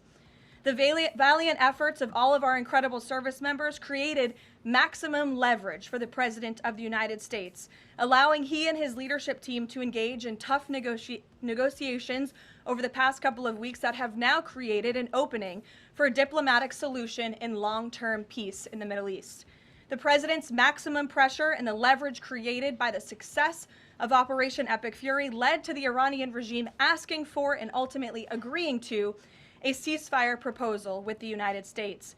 Iran could no longer tolerate being bombed or taking the gamble of what was to come following President Trump's 8 p.m. deadline last night. Iran has agreed to open the Strait of Hormuz, and as the President said, we have received a proposal from the Iranians that has been determined to be a workable basis on which to negotiate. I've seen a lot of inaccurate coverage today from the media about these negotiations and these plans already. So let me be clear and correct the record. The Iranians originally put forward a 10-point plan that was fundamentally unserious, unacceptable, and completely discarded. It was literally thrown in the garbage by President Trump and his negotiating team. Many outlets in this room have falsely reported on that plan as being acceptable to the United States, and that is false. With the president's deadline fast approaching and the United States military completely decimating Iran with each passing hour, the regime acknowledged reality to the negotiating team. They put forward a more reasonable and entirely different and condensed plan to the president and his team. President Trump and the team determined the new modified plan was a workable basis on which to negotiate and to align it with our own 15-point proposal. The president's red lines, namely the end of Iranian enrichment in Iran, have not changed. And the idea that President Trump would ever accept an Iranian wish list as a deal is completely absurd. The president will only make a deal that serves in the best interests of the United States of America, and he as a negotiating team will focus on this effort over the next 2 weeks, so long as the Strait of Hormuz remains open with no limitations or delays. These extraordinarily sensitive and complex negotiations will take place behind closed doors over the course of the next 2 weeks. I would strongly advise the media against running with narratives that have no basis in fact. What Iran says publicly or feeds to all of you in the press is much different than what they communicate to the United States, the president, and his team privately. Never underestimate President Trump's ability to successfully advance America's interests and broker peace. President Trump has a proven track record of achieving good deals on behalf of the United States and the American people, and he will only accept one that puts America first. With Don't that, watch I will what take he your questions says, today. I'm watch sure you what have he a lot does. of them. In our new media seat, we have Shane Harris with the AMAC Newsline. Shane, thank you for being here. Why don't you kick us off? Yeah, thanks for having me, Caroline. 2 questions for you. First, following the president's announcement of the ceasefire, if this is indeed the end of hostilities in Iran, what is the president's message to the American people about what was achieved for our country through Operation Epic Fury? Sure. I think I just laid out a significant portion of that in my opening remarks. 6 weeks ago, the president looked the American people in the eye directly, and he told them that he launched this operation to take out the imminent threat that was posed by Iran. And that threat has now been greatly destroyed. Their navy, their missiles, their defense industrial base, and their desire and their plan to build a nuclear bomb inside their country is no longer going to be allowed, can no longer happen, thanks to the remarkable success of Operation Epic Fury over the course of the last 38 days. That has been absolutely achieved, and now we're moving into the next phase of this, which is a negotiating period. Let's get Peter Ducey going today. I like Peter on this, Ducey. and to hopefully broker an agreement that can achieve long-term peace in the Middle East. Yeah, and then second, Yeah, what is back. the president's message to American my seniors volunteer. who have a much higher voter participation rate and they're likely to be Microsoft fell apart. in the midterm elections? Well, the president Meta loves our held. seniors across the country. Meta held. And How as come I'm you not know, stopped the out? president God, signed the One Big Beautiful Bill, Meta the held, working but families I tax bought cut the last year, 620s when you mentioned which it. greatly reduced taxes paper on Social at Security $1.50, for our sold them at seniors. In $3. fact, thanks to the working Yeah. families tax cut, nearly It 90% of hasn't seniors stopped will out yet. no I had to longer go pay tax check on the board. on their Social Security. That's a huge win for our seniors and also for our middle class my and God, working it's families like across the Bumblebee country law. with the no tax on tips Spy provision could and the hold no tax right on here, by the overtime. way. Next week is tax week. You'll hear a lot from the president about how his policies have benefited the American people, and I'm proud to report that the president will be traveling next week to the great states of Nevada and Arizona to tout this historic accomplishment over the course of the next week. Thank you for being here, Shane. Gabe. Thank you, Caroline. Iranian state media is saying that Iran has now closed off the Strait of Hormuz today in response to Israeli attacks on Lebanon. What's the White House response to that? And you just listed many military successes. I understand that. But strategically, how is the administration arguing that Iran does not have more economic leverage than it did before the start of the war? Sure. Well, with respect to the first reporting out of Iranian state media, the president was made aware of those reports before I came to the podium. That is completely unacceptable. And again, this is a case of what they're saying publicly is different privately. We have seen an uptick of traffic in the Strait today, and I will reiterate the president's expectation and demand that the Strait of Hormuz is reopened immediately, quickly and safely. That is his expectation. It has been relayed to him privately that is what's taking place, and these reports publicly are false. There he is. Hold on. Say hi. Would die if a ceasefire deal wasn't reached. What's up? You're trader. To America. What's up, big guy? What's going on? That kind of language when talking Who's that about handsome man? civilian targets. And Boy, looks like his mama. He kind of does. A little bit of both. I do see a mix. I do see a lot of you in there. Well, I understand That's the awesome. about the Baby Oracle. That's what we call you around here. most about his Super results. cute, buddy. And in Super fact, cute. his very tough rhetoric and his tough negotiating style is what has Oh, led my to the meta, result my that meta you are was all doubled. witnessing That's what today. happened. Iran Oh, publicly jeez. acknowledging last When night did you do that that? they have agreed or It that was they probably the wanted reload. this ceasefire with the Good United training States there. because they no longer could tolerate being bombed by our very powerful and lethal military, and that they have Spy trying to hold reopening some of the Strait NFTs of right here. Hormuz, It's which the president right will hold sandwiched them between two. accountable for, and it's something the administration is closely monitoring in real time. Danny. Should the world not take his word seriously? The world should take his word very seriously in understanding that I'll the do it president life is again. always most interested in results. And it was the Iranians who backed down, not President Trump. He said that they would face very grave consequences, as you just laid out, by the 8 p.m. deadline. Well, this if they did meta not still agree better pay. to reopening the She Strait of going. Hormuz. And Uh-oh. what did they do last night? Good They agreed to Microsoft. reopen the Strait Little of paper. Are we going long or Danny. short? Oh, he's currently short. Would President Trump like to see Lebanon included in this peace deal? As you know, there's been increased Israeli strikes There's on Microsoft just broke. dozens of casualties there. Sure. Lebanon is not part of the ceasefire. That has been relayed to all parties involved in the ceasefire. As you know, Prime Minister Netanyahu Hi, put out a Microsoft. statement last night in support of the ceasefire, in support of the United States' efforts, and he's also assured the president they'll continue to be a helpful partner throughout the course of the next 2 weeks. Is there any thought, though, that the president might like to see Lebanon included at a future date, given that it seems What do you to think? be Should we claim that? causing or potentially undermining Should we the take some Iranian profit? ceasefire? Again, this will No? continue to be He discussed, said I'm no. sure, between the president and Prime Minister Netanyahu, the United States and Israel, and all of the parties involved. But at this point in time, they're not included in the ceasefire deal. Jeff. Thank you, Caroline. Will the U.S. take part in talks with Iran and Islamabad on Friday?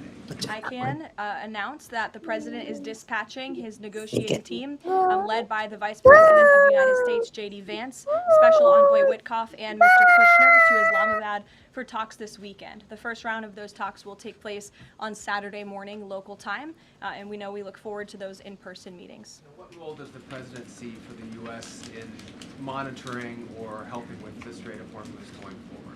I think the president commented on that this morning. We're going to continue to monitor it very, very closely. We will be helpful in any way that we can, but we fully expect Iran to do this, and the president has made that quite clear as well. It's, again, as his statement said last night, this ceasefire is subject to the safe reopening of the Strait of Hormuz. Again, this was just determined last night. We understand things take time, but that's the president's expectation, and he will hold everyone to it. Sure, in the green blazer. Thank you, Caroline. Sure, and then in front of you. But Andrew, you can go ahead. All right. You're not wearing a green blazer. You can... I am actually wearing a green blazer. It's a little brown to me, but go ahead. Fair enough.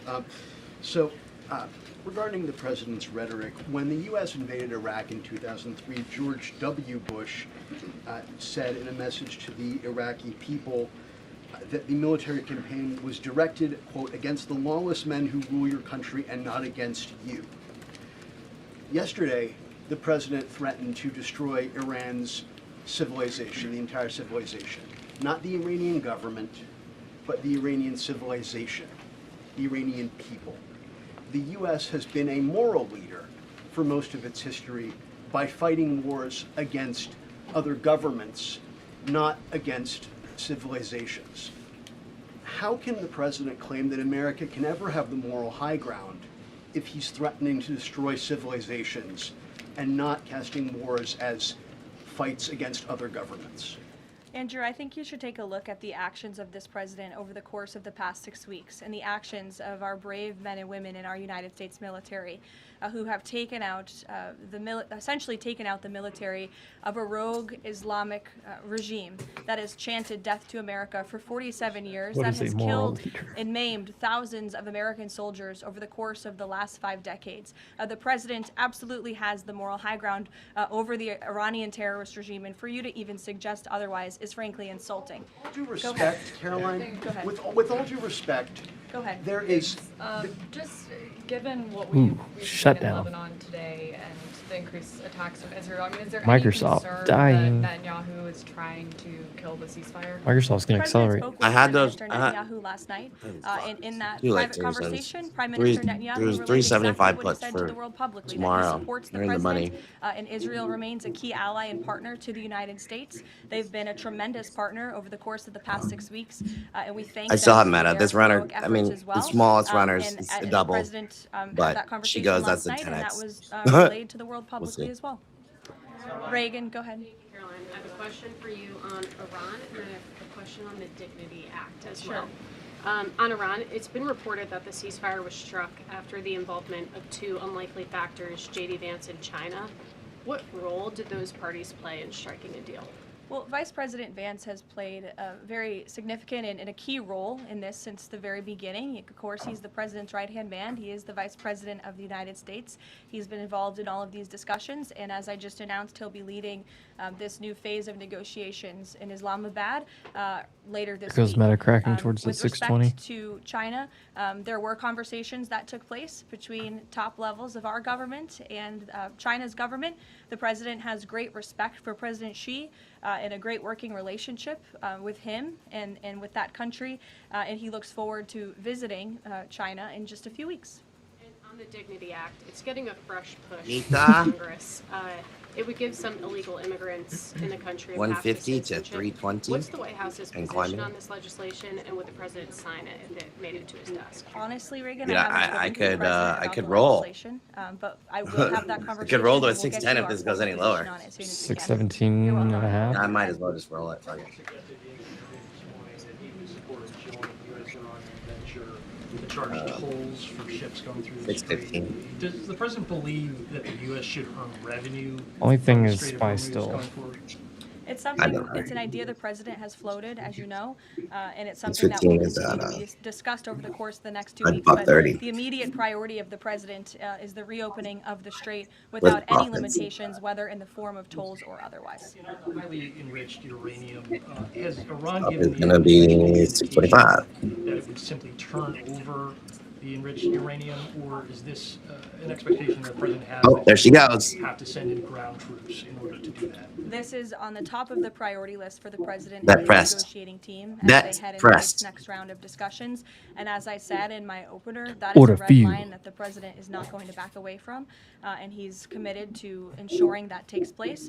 We hope it will be through diplomacy. Have they given any indication have. that they would turn it over? They have. They have. Yes. Trevor. He has to lose this though. Like, it's possible. This chopped around a bit, but what do I have? 618.88. 618.88. She loses. So I will continue to scale out of the As of a few minutes 620, ago? and I'll Okay, stay in the so obviously I'll have 615s. to go back and check with the national security team. I'm standing 620s with is all just a of very you, but I small will do portion of that my and we will profits. get you an answer. Okay? But it's gonna keep that on. Because I don't know, protect the And I larger would just add position. to that point. Again, I haven't seen these reports. I'm not verifying them. Not that I don't trust you, Trevor, but I Tessie's want to go still back short. and check with the experts here at the White House. I would just say, and I would echo what the vice president said this morning, this is a fragile truce. Ceasefires are fragile by nature. We've seen this with with respect to the 12-day war with Iran and Israel last year. It takes time sometimes for these ceasefires to be fully effectuated. And one of the results of Operation Epic Fury was we completely dismantled Iran's command and control center, which makes it difficult for them to pass messages up and down the chain. And so we understand that. I would caution a little bit of patience, but of course we want to see the ceasefire effectuated and abided by all parties as quickly as possible. Thank you. And the American presidential administrations, going back to Ronald Reagan, have said this formulation about nuclear war, that a nuclear war cannot be won and must never be fought. Is that still the view of this administration, given the president's comments about civilization? I have no change in our view on that policy. Katie. Thanks, Caroline. I'm just, given the I gravity want of Peter what he said Ducey. yesterday, what was your understanding of what he meant when he said, this civilization is going to be eliminated?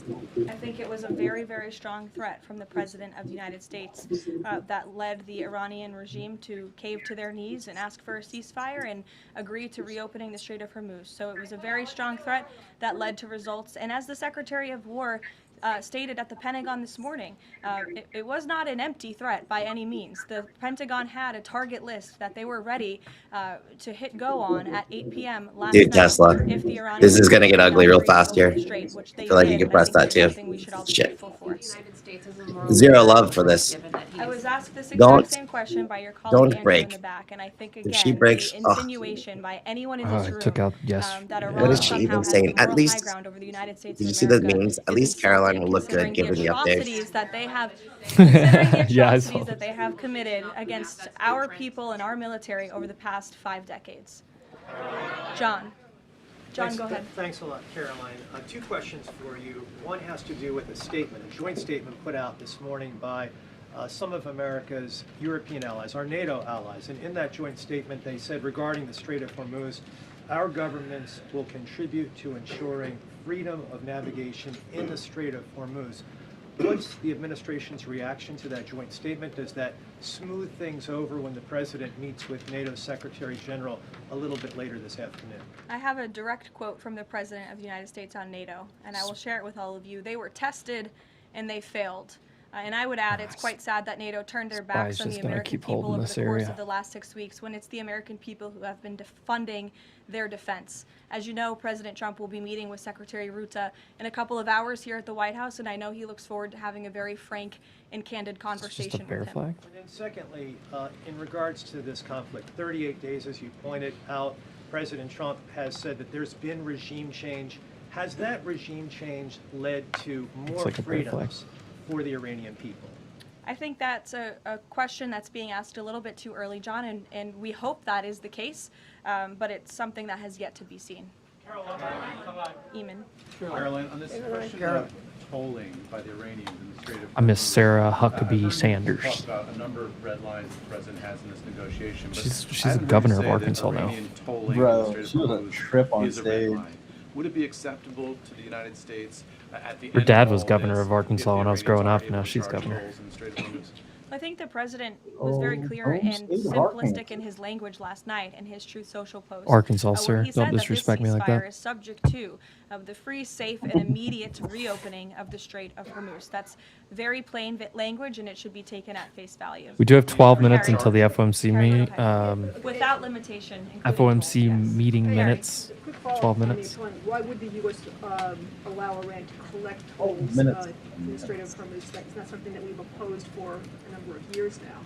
Again, that's not something we've said that we've definitively accepted. The joint venture is something that was proposed by the president, but Oh, it might he be was an very early day clear in for his me. statement last night. He There's wants really to see nothing the for me to strait do. reopened Oh, immediately without Pounter. limitation, and that's something we're going to hold them to. Yes, in the blue. And second question on Jesus Iranian Christ. friends in Iran. I myself am Iranian, and I've been talking to them through the blackout. One of my family members yesterday said goodbye to me. So what message should we be sending Iranians when they message me saying, what should they be doing right now? How should they stay safe? Because they really don't know what to do. I think the president's main priority, and my main priority as his spokeswoman is to make sure that clear messages are sent to the American people, of course, which is my job today. With respect to the Iranian people, the president, has taken out the imminent threat that was posed by their military to the United States, to our allies in the region, to our forces in the region, and of course, as the president has long said, he hopes that Iran will be a country of peace, of prosperity, and we're moving into this next round of negotiations to hopefully come to an agreement with this new regime that will create long-term stability in the Middle East. He has said that they should stay inside of their homes and also take back their country. So there's a contradiction there. So how do you address that? Again, we're moving into this next round of negotiations with the remnants of the regime and those that we are speaking with now to hopefully Take reach your country a and place stay in your of house. peace long-term for the region, and that includes the Iranian people as well. In the blue, go ahead. Maybe all get together on Facebook or something. The White House posted the statement from the And Iranian Iran did government look that like the passage in the a Strait will be westernized coordinated with country Iran's back armed forces. So, As of today, who controls not the wrong. Strait of Hormuz? Again, these statements were put out 12 hours ago. We expect that the strait will be opened immediately. Here comes As Meta I said 1688. earlier, we have seen an uptick in traffic in the strait, and it's 1888, something sorry. that we are monitoring minute by minute, hour by hour as the days go on. Who controls the There's strait right about to now? get into this volume gap. One on the deportations. Okay, 620s, 150 to 400 so far. Are there still Good boy. security concerns about 615s, about 30 to 180. talks, I mean, Chair Kushner? And then two, trail, given the ongoing deportation of 620. General Soleimani's niece, does the Trump administration plan to deport more relatives or He's trying. people in the families Let's of see, Iranian 615. officials that are in the U.S.? Potentially Certainly, down to anyone who 610. is here fraudulently. He loses I that, it's understand gonna one get of the wild. individuals who their visa was revoked by Secretary Rubio and they were deported by ICE. They had a fraudulent asylum claim. That's against the laws of the United States. So anyone who is here illegally Is anybody or in this? Or just fraudulently, I'm is subject I'm to just our narrating. immigration laws and will be removed from our country. I And think know a couple this people are in it continues with to you. be a top priority I'm for the out. State Department working in conjunction with the Department of Homeland This Security. is where it accelerates. With respect to This the is where it safety accelerates. of That's the why I Vice pressed it. That's why I President, rolled. we fully trust the United States Secret Service to do their job, to keep the Vice President and the President's negotiating team safe. They do a tremendous job, There we and go. we fully DJ's trust in. them to do that. In the back, go ahead. Design's in. Julia's in. Yeah, you got a lot of people in those. What's the message to the American Joss people still in the regarding 620s. Cuba, and Garrett what can we Williams. expect in Oh relation to shit. the statement? Oh, you Well, got, look, we got a whole crew in these I putts. think Let's when go. President Trump said that, and he How much later did we clarified make? after making How that much did we statement make, that How much? chat? Yeah, the how much you Cuban guys up? regime is bound to fall. Their country is very weak. They're in a very weak position economically, obviously, financially. The Cuban people are fed up with their government, as they should be. And these talks and discussions continue to happen at the highest level of our government. I don't have any updates or announcements for you with respect to Cuba policy today. Good to see you. Thank you, Caroline. I'll still hold Secretary it. Hegseth said this morning Didn't that matter. U.S. troops would be sticking around. You So all got can you Team expound puts. upon that, what we should expect from U.S. troops in theater for the next 2 weeks and beyond? I was in when it was I would going up defer at you to the Pentagon 200%. for any specifics on Going up is good assets too. that have been There in we go. place in the Middle East, but Ooh, take Billy the Gibbs Secretary having a at big his day, word, and also the 3,500. President Nice. has reiterated This this week as we're well in his invading own words, Cuba. of that we're not going to move anything immediately. Again, this is a 2-week ceasefire where we hope at the end and we expect at the end. No, Brian's we'll have comment here, a I good think, is agreement between the United it's worth States and Iran, highlighting. but in I've the been too scared to meantime, take trades we're going to today. ensure that our military What's a good reminder? You is don't always have to at the trade ready every of the single day. Commander-in-Chief. And if you do, you can like size way down. You can take little shots and stuff. Yeah, you said On it. NATO, I I'll take okay. your question. Go ahead. Not On a day like every this, day you is the don't same. need a lot of money to you'll either make a lot or you'll lose a lot. So like you don't need to put a It's lot something in. the president has discussed, and I think it's something the president will be discussing in a couple of hours with Secretary General Ruta, and perhaps you'll hear directly from the president following that meeting later this afternoon. Thank you, everyone. All right. It's the She done? trail on the 620s hit. Good job. All right, meeting minutes in 7. Good shit paper. Still have 615s. We'll see. But I will say, like Brian, that's like a day like today can be a big opportunity for some traders, and it can be a horrible day for a lot of traders as well. And it Trying can to be a catch day to them just do nothing.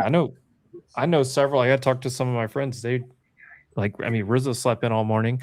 I know a lot of people that trade options that they looked at last night.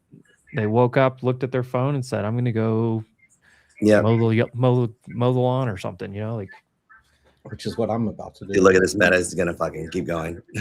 Dude, it's coming to 615.5. I mean, it would be 605, right?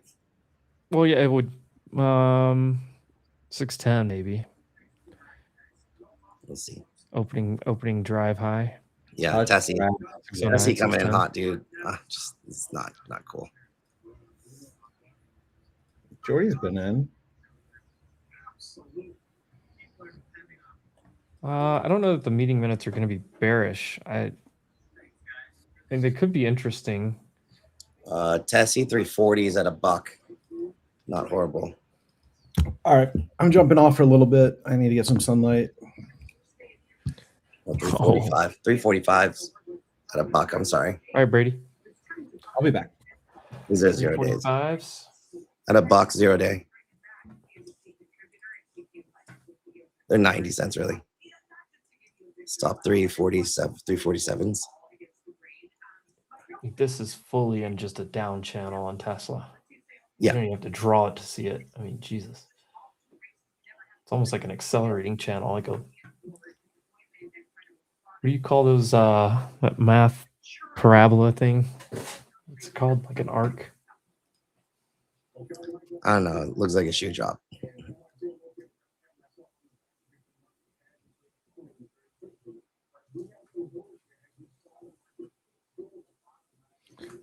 The Palantir is still drilling.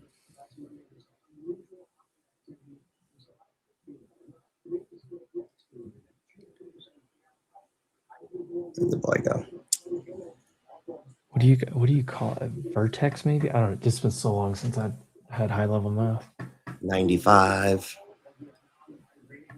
It's like half of a parabola. It's not going to be fun. This cracks. It should be 35s prior day low. Pull a Palantir.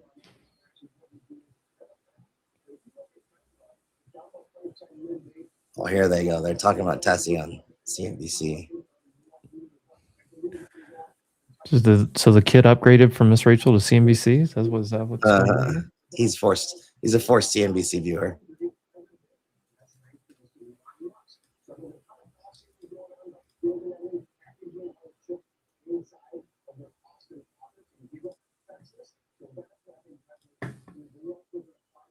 The bottom Look at side this guy. start stopping out here if it goes any lower.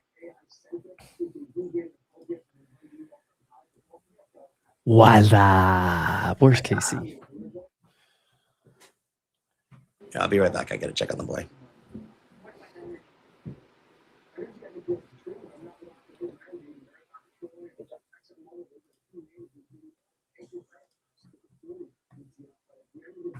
What happened to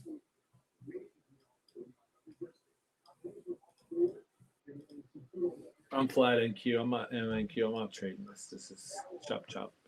I'm just sitting in runners from up higher. ES is strong. SPY's holding NFPs right now, so it could get another little pop. I mean, look at this 15-minute on SPY. Looks like it wants to go higher. Now, some of your tech names are weak at the moment, so you've got a little divergence.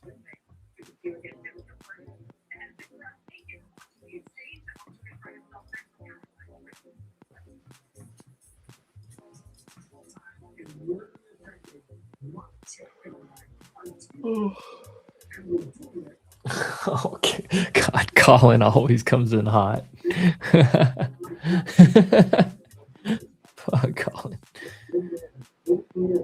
Kind of holding an NFP here on QQQ as well.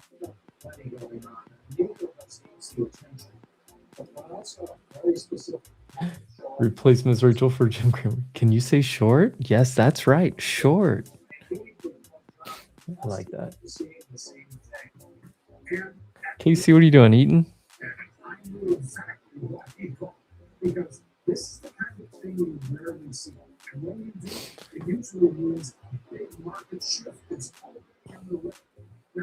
those of you who don't know us, that's completely fine. I spent 25 years as a floor trader in Chicago. Those of you that are hanging out, if you're new to the channel, Wolf Trading channel, make sure you subscribe. Help us build up this channel a little bit more. And be a friend, tell a friend. Give the stream a like. I'll boost us out there in the algo a little bit more. Tell your friends where you're hanging out if you're on Paper's channel or any other channel. Do the same thing over there. Give a like. Make sure you subscribe to the channel. Wherever you're at, appreciate you tuning in. Also, shout out to, if you're a prop firm trader, we have Code Wolf set up. We have WolfX at Apex, but we have Code Wolf set up for a lot of prop firms. Tradify, Lucid, both running good discounts right now. My Funded Futures, Code Wolf now live as well. If you're an options trader, Vanquish. Check out Vanquish. Vanquish is an options day trading prop firm. So if you're trying, little, here comes the minutes right now. Vest is also a perp exchange. Most officials saw policies well positioned. Iran conflict has increased risks for inflation progress. A couple officials saw war delaying rate cuts.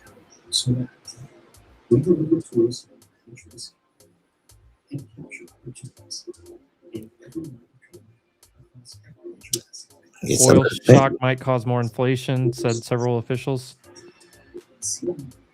Well, that's economic a no-brainer. forecast weaker in March than in January.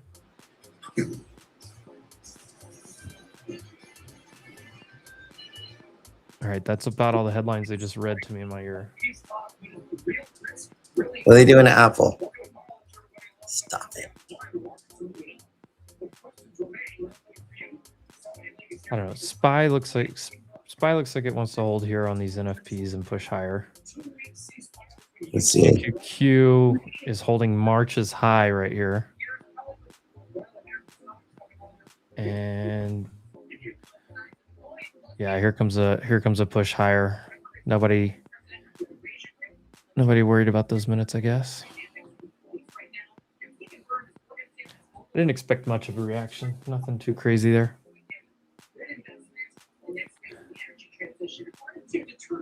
That full readout will start coming out for everyone. He's holding.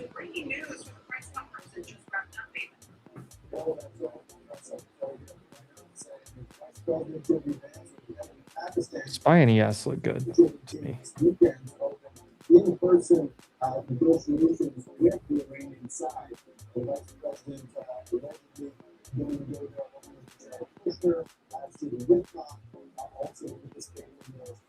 Meta.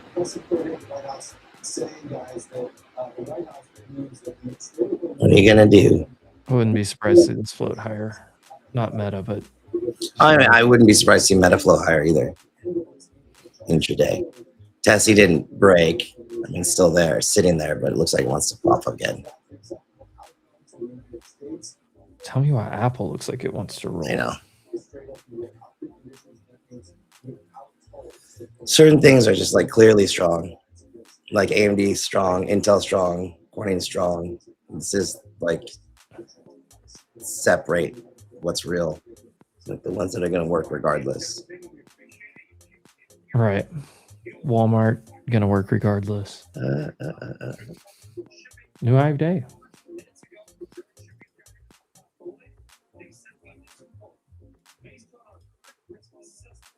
Your banks are popping up now. Tech is actually the weakest part of the market. I mean, IGV's red. Really? IGV's red. SMH is okay. So you have SMH is strong. IGV's down. RSP. Look at RSP.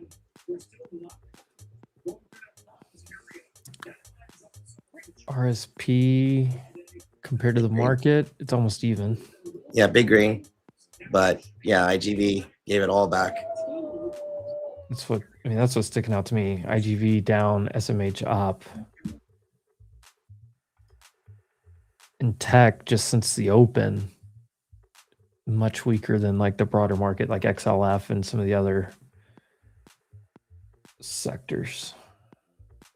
All right, Tessie gonna bounce. Vol D, somebody put this in the chat earlier. Vol D looks still strong. Vol DQ still at highs. New highs on Vol D right here. Vol DQ as well. Look at that. New highs.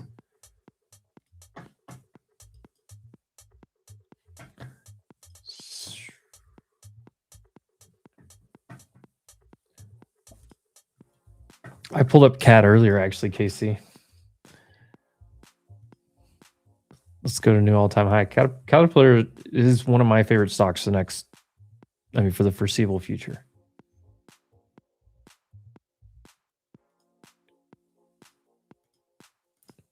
You can put John Deere in that same bet. I mean, everyone in the AI trade wanted to rush into the AI first, then they wanted to rush into picks and shovels, and then they started trying to figure out, well, what is AI going to improve?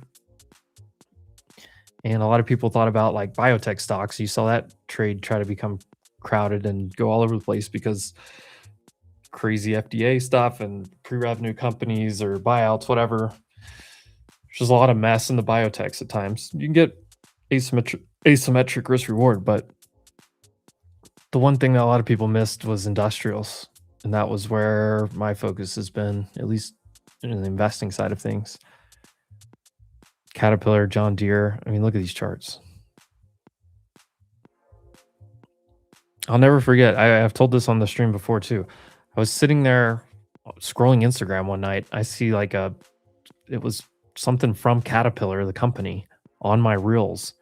And this guy is literally sitting he's sitting at the same desk that Paper's sitting at right now with 6 monitors in front of him or whatever.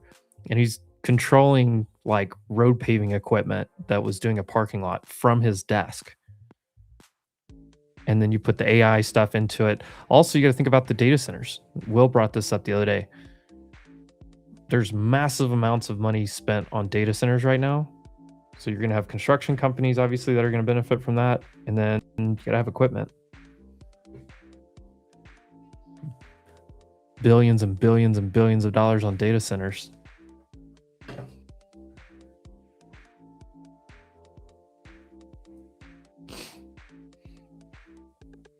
Oh yeah, Matthew's all over it right there.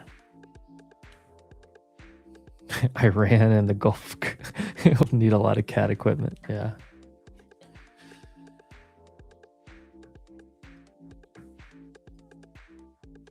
Boy, I don't know what you do here because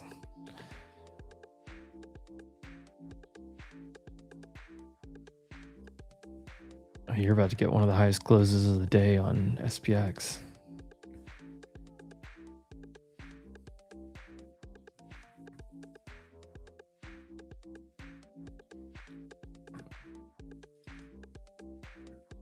I don't know what this music is, by the way. Try like all different ones out. You never know what you're going to get.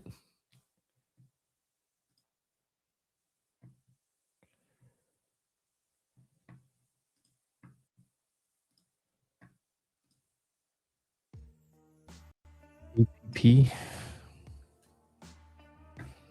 Ooh, yeah, that's ugly. App 11. Pop into the 50-day, immediate sell-off, gap fill and immediate sell-off. And trying to engulf previous day. That's rough.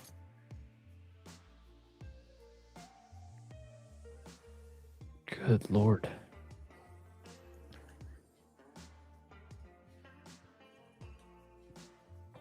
God, look at Salesforce just dying. No pop at all. Market itself popping though. I know you break out of the orb low, reclaim it. Where do you go, Paper? Horb. To the Horb. Go from the Lorb to the Horb? Yeah. The boy's getting a little wild over here. I think I'm going to take a quick break. I'm going to check back later on. But he wants to go play. So I'll check back later. Sounds good. We'll be here. Boys. Love y'all. It's been real. It's been fun. But it hadn't been real fun? Is that what you're going to say? It's been real fun. Is that all saying? Well, it's been real, it's been fun, but it hasn't been real fun. All right, guys. I'll see you. All right, Jace. Big shout out to Paper Gains coming through the stream today. See, maybe he makes it back. Drop some absolute heaters for you guys. SPY looks good here. Really does. I stopped out of my runners on the midpoint short. I guess we can take the target. I mean, technically we haven't taken this out. It is interesting how much weaker tech is being than the rest of the market. Nvidia has got a decent little base here trying to push up out of. Maybe Microsoft stops dying. Google and Amazon look okay. I don't know what you do with Meta at this point. Broadcom looking really strong again. Tesla, nothing. Walmart, greatest company in the world. Let's see. Cisco having a good day. Just made a new high of day. Qualcomm recovering. CRM dying. Oil is cratering.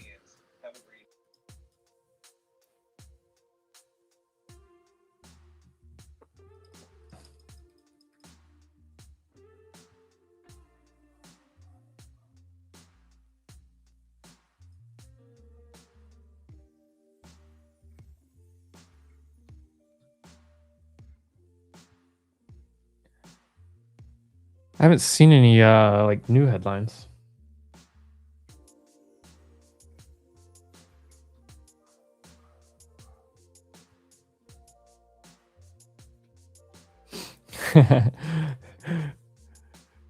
Paper Gains most likely went to buy a stolen camera back from Facebook Marketplace. We used to joke when I lived in Texas. We used to joke because I worked construction that, you know, if you leave like power tools or whatever laying around a construction site, they'll disappear. But you can go buy them back at it was called Traders Village. It's like a giant flea market. You could just go find your own stuff and buy it back.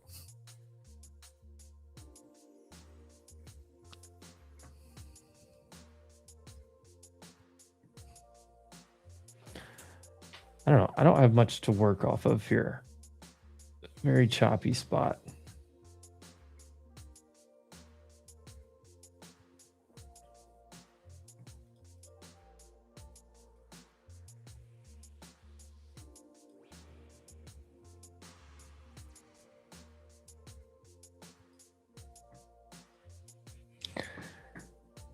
Nothing I can do here. This music is terrible.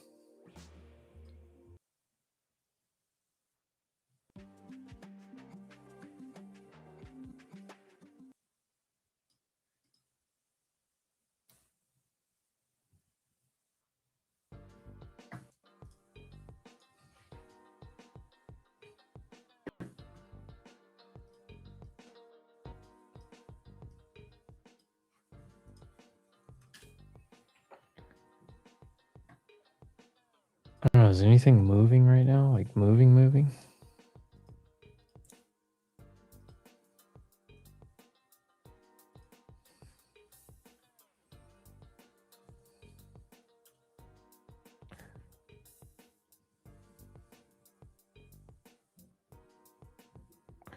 Palantir still dying. Snowflake dying.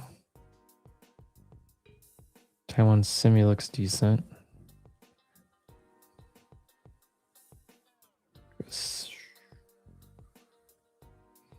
Banks are pushing.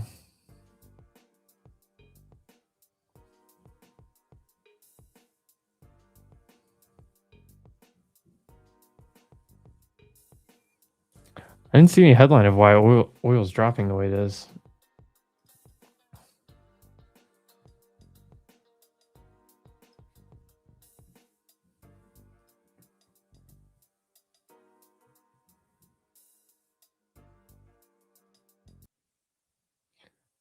I don't know, there's like a bunch of like AI music fake options or whatever on here. I don't know, it's just weird when it's just dead quiet in here.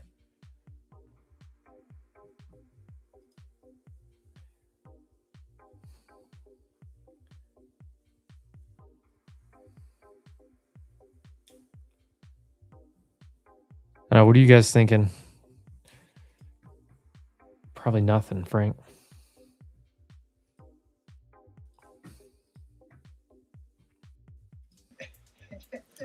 No, we had a little pop here. See if we get a higher low. I mean, a lower high.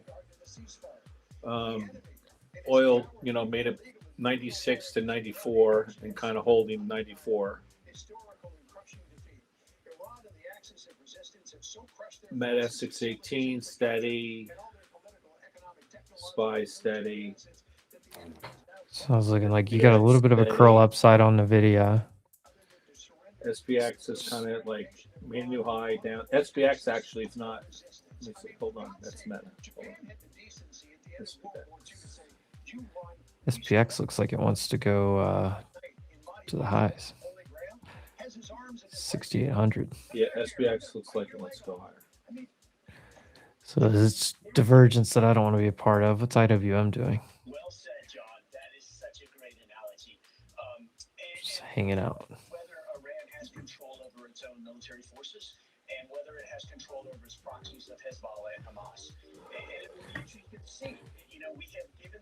Jose says Tesla's getting ready to launch.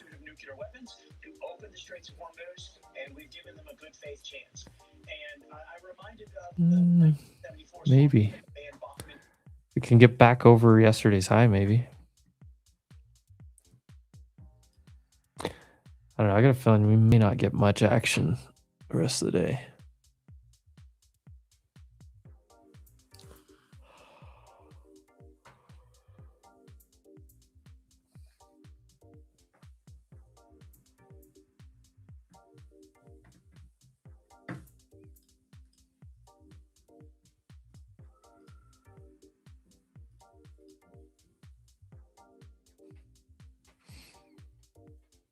Microsoft's getting no love.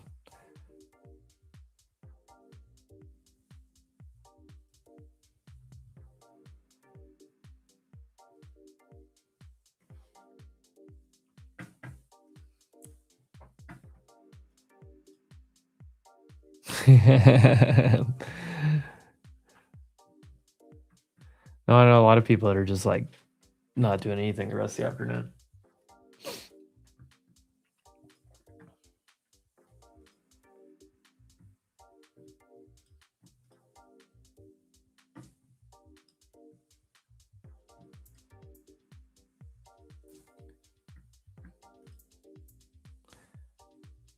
Yeah, he's like 30-minute. 30-minute looks really strong on ES. The Dow pushing up now. Ooh, gold made a new low a while ago.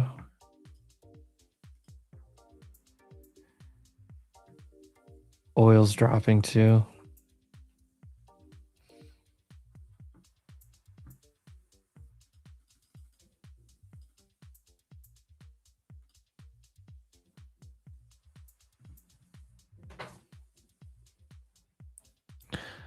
White House set to discuss a potential withdrawal from NATO. Current headline.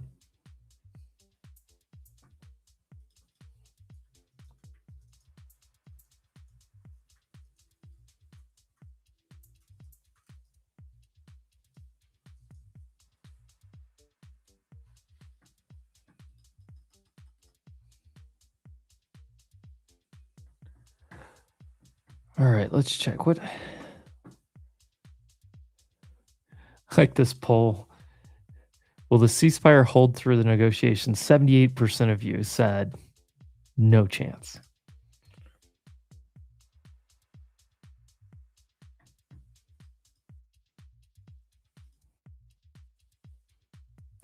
I'm short.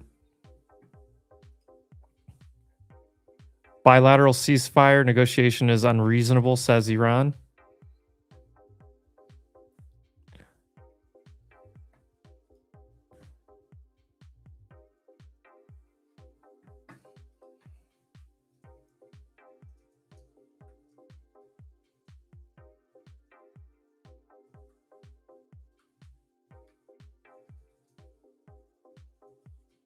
There it is. That's the headline we needed.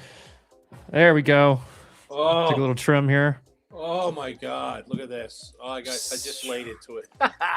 Thank God. Oh, that's nice. Sat here patiently waiting on some kind of headline.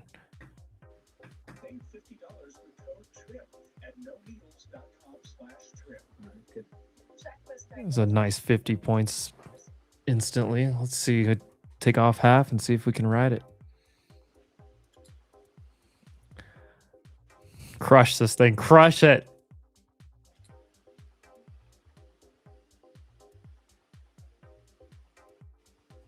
Oh my God.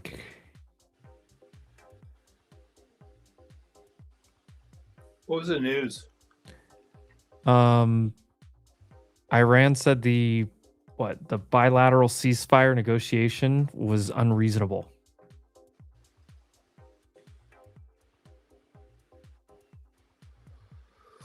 Start up the engine. Start those engines. That's coming from the Pakistani spokesperson. Ceasefire negotiations are unreasonable. Pakistani spokesperson.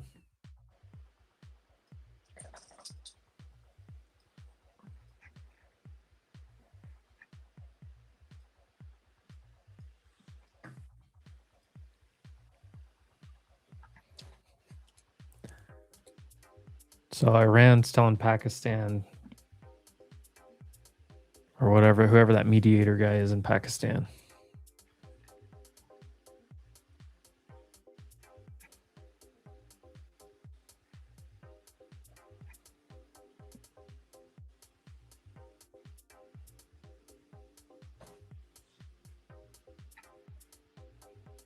Just a few minutes ago, a statement on the violation of 3 key clauses of the 10-point proposal before the start of negotiations.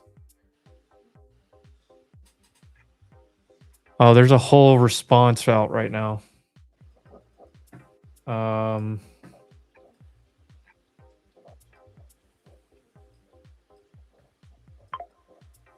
drop it in the chat. Let me open it up here.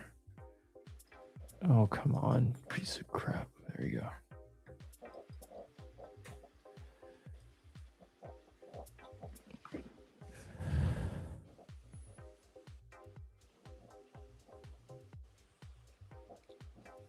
Bro, financial juice is slacking right now. They need that Ryan juice. Non-compliance with the first clause of the 10-point proposal regarding the ceasefire in Lebanon. The entry of an intruding drone into Iran airspace. Denial of Iran's right to enrichment.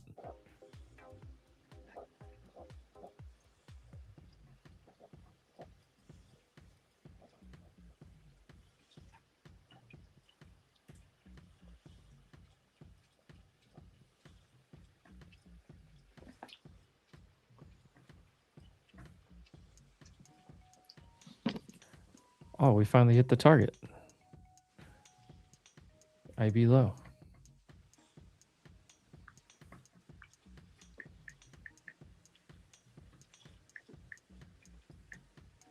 Yes, sitting on.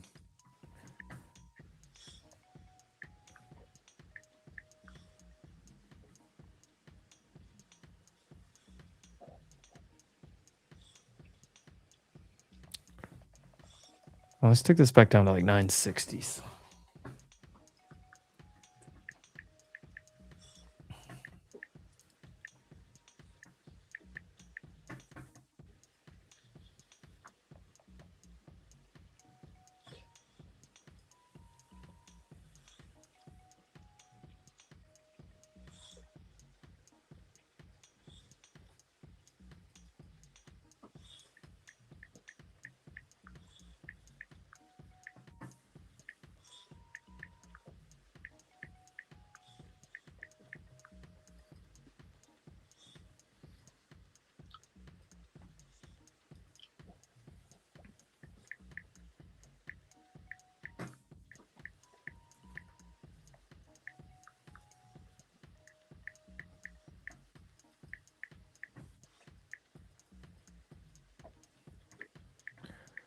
What are they going to do? We almost made it 24 hours.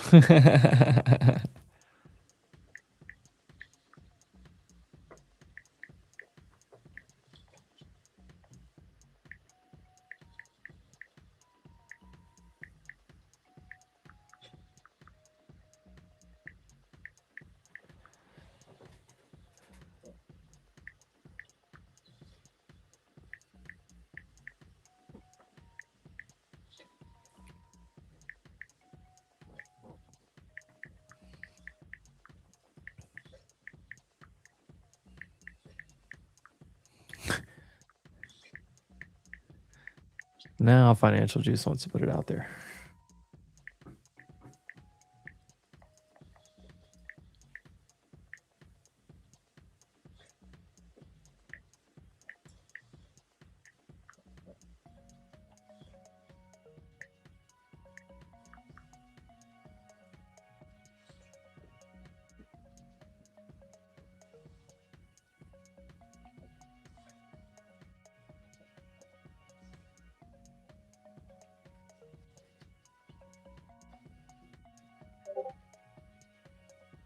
A lot of put buying is hitting the tape right now.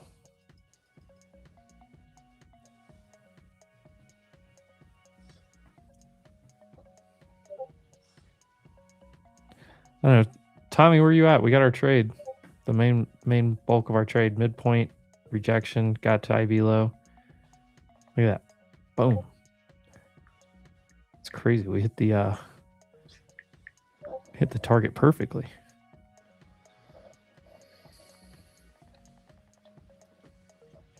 I got stopped out of it in profit, and I just took it again right when I was watching the tape get kind of funky, and then I heard that headline. I just started slamming it. Who wants the long oil? That's not a terrible thought.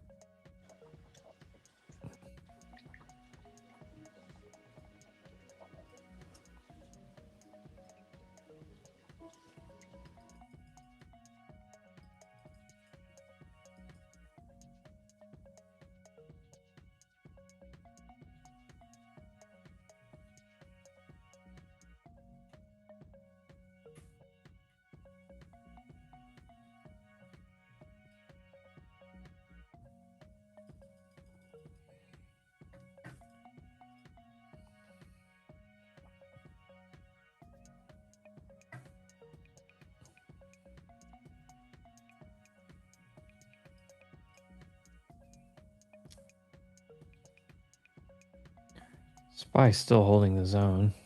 QQQ just below it.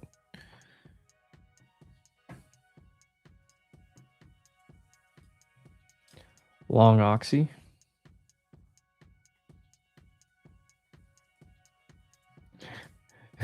Dude, I go in and purposely remove that reverse button because it used to give me in so much trouble. Finster with that right there is a case where it could have been super helpful. Put in reverse, Terry. What you doing?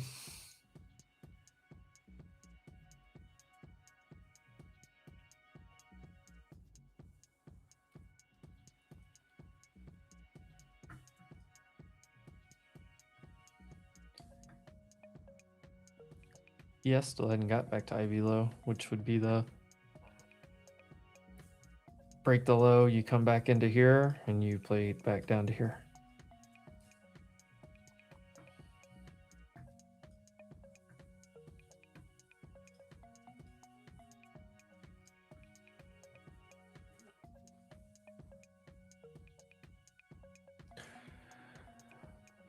All right. UAE Foreign Ministry will seek clarifications on terms of U.S.-Iran ceasefire once Iran's full compliance on immediate cessation of all attacks and unconditional reopening of Hormuz.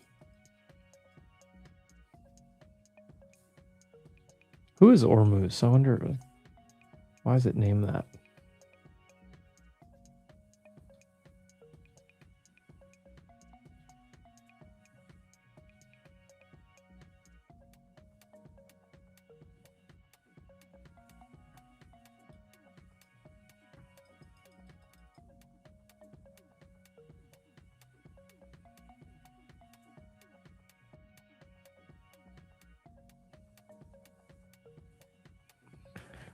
So basically three breaches is what Iran is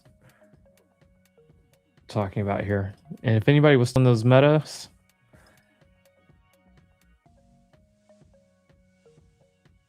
you're getting closer to your target or your next target. Ooh, Tesla, bye-bye. Oh, that's gross.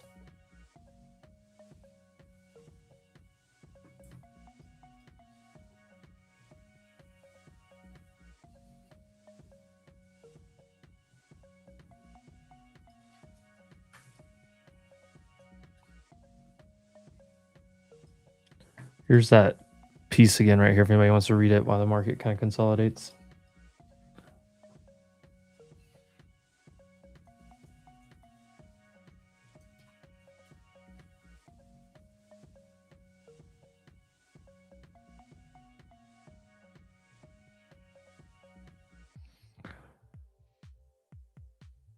The Strait of Hormuz gets its name from the nearby historical region and island called Hormuz, from the Kingdom of Hormuz, a wealthy trading power that controlled the area from around the 10th to 17th centuries.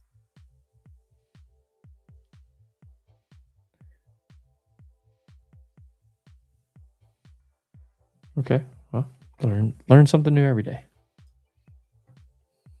How are you using AI to optimize your life? Well, just Google things.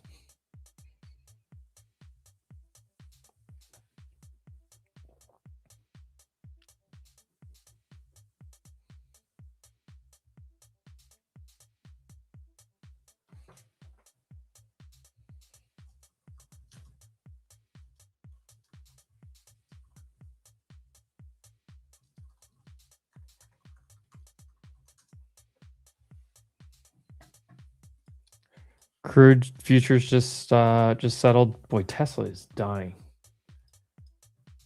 Uh-oh. What is this lovely surprise? What's up? How are you doing? Hamma right? Jamma. What's up? What's going on? Just taking little shots at some trades here and there on some headlines mostly. Nice. Yeah, we just had that little dip a few minutes ago.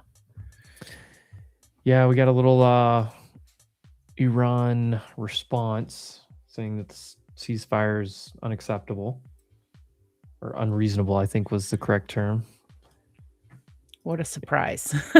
Didn't see Yeah. that coming. I honestly, this came about 4 hours later than I thought it was going to come, but right. Either way, Tesla's drilling still, new low.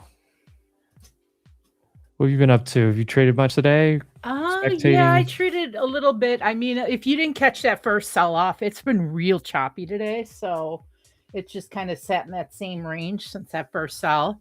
I did actually short Tesla. Tesla's been just horrible. Like on the weekly chart, those top wicks on every single weekly candle for the last like week and a half, just want nothing to do with that. So yeah, every push, just people selling Tesla. And that was like, Paper Gains was on here with me most of the day, and it was like, you look for what's weak in a strong tape, like what's strong in a weak tape, those kind of things. And like just Tesla immediately sticking out. Microsoft is the other one. Yeah, Microsoft hasn't had much of a bounce at all. It's trying to consolidate, but it just gave it right up. Yeah, I call this the roll off the table. When it comes down and it just like goes sideways and tries, and then it just can't. It just runs out of steam. The price gets compressed enough that the buyers holding it eventually give up. Exactly.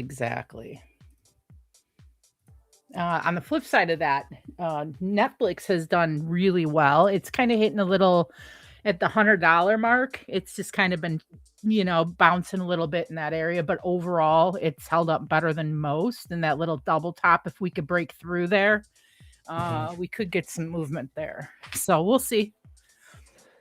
Yeah, I think a lot of it's, kind of market dependent. It feels like the market is just, when you get this big of a gap, I mean, this is almost a record gap up. Yeah. Like point wise, it's got to be a record gap up on the NASDAQ. It usually gets pretty choppy because it's just searching, back and forth where buyers and sellers even going to be, kind of a little price discovery for a little bit. But then you have names that are kind of trying to move independently of that. If the market cooperates, those things will get a nice boost. If it doesn't cooperate, or, it could be choppy. So you could sit in Netflix and maybe it holds. If the market pulls back, it maybe just slight fades. Yeah. But if the market cooperates, it pushes you. Yeah, exactly. That $100 is a pretty major level on Netflix. I'm also kind of interested. I know a little bit of it is hype with, the shuttle around the moon, this and that. But Rocket Lab has been kind of consolidating in an area that I'm definitely interested in if we could finally get over like the $72 area, it could get a nice, it bounced right off the 200 really nicely. So it's one that I'm definitely interested in because it's sitting like in that volume shelf consolidation. And if we could break through there, it could get a little bit of a, and like news-based catalyst. I mean, a lot of people talk about like the SpaceX IPO, this, that, the other. So it could be one that longer term, I'm talking through the next 6 months or so, could start to get some buyers again. I've just definitely been watching it off that 200. It looks nice. Yeah, I really like a couple things here. One, my thoughts, I actually mentioned this earlier this morning, but just to reiterate this, I mean, there's new people coming in and out of the stream. Obviously, Emma Jamma, thanks for coming. I haven't got to talk to you in a while. It's great to have you on the stream. I'm very bullish the space theme in general. For the next several years. I just think it's going to be a hot thematic across the market. I definitely think the SpaceX IPO is probably a continued bullish run up for space until that IPO, and then I think it's going to cool off for several months. I think the IPO is probably going to be around the peak. I mean, maybe not the exact peak, but I think that's where the near term peak will be in space stocks, and then they'll reset for several months, and then you'll get continuation from there, like some nice dip buys. So the other point I want to make here is this chart. This chart looks really good to me. You see previous consolidation here, consolidating in the same spot as previous resistance. I like that. Yep. I also like how, obviously it made a huge run. It came down and it's starting to base. And in this base, you had a base that, fell apart and reclaimed. So like I look for that as much as anything. When you accept back into something, you usually traverse it. And then you get out of this, and that's going to be an explosive. It's like a failed bearish move, basically, or a bearish move completed. You also have a 200-day and a hot sector and a hot stock. It just checks a lot of boxes for me. So I definitely like Rocket Lab here. Absolutely, because when it has that back test of the 200 there, like it proved that like the bears couldn't really take charge and dump it the way they tried. They failed. And now we're back in that consolidation range. I love that because we get the springboard because we cleared out all low side liquidity. We cleared everything out below it, popped back up. Now we're like almost on top of that volume shelf. So like really 72.50 into 73, I think 100 could come very easily. We know this stock loves to rip. When it gets hot and it gets a little bit of momentum behind it, it'll move 7, 8, 10% a day. So absolutely. I agree with everything you said on that. Yeah, I like it. It's just the more things I can check off, and from a sector to a popular stock to the TA side of things, the broader pick. Like once it start checking off boxes, something that stays top of my watch list, or I own Rocket Lab, so I'm in it, but I also am constantly watching this for an opportunity for like some options to get that asymmetrical upside return as well. So I like it a lot. ASTS is kind of in the same like situation. It didn't quite make it to the 200-day, but I mean consolidation in this kind of area. Oh, yeah. But I'm watching this thing. The previous high here probably needs to clear again. Maybe just get back over 100. I mean, it did get stuffed at 100 today. I see that, but your overall trend is up. I mean, you're still holding, some nice trend here. You still got a decent amount of consolidation here. Yeah. As the market's done this thing is done, kind of the opposite. It's like set and held. And like these reactions from when it tried to break down under the 80, 78 area, the reaction that you got here, and look, this right here, big green volume candle. Yep. I love that. You're back over all of the moving averages on the daily. So I like this chart setup. Yeah, this one does actually look great too. And every pullback, on the weekly, we're establishing higher lows. It's still in the trend we want to see. And like everything today had that pullback. We had a massive gap up with some pullback. And I was getting a lot of questions like, well, now what if a stock looks great and you obviously don't want to long it like after that gap up day? And I tell them tomorrow will tell the story. We want tomorrow's daily candles on these for like swing trading purposes, of course, Right. to be inside bars or better. We don't want to lose the floor of today and have the entire day sit in that gap, because then it's probably going to want to come down and fill these gaps. I'm talking about everything from Apple, Microsoft, everything that gapped up today. Like worst case scenario, want an inside bar and start forming a base there, because if we get into that gap to the downside, because the market's been really shaky as well, sellers sell a little quicker. Because, like today, thank you for the comment there. I see that. Thank you, E-Trades. And so, we knew the selling was coming this morning, regardless. News catalyst or not, we knew people were going to take profits on a 3% gap up day. Yeah. I'm interested. Anybody that's like, been sitting in maybe some drawdown, they have some positions they might have wanted to get out of. They're going to look at this as an opportunity to, okay, hey, let's mitigate some stuff and reset. And then, like you were kind of alluding to there, we're going to kind of wait and see. I mean, I would expect us to pull back. We don't have to fill this gap. We could, we might, we probably will in a few weeks or something like that. But for the trading purposes and just in general, if I'm looking at this and I see like SPY kind of come back down in here, maybe get back to the 200-day, but coming back down 669, mid 660 somewhere in here, start to put in a little bottom wick. But I look at those other daily charts of stronger stocks that I like. And if those are putting in that inside bar, like you're talking about, while the indice is weaker and kind of finding its way down, QQQ, same way. If QQQ kind of comes back down to this consolidation area, maybe 600, maybe undercuts that a little bit, 598, 595. But if we do that, which would be normal retracement, but you have a daily candle on a Meta, on a Google, on an Amazon or something that does that inside bar like you're talking about, that to me is a really good sign. And that's where I would look to try to take that shot to the upside. We are breaking back down here a little bit. Got under VWAP on ES. Kind of rolling over H here. I'm looking for continuation. Personally, I would like to see NQ. Now that it hit the first target there at IB low, I would like to see it maybe hit the figure down here, this morning consolidation. I'd really like to get back to 960s if possible, but I'm going to be trimming along the way.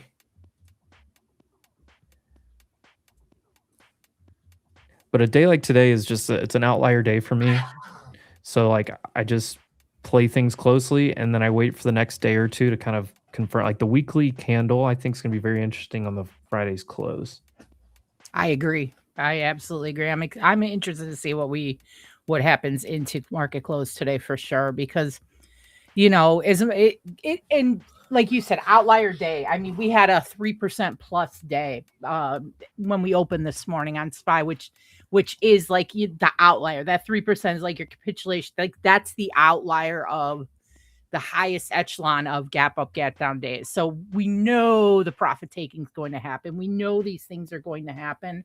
I mean, for us to have had a gap and go today, that was like would have been so insane. high.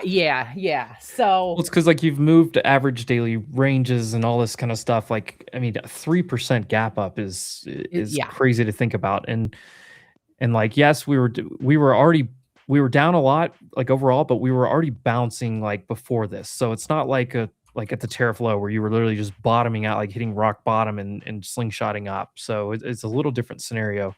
But I agree with everything that Amajam is saying here, because it's fantastic. I did drop her X handle in the Wolf Trading YouTube chat. Guys, make sure you follow Amajama. If you've been on Spaces and stuff, you've heard her plenty of times before. She's been on the stream before a few times as well. But we try to make it a weekly thing on Wednesdays now. My schedule is open on Wednesdays now. Let's go. So let's do it. Let's go. I'm here. I'm here from market open to market close. I know. I miss Spaces. on the X Spaces. I miss being on Spaces, but this is my new home, I guess. I see a lot of people tuning in with us this afternoon. If you're new to the channel, make sure you subscribe. Basically, all you're going to get is, especially if you turn on notifications, you're just going to find out, hey, they're live, which is just going to be whenever the market's open. Oh, my internet glitched there for a second. There we go. Oh, all right, we're back. Make sure you subscribe to the channel. Give us a like too. Help boost us out there in the algo. Be a friend, tell a friend where you're hanging out trading. We had Paper Gains on here today. Brady's still hanging out somewhere, probably walking his dog right now. You guys know Frank. Uncle Frank's here with us all the time. Amma Jamma tuning in.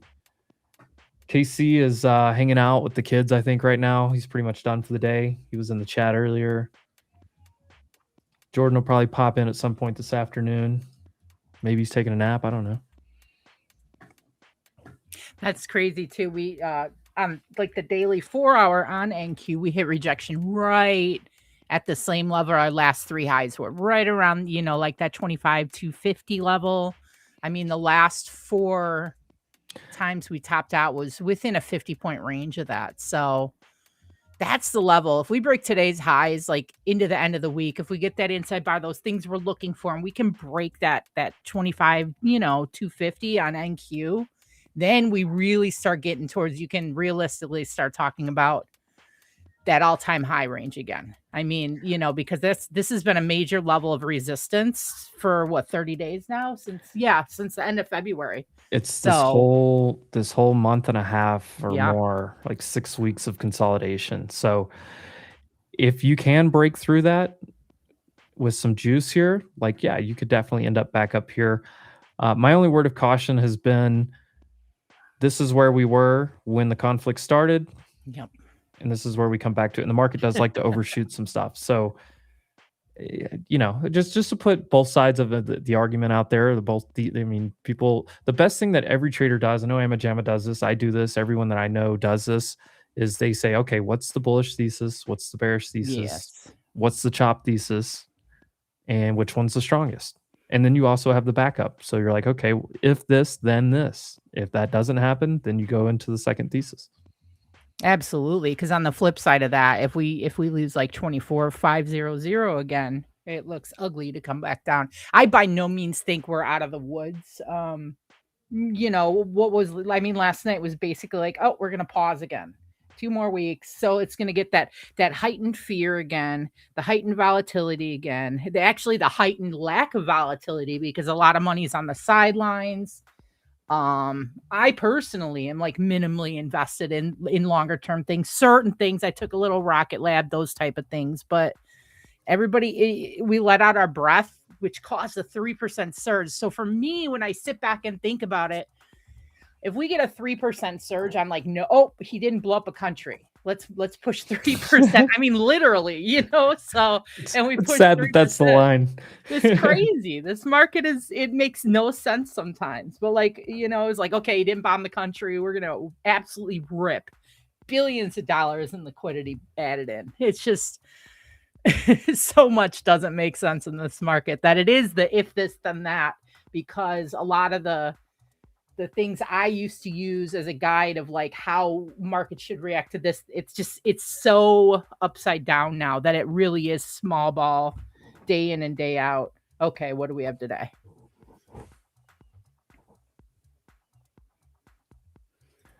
Jordan's with the Boricuas en la playa.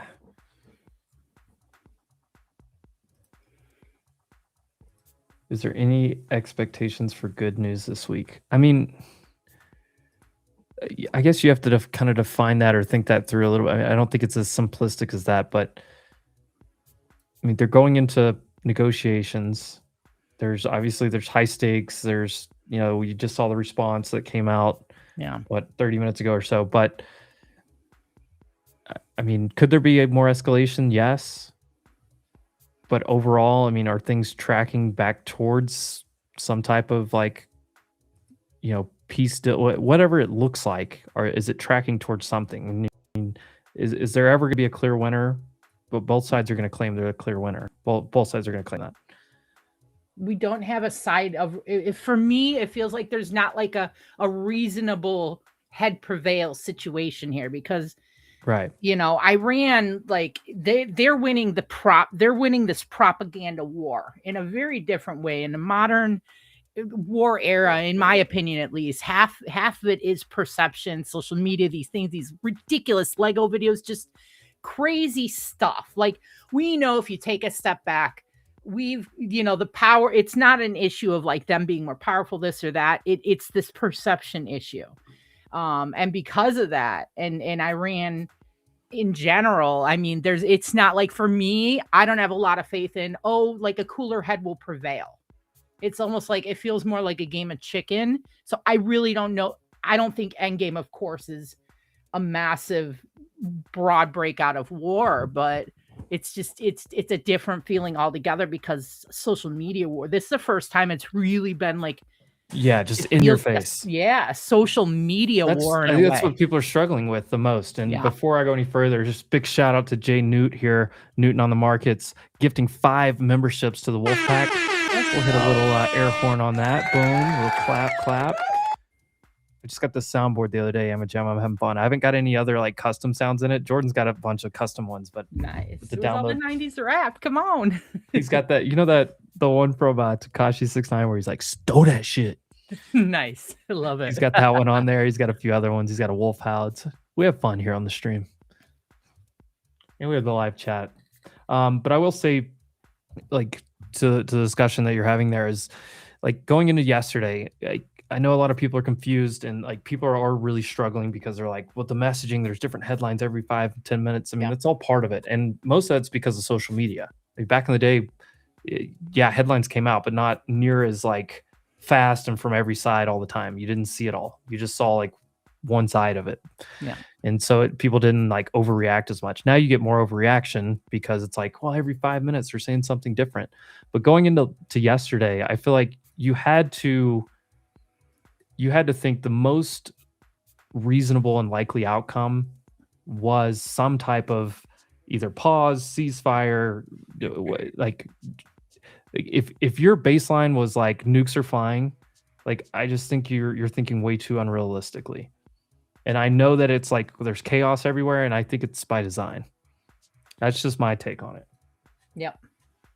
I agree because that's exactly right. In past conflicts, this and that, like we're getting most of our information from news sources who get to construct it in the way they want. We're not exposed to the other side, like every tweet they want to make and every claim they want to make and AI videos, everything else. It really is I made a post on my X just yesterday, if anyone wants to check about we have all these different levels of consumption of social media now where we can't even, if you go down a little bit further, one more right there, the social market era.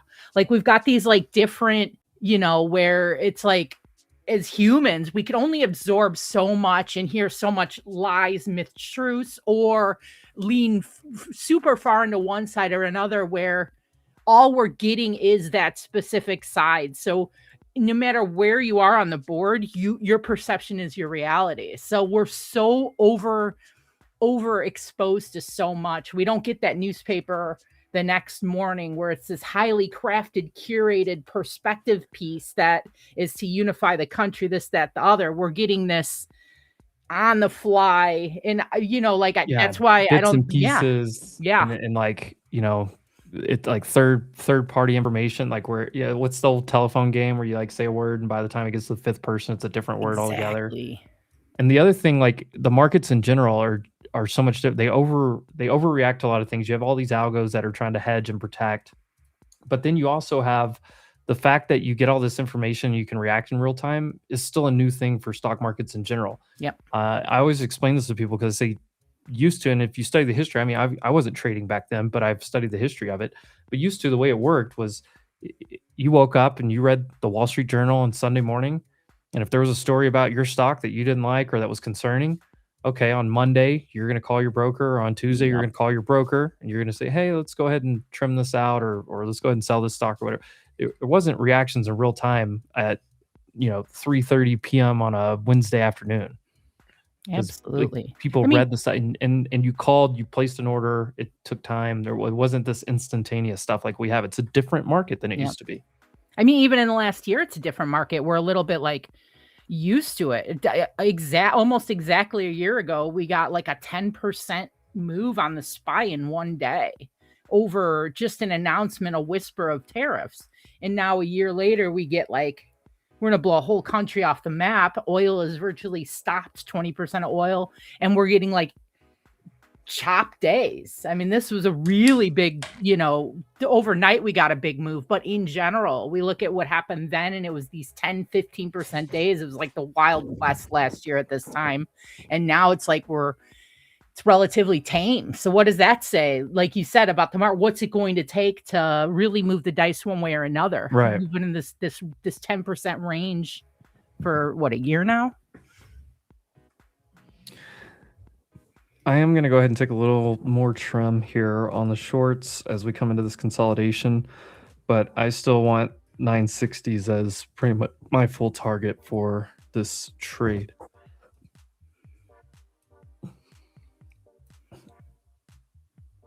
Somebody posted Trump is speaking at 3:30. I haven't confirmed that, but if anybody else can confirm that, that would be great. I don't see that anywhere either. It may have just been announced in a few minutes or the last few minutes or something, but we heard from everyone else today. Yeah.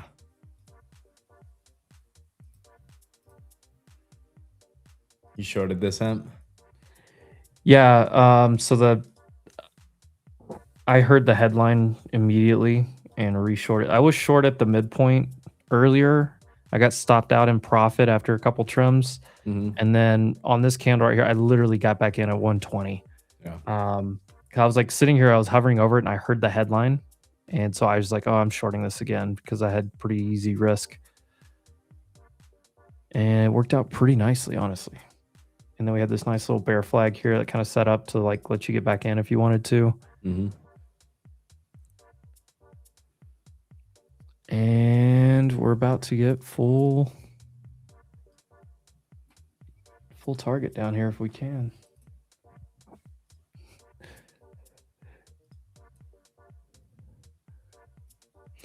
Took a couple of losses trying to short it earlier, got it back on one, and then big trade. And I was short going in today, so it's been a pretty good day. I battled my ass off last night to make $40.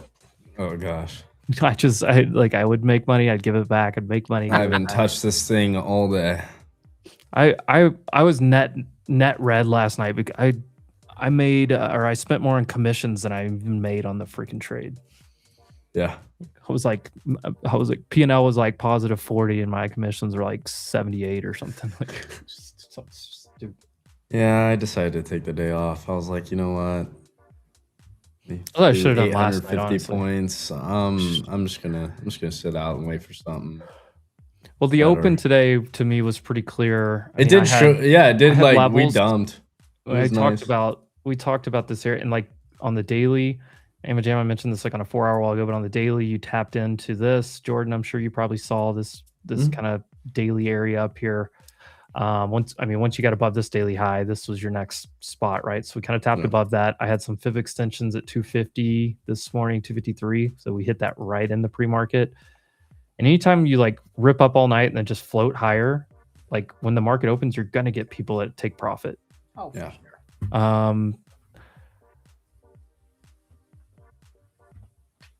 I'm about to hit the take profit button here. Let me see if we can get a little bit more. All right, I'm going to go ahead and hit the trim, just leave a little small runner here in case it just falls apart.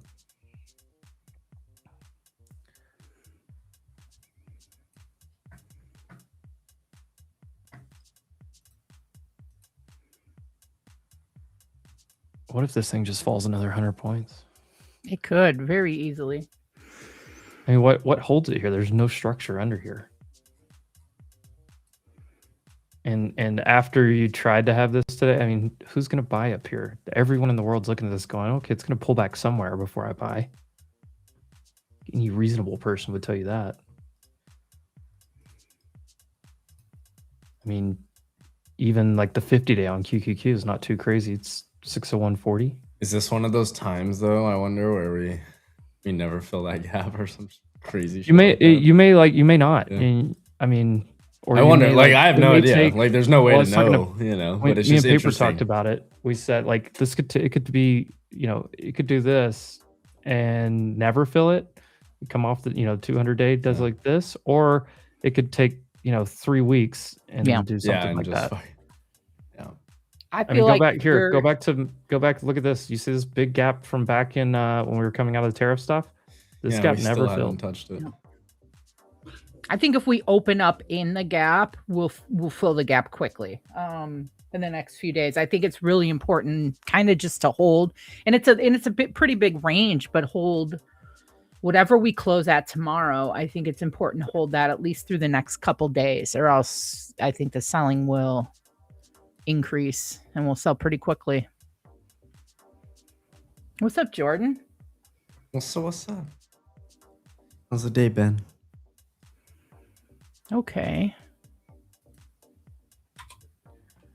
How often do all of you go live? So me plus friends, and I say that because rotate people, who comes. Everyone's always pretty much invited. It's just who's available to come hang out and trade with me. But Frank's usually here with me. Brady's been coming a lot. Rizzo just woke up like an hour ago. He's just kind of Go Rizzo. He didn't come on today, but he's usually here. Casey usually comes in the afternoons with Jordan, the rest of the crew. They also do live trading in the morning over on X Spaces. Amajama's here. She's on Spaces a lot of times too. But I'm here on the Wolf Trading YouTube channel every day, market open through market close. Unless I'm in an airport. Yeah. And then I usually just try to join from the airport, which I've done. I joined from a plane one time, which I might have been illegal. Dedication. I wonder if that is illegal. Yeah, absolutely. If you're over on Paper Gains channel, one, make sure you're liking Paper Gains stream. We appreciate him coming on and putting it over on his channel as well today. Shout out to Paper Gains. I got the hat on. Kind of worked out that way. Rooster said that sound scares him. Stop. And then we're on the Wolf Trade. So if you search for Wolf Trading on YouTube, you'll find our account here. I'll just pull it up here. View your channel right here. Wolf_trading X is the actual @ but if you just search Wolf Trading, you should find us. And if you look, we're live all the time, every day. And then also I will say this, shout out all the people that join up here with us. Shout out to all of them. Amajama, for example, Paper Gains, who was here earlier, me and Brady, or Reese, as you see his name on here. A lot of us are either in or own Discord communities as well, with a lot more in-depth stuff. If there's a certain trader that you really like, their style matches you want to learn more, the best way to do that is probably go check out their profile, look for a link, and check out the Discord communities that they have. Love you trading here with us, of course, live for free. Shout out Leverage Share sponsoring this, helping make that happen. Each and every day, all day, live for free. But you want to get more in depth, find your favorite trader, the person whose style matches you the most. Check out their Discord, some of the education stuff that they do, the coaching. And if you're looking for alerts, stuff like that, use it for Confluence, please. I hate people that just try to copy alerts. You'll never get anywhere. Doesn't work. Doesn't work. Does You have not no work. idea what that person's thinking. But what you can do, and a lot of Discords have alert bots, but it's so you do it, you have Confluence. Trade your system and use that as Confluence.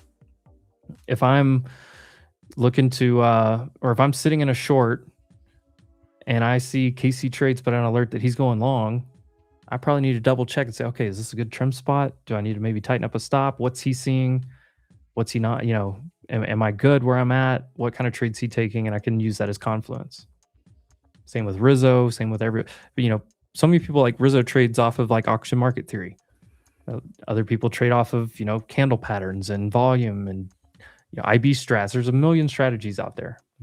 Jordan strategy. I've been sitting here learning pieces of Jordan strategy so I can put it as Confluence with mine. You've been doing a good job too. I'll hear you sometimes. You'll ask me. You'll be like, "This is like the 4-hour gap you want to be bullish in," or like, "This is like SMT at the lows." I'm like, "Yeah, let's go." Love it. Yeah, it's actually crazy how and it's things that I've seen it before in different ways, but like the way that it's spelled out a little bit clearer in your system, I really like that I've been able to add that in as Confluence. It's cool. It's been a huge help. And there was a really good example of that, like 2 days ago, maybe. What is today? Wednesday? Maybe on Monday or last Thursday, one of the two.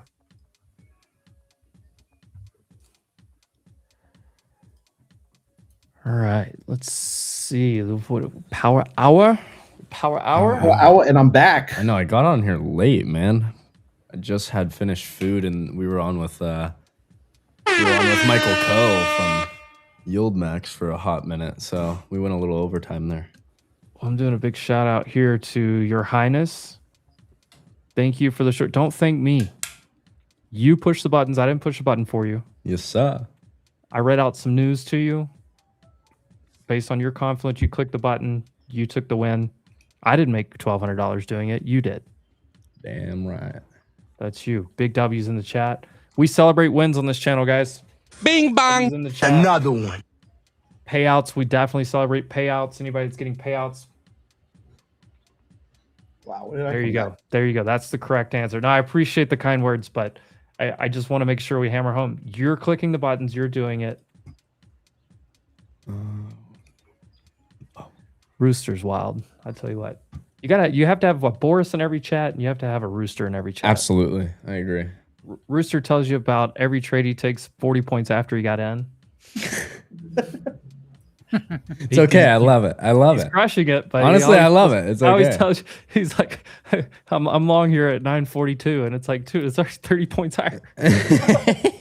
Moving I love fast, it. moving fast. But his levels are solid. His levels are solid. I'm not hating on him. I'm just saying you got to have that guy in every chat though. I love it. Look at it. And Boris, you don't even know who Boris is talking to half the time, but he'll come out with he'll keep you laughing. We love Boris. You need a Tommy in every chat as well. Shout out to the whole crew in here. I tell you, that rejected pretty fast. I mean, right here. Yeah. I bought it at 45 and sold it at 75, and like it just got out by the hair of my chin. Well, this is where that like little 15-minute tweezer kind of was sitting at this morning. Oof. Which you don't really see it on the 5-minute chart as much, but Oil's back up to 90. I guess you do right there. Where's where are these? Dude, Meta's at 611. Meta? I gave those Meta puts away. 530. Yeah, I did too. I don't know why I told you guys. I didn't take them. I was busy doing other stuff. I bought them when Meta hit 630 or 629.80 or something. Yeah, those meta puts absolutely paid. If any of you got paid on those meta puts, make sure you shout out Paper Gains on that one. That was an absolute snipe of a trade. By paper. Snipe. But not only was he long on the news candle when we got the news this morning, I called out for everyone. He was long. He was confidently still long, and then he shorted perfectly up there at that spot too, all over it. Yeah, you got to have an autistic guy like Gabriel in the chat. Plus, he's from Arkansas. He's just fantastic. Great guy. He voted for me. I think there can be expectations for good news this week. I don't know. Maybe I'm late on the chat. It was from a minute ago. Okay, I'm not too late. I think there's a lot. It's tough to say, honestly. Good news expectations. I mean, after the good news, you get the bad news, and then after the bad news, you get the good news. Like the 3% market move to me almost feels like the move you would have if like we came to a resolution. 3% is a massive move on the Qs. So for me, it's going to take really big news to have any sort of blueprint of that again. So right, I'd be wrong, but if you think about like everyone in the world was looking for this. There was people that were, trying to position for this and some, but anybody that has been short or like, so if you were short when this was starting to break down, you were comfortably taking some profit down here. And some people were, come back up here to back test. They're saying, okay, I'm going to keep my portfolio hedged until we get some good news. Well, they got good news and you have shorts running for the hills. That's part of this gap up too. Yep. Honestly, I think it's still my stance is going to be that this is more of a reflectionary, like a we say like a reflex move based off of kind of oversold conditions still, and just shorts getting out of the market. I agree. I mean, what do we have? 50 minutes left. Volume for a day like today, volume is still pretty low. I was gonna say it's been low. I mean, you look at SPY, we may hit yesterday's volume, but all of this was low volume on this drive, and then a huge gap up today, again on low volume. I mean, I want to see some volume days like this with an up tape before I feel super comfortable. There are some names, I mean, like this one right here. Anybody that we talked about Intel this morning. Intel, well, I mean, this is a great chart. Dell, great chart, new all-time high today. Look for strong names on up days.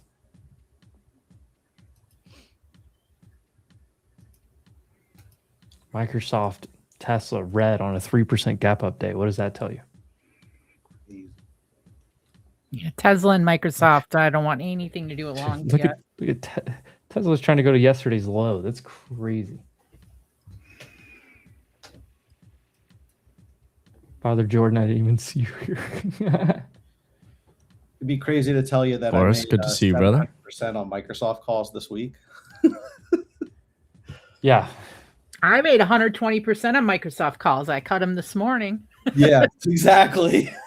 But I made some money on Microsoft longs. Yeah. Well, and the thing is, there were several names that were either just washed out or holding strong. You had two categories of things that people were saying, okay, if the market bounces here, if we get some good news, I'm going to be long these names. And then when you get a huge gap up, what did everyone do?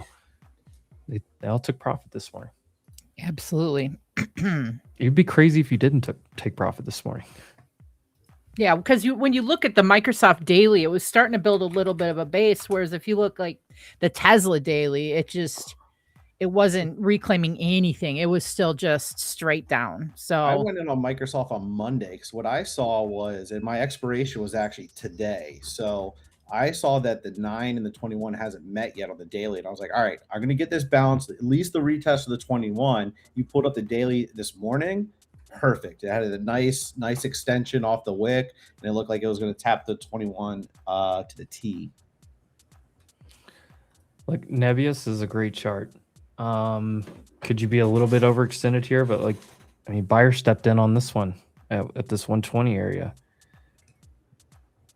I mean, if you're waiting to get back in, I don't. I mean, it all depends on your time frame and stuff. But I mean, I think any dips, I think you can work into a Nebius. I mean, I don't know. You broke this downtrend. You have. See, we looked at this one earlier today too. You had a huge box of consolidation here. You have a 200-day holding. You have bottom trend line holding, and then, I mean, this is your cup and handle if you're a pattern trader.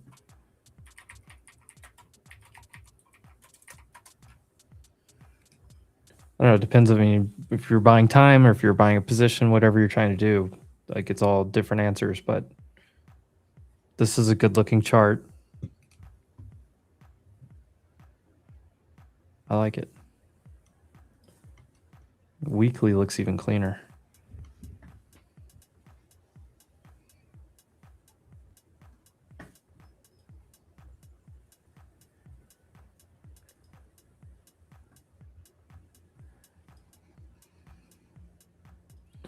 Tell you one thing that I am. Let me find this. Green and red days by weekday. Thursdays have been red 70% of the time over the last 6 months. It's by far the weakest day. So it would almost make sense for us to have a red day tomorrow and then hopefully a bounce into Friday. as just like a general path. Look, ES held that same spot, 792, 6792. 545. All right, Steven. Mr. Hawkins.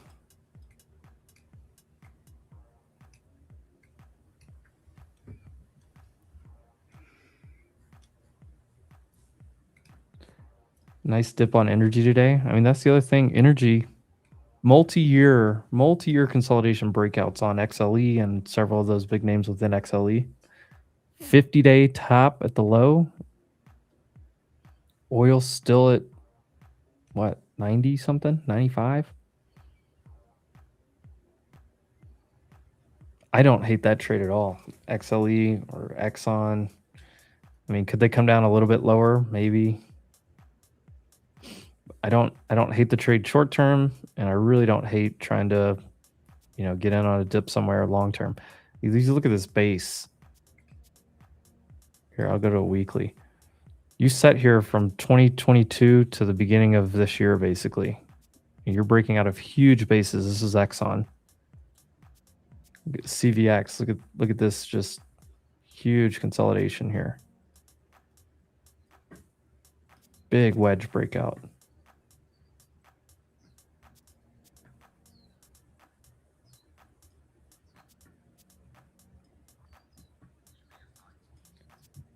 Jordan, how much is your drip? Glad we're asking the right questions today. It's not expensive. Inexpensive. Ross edition. Yeah. My favorite part is that Brady said, we have to get rid of the collar and get in the tank. Guy disappears for 45 minutes. This comes last back with Sunday me. for you, brother. That was for you. A little Palm Sunday Palm cross. For cross? you. Palm cross? Okay. A bunch of them. That was for you, Boris.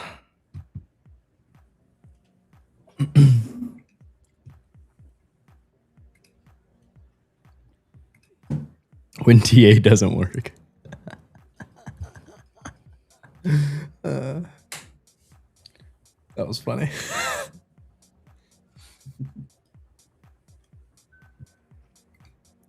Go back to the roots. Let's see. Oil's still pushing here a little bit. Yeah, kind of. What's it? Crude Still looks like it down wants to break out. 15%. It bounced 3%. Yeah. Down like 18. Nvidia has been straight sideways in a box. Microsoft's still very weak. Look at this. Still red.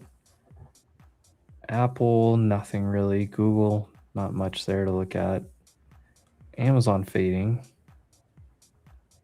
Meta still fading. Like I said, look for that to come back to like 610, 609 was kind of my full target on the pullback there. I'm sure you could probably measure this move here. Yeah, that's right at a golden retrace from when the news hit. And then within the day's range, you're right at half back. Broadcom still hanging out. Tesla trying to get some love off of 340, but boy, I wouldn't long Tesla with anybody's. I wouldn't long it with Frank's money. Yeah, it looks rough. I sent it in the competition though. I mean, look, if you're buying it based off, yesterday on the gap fill. So here, like if you're a trader and you see this gap filling here, you see it getting pretty extended again off of a gap fill and a level to the left. Pretty interesting spots here, honestly. But, and then put in that hammer candle with, the potential of what was going to happen today. We talked about TSLG. You probably had a really nice move on TSLG that you could have got out at any point. How much did that move? Even if you bought it yesterday afternoon. Look at that. Basically a 10% move with no options. SMR, there's some headline around small like nuclear reactors and stuff. kind of update development. Didn't sound that big of one. Cindy the Penny seeing some data on his end within his systems. Tomorrow could be a sell day. I mean, to me, it makes the most sense, which almost makes me think, okay, is it too obvious that it won't even happen? But it just makes sense. I just think the timing of it's what gets difficult when everyone in the world's expecting some type of pullback, a little bit of a retrace. The timing of it becomes really tough.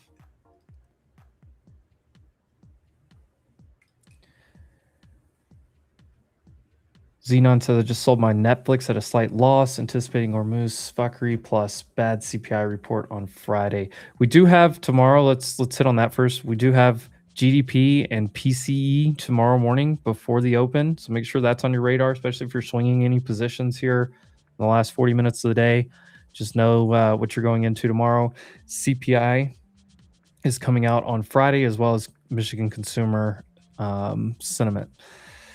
So you have that coming down the pipe. My thoughts on Netflix, though, if we have bad data on CPI, I still think Netflix is a good hold, personally.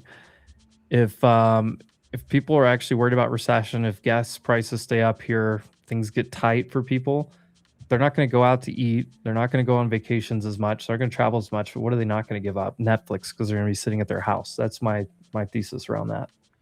I think Netflix is fine. And I like the chart structure here. This nice little hook.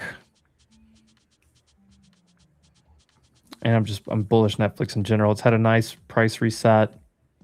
Yeah, I agree. I like Netflix. I mean, obviously this 100 is resistance right now. But you get through that, I think you get a nice pop to at least the 200 day at this 106 area, which just happens to be a previous all-time high as well. So I like Netflix for longs. I like it for holding as an investment, not financial advice, of course. But I mean, if you're looking for faster returns or whatever, like, okay, yeah, maybe if you are in like a rocket lab, like you're mentioning, some things like that, possibly.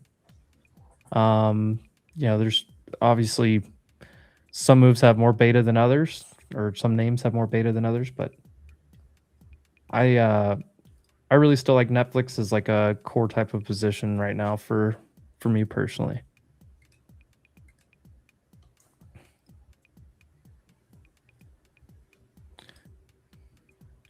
I can delete my target from earlier.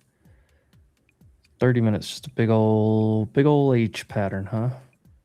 Ooh, so it was the hourly. It was yes.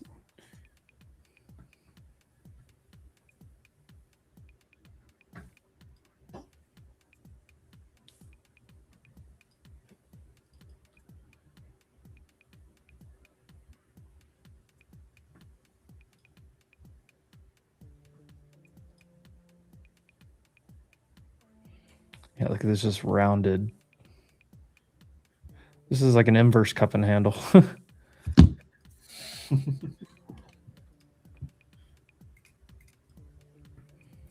right, here we go. We're gonna take out these lows before the close. What's the H pattern? It's just like a lowercase h. You usually expect, so like, let's see. So when you have a down move that bounces and rolls, it creates this little lowercase h. And like, now if you get a higher low, yeah, sure. But a lot of times what you do is you get this kind of like this, and then it does kind of a little bounce, and then it breaks. And a lot of times after that, the RSI people will tell you, like, you had the low here, and then you take a lower low, and it'll bounce from there because it's the pattern's completed, and you usually get divergent RSI lows. I wish I could find like just a quick example of that somewhere. If I see one, I'll tell somebody.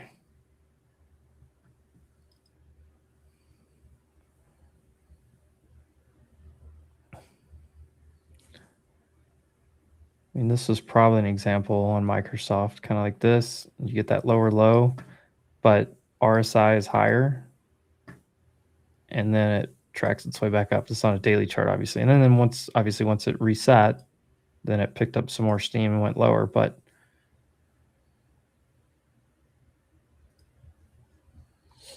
it's hard to just find an off-the-cuff example sometimes. Looks like crude's pushing. Yeah, that, I mean, it looks like it wants to go back to the 9,800, 100.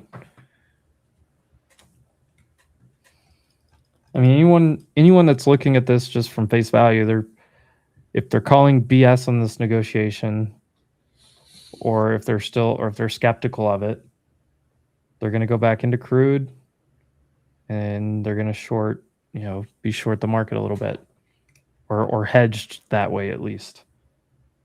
And then also, obviously, good news came out yesterday, and then the news that's come out today has been, hey, the ceasefire is unreasonable. And then you got Joe that's just balls deep in radar diffraction math. Let's go.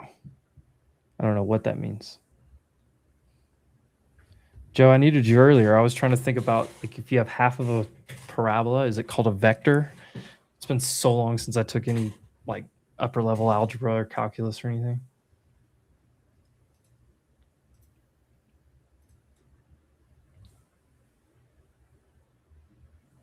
Okay, Micron. So Micron, the thing to remember here, let me just do this here. Micron trying to reclaim the 50-day and hold is fine. I mean, this right here kind of had divergent highs. You reset everything. You bounce pretty hard. You reclaimed into these lows, and you're traveling back towards these highs. So, like, if you look at this as a range, when you reclaim into something, you look to go to the midpoint, and you look to go to the highs of a range. Micron is one where, I mean, there's so much, high beta in this stock because of how much it's moved, but the current thematic is that there's a shortage on memory, and there will continue to be crazy spend on memory and crazy demand on it. So most likely, I mean, is it priced in? Probably not fully, but I mean, way more than it was before. That's why it's run so much. But chart-wise, where this box, and so I drew this box when we broke down, and look, you see how this wick right here came down and held this area, pushed off, and then boom, nice gap up. I mean, anywhere in here, you're probably safe to try to long. If it holds right here immediately on the 50-day, kind of this midpoint of this area, volume shelf is right here as well, 405.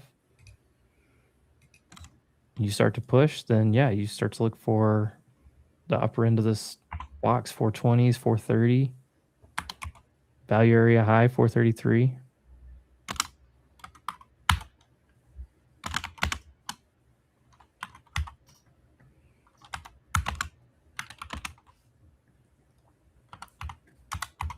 Oh, what happened? What happened to my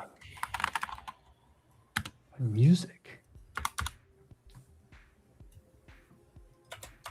So half of parabola is just a smaller set. See? I'm taking some needed you earlier. U.S. oil, USO, for Friday, $130 calls. They're at 230. I'm gonna try to swing those. Thoughts on the car squeeze? Car has a very, I think it's a very low float. This to me looks like you probably can short this. You wicked above all of these on a squeeze. I think you can short. Options are going to be so tricky, though. You may have to just do straight up share short, like Will was saying yesterday. But I mean, today, push up and fell above those highs. I mean, it's short squeeze. If you're not familiar with short squeezes, I'd probably stay away from this. And this has a history of doing this before. I don't know, I'm sure Emma Jammer remembers this one. There was a short squeeze on car back 2021. Oh yeah. 170 to 545 in one day. Insanity. Holy smokes. And it's consolidated since. Yeah. And literally. Where are those bag holders at? After that, it literally did this thing. And look, everybody said, oh, it's putting in a base here. It's going to squeeze again. And then what did it do? It just destroyed people for a while. And then as soon as everybody gave up, then it squeezes again. And then everybody tries to buy it. They give up. Ugh. I don't know. I don't like to play around with short squeeze stuff that much.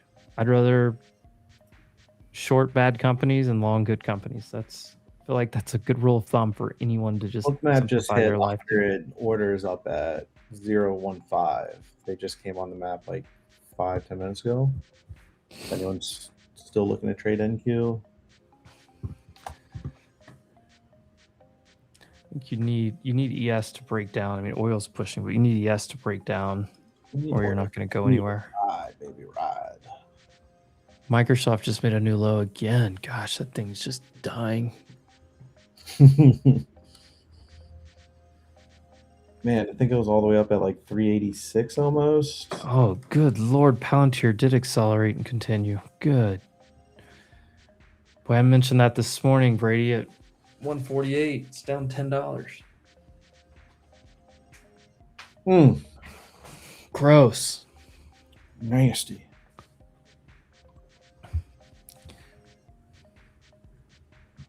It's so comical to me that people are selling off Palantir because of the defense side of things, ceasefire. But they also bid it up because of the defense side of things, so it makes sense.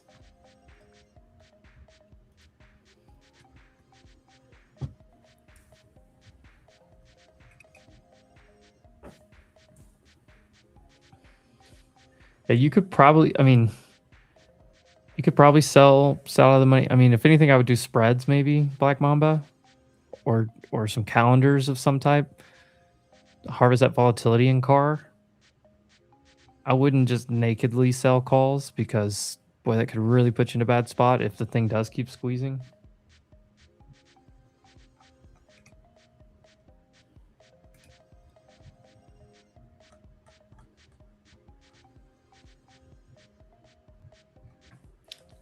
Is Assassin's Creed good? Where is Assassin's Creed? Joe, why aren't you on here with us?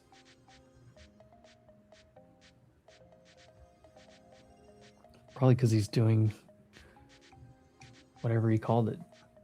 Diffraction math.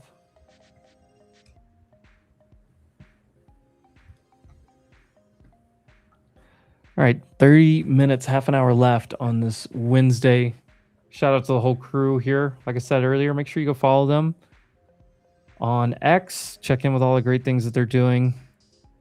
Appreciate everyone coming on the stream. Shout out to the audience hanging out with us today. Pretty solid crew checking in on the markets, even on a kind of a choppy day overall, honestly. There's been some nice opportunities, I guess, some nice movement, but a little erratic. And shout out to Code Wolf, Tradify, Lucid. Bing bang. Also, as mentioned earlier, my funded futures set up with Code Wolf now. If you're doing Apex, WolfX, because I got to go big dog somebody to get Code Wolf over there. If you trade options, we have Vanquish, and most of this stuff is down in the description below the video as well. If you're an options trader, prop firm for options, Vanquish. Check that one out. Code Wolf gets you 50% off right now. And then Vest. Vest is perpetual futures. You can trade anything. Fullport Matt's been sending me DMs the last couple days of new stuff that they've been adding. They added RTY, and they added palladium and natty gas. Yeah, more platinum. No, it's platinum. Platinum. Yeah, so they're adding a lot of commodities and stuff right now. They got NQ and ES put on there the other day as well. So you can trade anything. Those are R24/7, by the way. So if some B2s get going on Saturday morning, you can jump on there and trade even NQ and ES on the weekends. And Tradify has Trade C now, which I absolutely love. I have not tried it, but I've heard great things. Great. What do you love about it? 544. I love it because I'm not a big Top Step fan, but I love how you can on the fly slide your take profit and your stop loss from your phone from anywhere. And it's the only platform where you get the trading view mechanics, but you get to have your slide stop losses, and you could connect accounts really easily to each other right through the app. Just the easy use is by far the best, especially if it's someone that started out at like Top Step and got used to, Top Step X, where you could just slide on the fly. That's the biggest part for me. Yeah. It's really clean. My fills have been good. I haven't noticed a lot of ending up $100 down, even though it says $100 up because it's 8 p.m. That kind of stuff. So I'm liking it. Very happy. I've heard it's great. I need to try that one out. Yeah. Because I just don't love Tradify. I Personally. I can trade on it. I just don't Tradify. love it. It's just not. I just don't enjoy it. Yeah, I'm not a fan. And then if you try to link your Tradify to TradingView, it's the most glitchy. See, that's my take. Finally, somebody agrees with me. Awful. Everybody else has been arguing that they love trading. I think on- it's that way if you're like micro scalping, but like if you're not doing that, is phenomenal for me. My problem is if I'm trading on my phone, which I am at night sometimes, TradingView for me has this issue where it doesn't show my order filled. But then when I switch to Tradify, it shows an open order, and it's nowhere even to be found. Like my overall P&L isn't even switching. I can't even describe it. It's just that's interesting. Yeah, I've had a lot of issues with TradingView via Tradify. I know a lot of people love it, but I used to love it when I first started because it was kind of easy like that Top Step experience, but not really. But because you could, do stuff on the fly, and Tradify scared me. And now I love Tradify, so I'm on the other side now. There you go. Couple headlines real fast. Wall Street Journal reporting Iran will limit number of ships crossing the Strait of Hormuz to around 12 ships per day and impose tolls on those ships. That's coming out from Wall Street Journal. JD Vance speaking on the ceasefire right now. Iranians are promising to open the Strait of Hormuz. Iranians thought the ceasefire included Lebanon, and it just didn't, is his statement there. He says the Israelis have offered to check themselves, is the quote, in Lebanon. Also, Trump is about to meet the NATO chief, Mark Rutte, I think is how you pronounce it, Rutte, and talk with them. Maybe that's where Trump maybe gets in front of a camera here in a little bit. Maybe he waits till the market's closed. Tends to like to do that. So I'll keep you guys all up to date on all of that, of course. Iranians have to take the next step, or Trump has options to go back to war. JD Vance, current quote.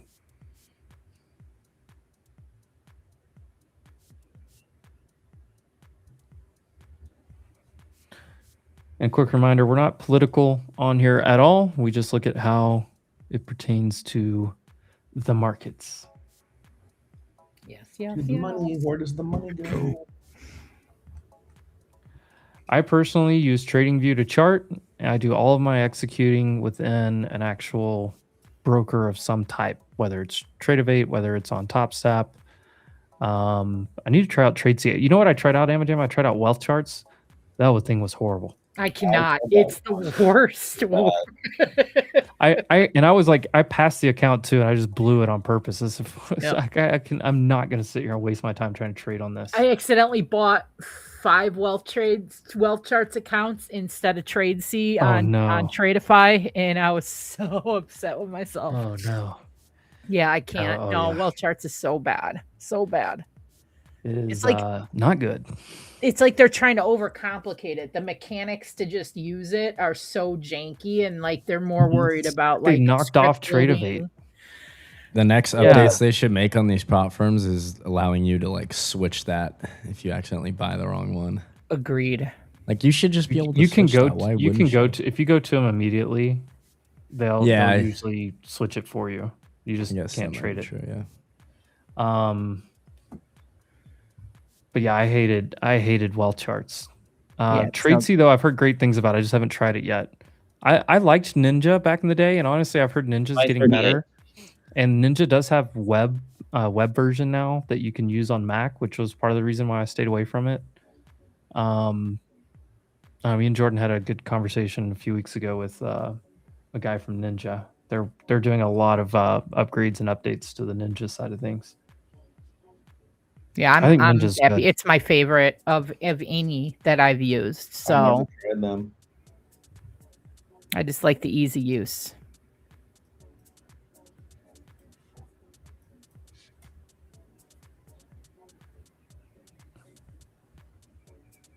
What firm was she talking about? She was talking about Tradify. So the one on the bottom left of your screen, Tradify.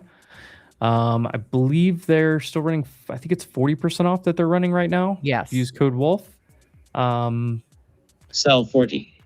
And then when you're selecting your platform, it gives you the options for which platform. TradeC is the platform's name within Tradify that you can. Or Tradify is your prop firm, the actual broker or platform that you want to trade on. If you want to try it out, TradeC.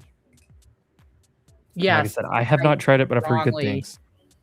Suggest, and I don't really talk too much about what I like and don't like with the props. I'm kind of like but the trade C of everything I've tried, 100%.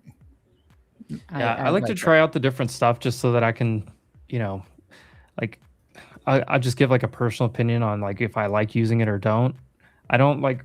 I mean, I don't ever talk bad about prop firms, different ones or whatever. But I will say like, hey, I've tried this one out. I like it. I'm using it, or I'm not.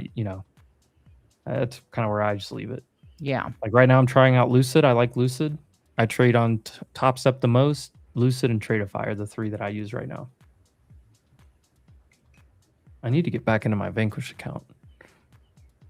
I've just been so focused on all these futures trades. You should get a take profit trader account. We need to get set up with them too. My Funded Futures, I've heard good things about.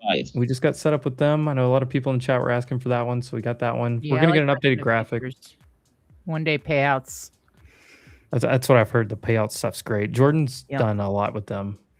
Yeah. MOC is in 47. 8 minutes. Their live accounts are great too. Although the account that I originally got that live account from, can't even get it anymore. Somebody's sitting on top of the ask right here.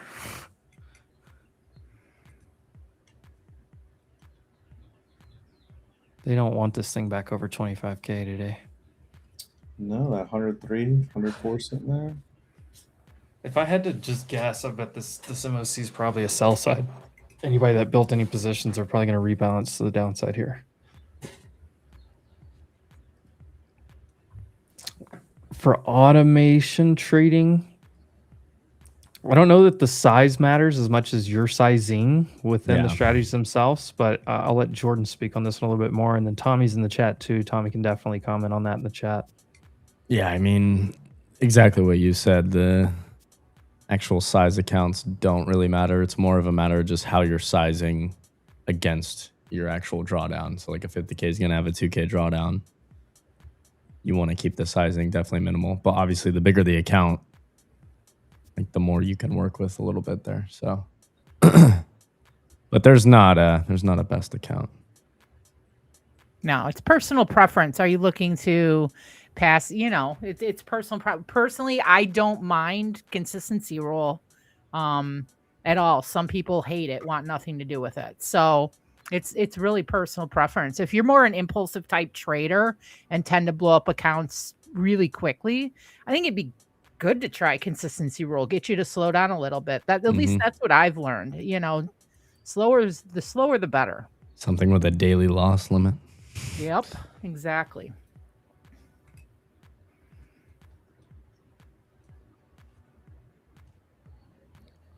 But yeah, there's a headline out automation right now that I put up. Sorry, I was just. I put the headline right here. Rooster got it in the chat for us. Strait of Hormuz has been fully closed.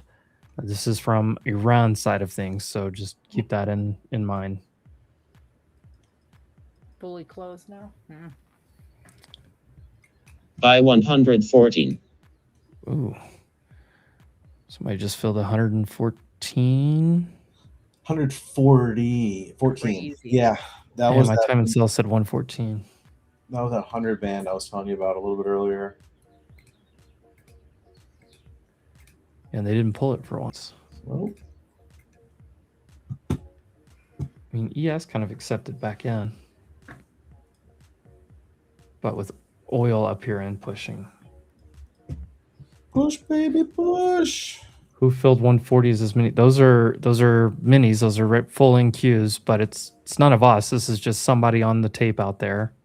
You have no idea what they're doing. You don't know if they're buying. You don't know if they're hedging. You don't know if, but they were. It was on the, it's showing it as the buy side. It could be, getting into a position or getting out. Yeah. And it could be a hedge against other positions they have. They could have put on 1 million in SPY puts and they're hedging it by buying 114 NQ futures.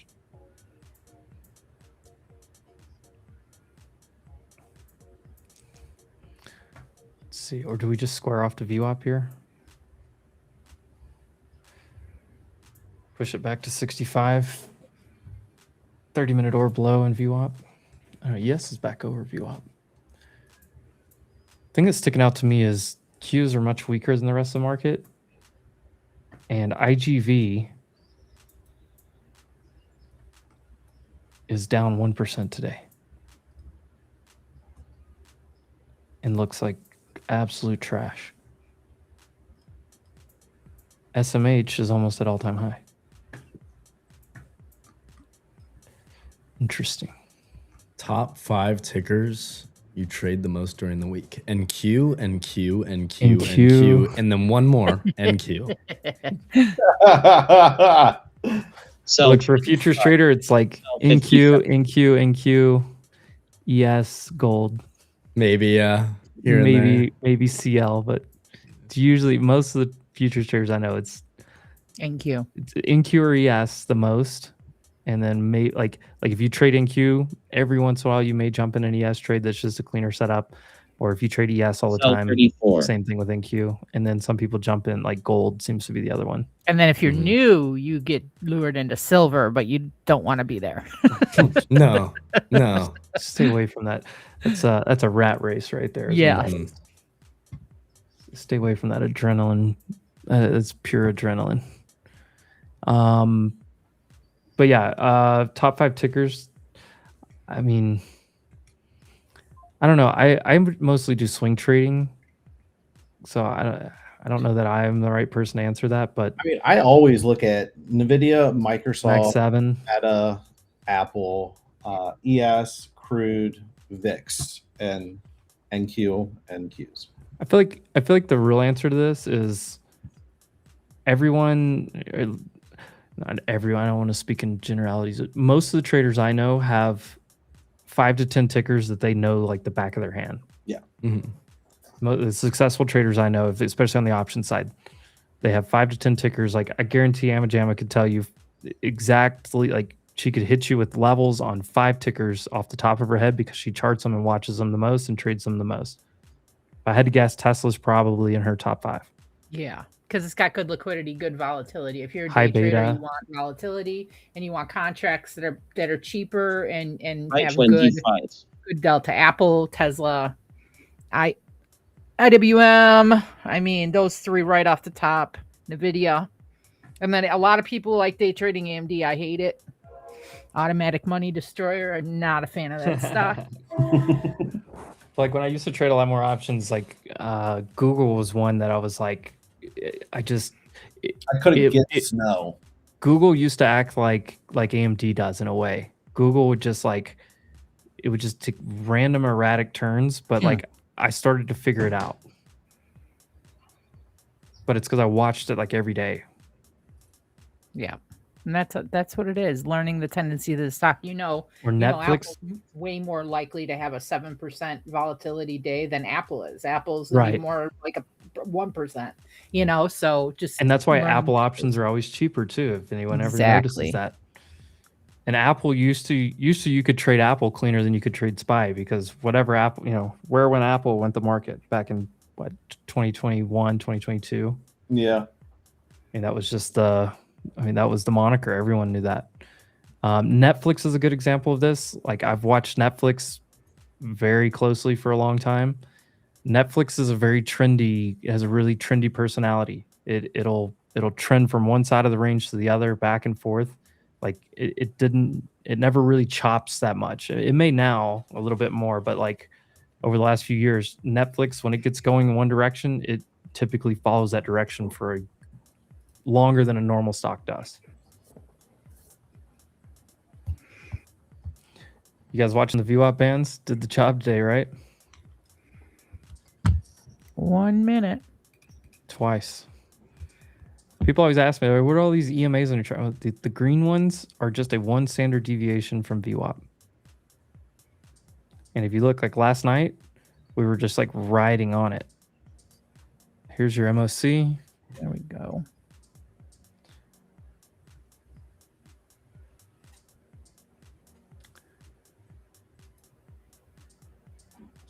Oh, I clicked on the wrong thing.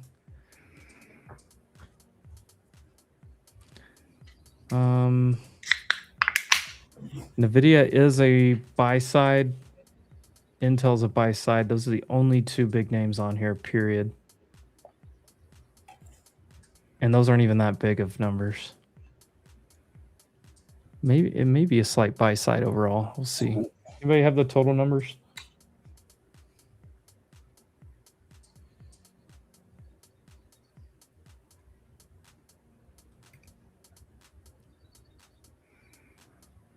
Financial Juice usually posts it, right?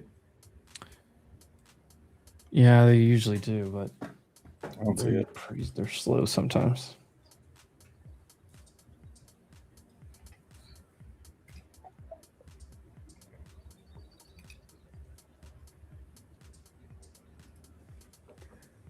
Oh, headphone died. 9 minutes. Could make it 9 more minutes, headphone.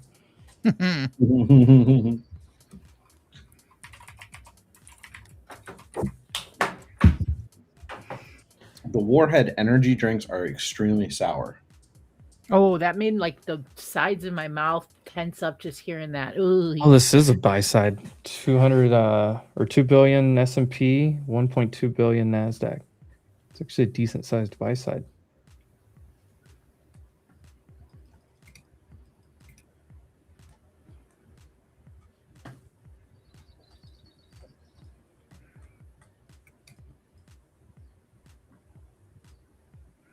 SPY's going to close right here on the day, 50 day. How about that? Crazy. Right on the 50 day.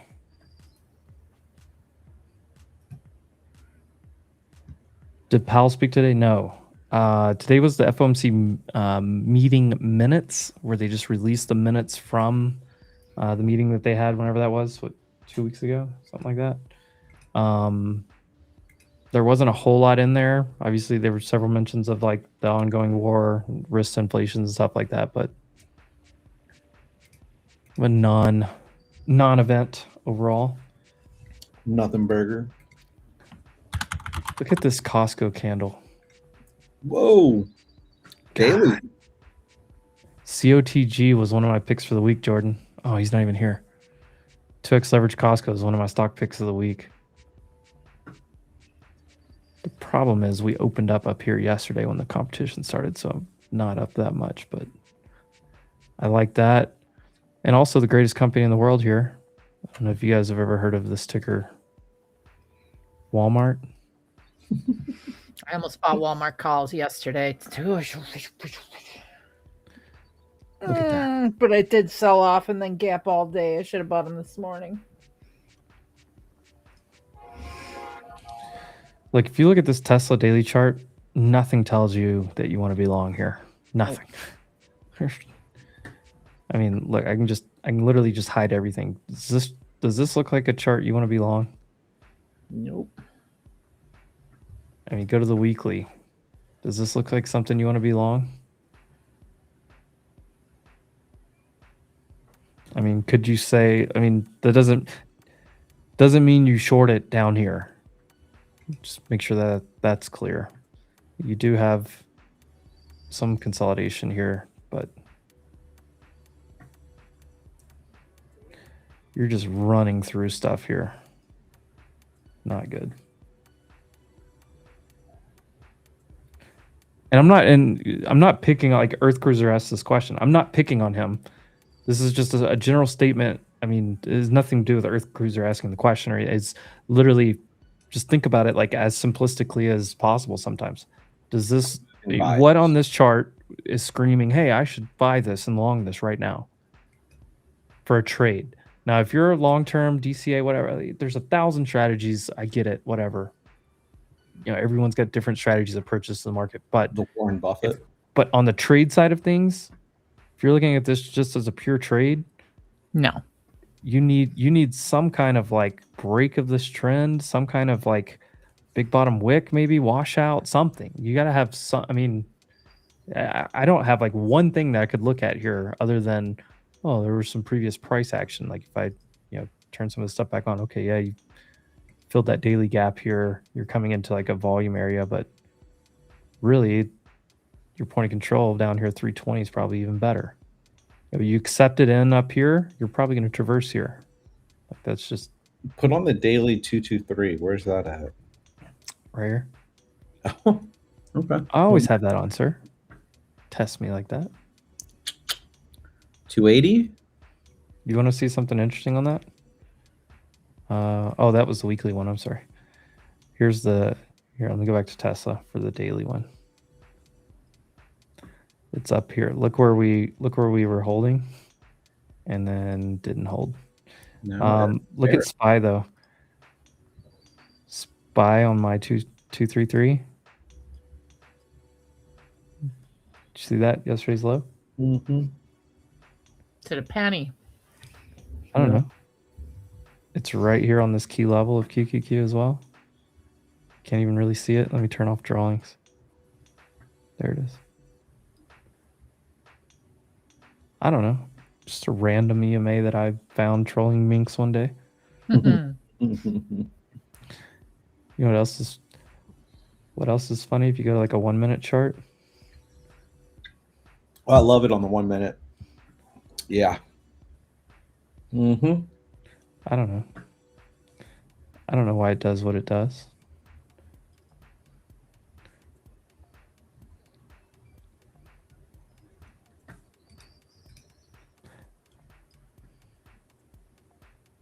Got me adding the 233 to my chart now. Damn you. Yeah.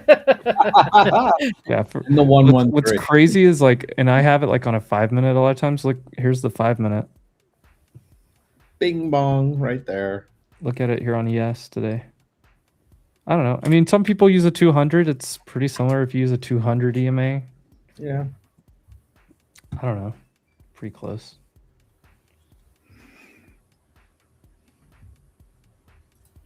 All right, y'all. I'm heading out. I will be back next Wednesday. I have Wednesday afternoons free to hang out now. So it's good hanging out. Not too many trades today. It's kind of choppy, but we'll get there. No, I respect even more that Amajama came on here and wasn't like, oh, I'm on here live on a stream. Like, let me just call out some trades to call out something. No, she did the right thing because she's a professional trader.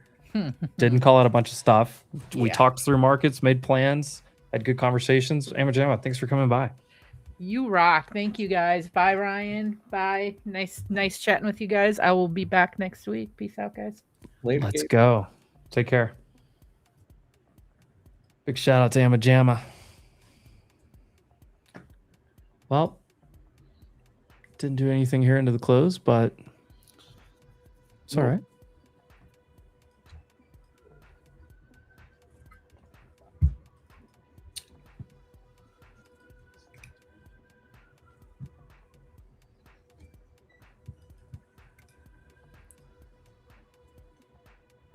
Doesn't look like there's any live stuff with Trump. Just double check this.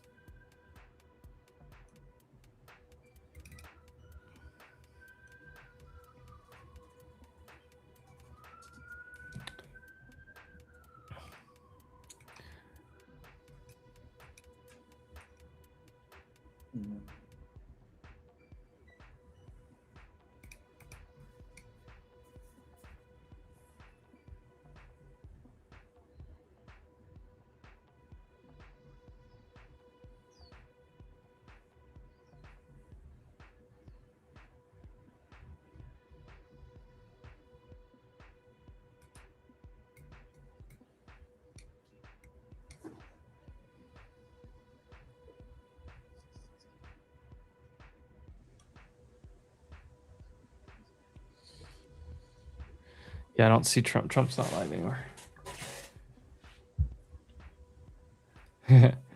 This is a great point. There's VWAP. By 28.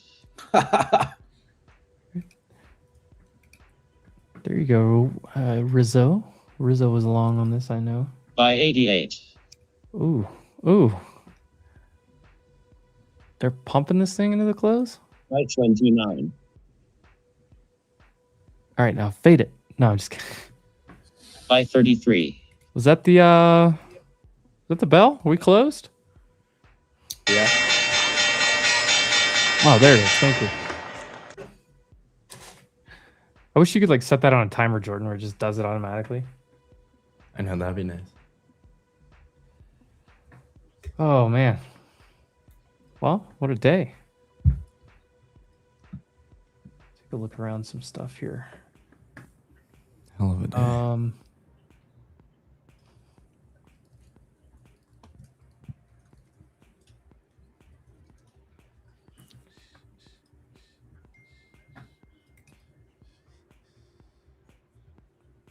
Do you know are we getting full port Matt stopping by today? Yeah, he's coming by.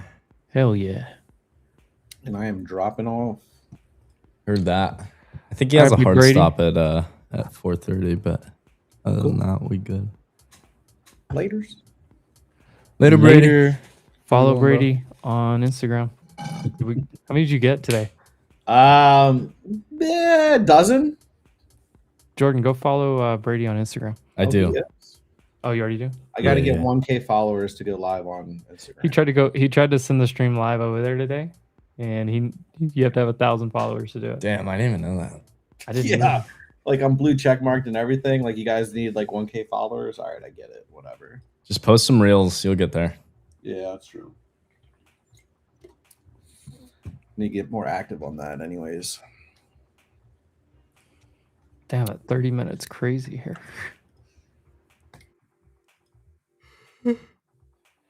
We did close above the 50-day for the first time since February 26th.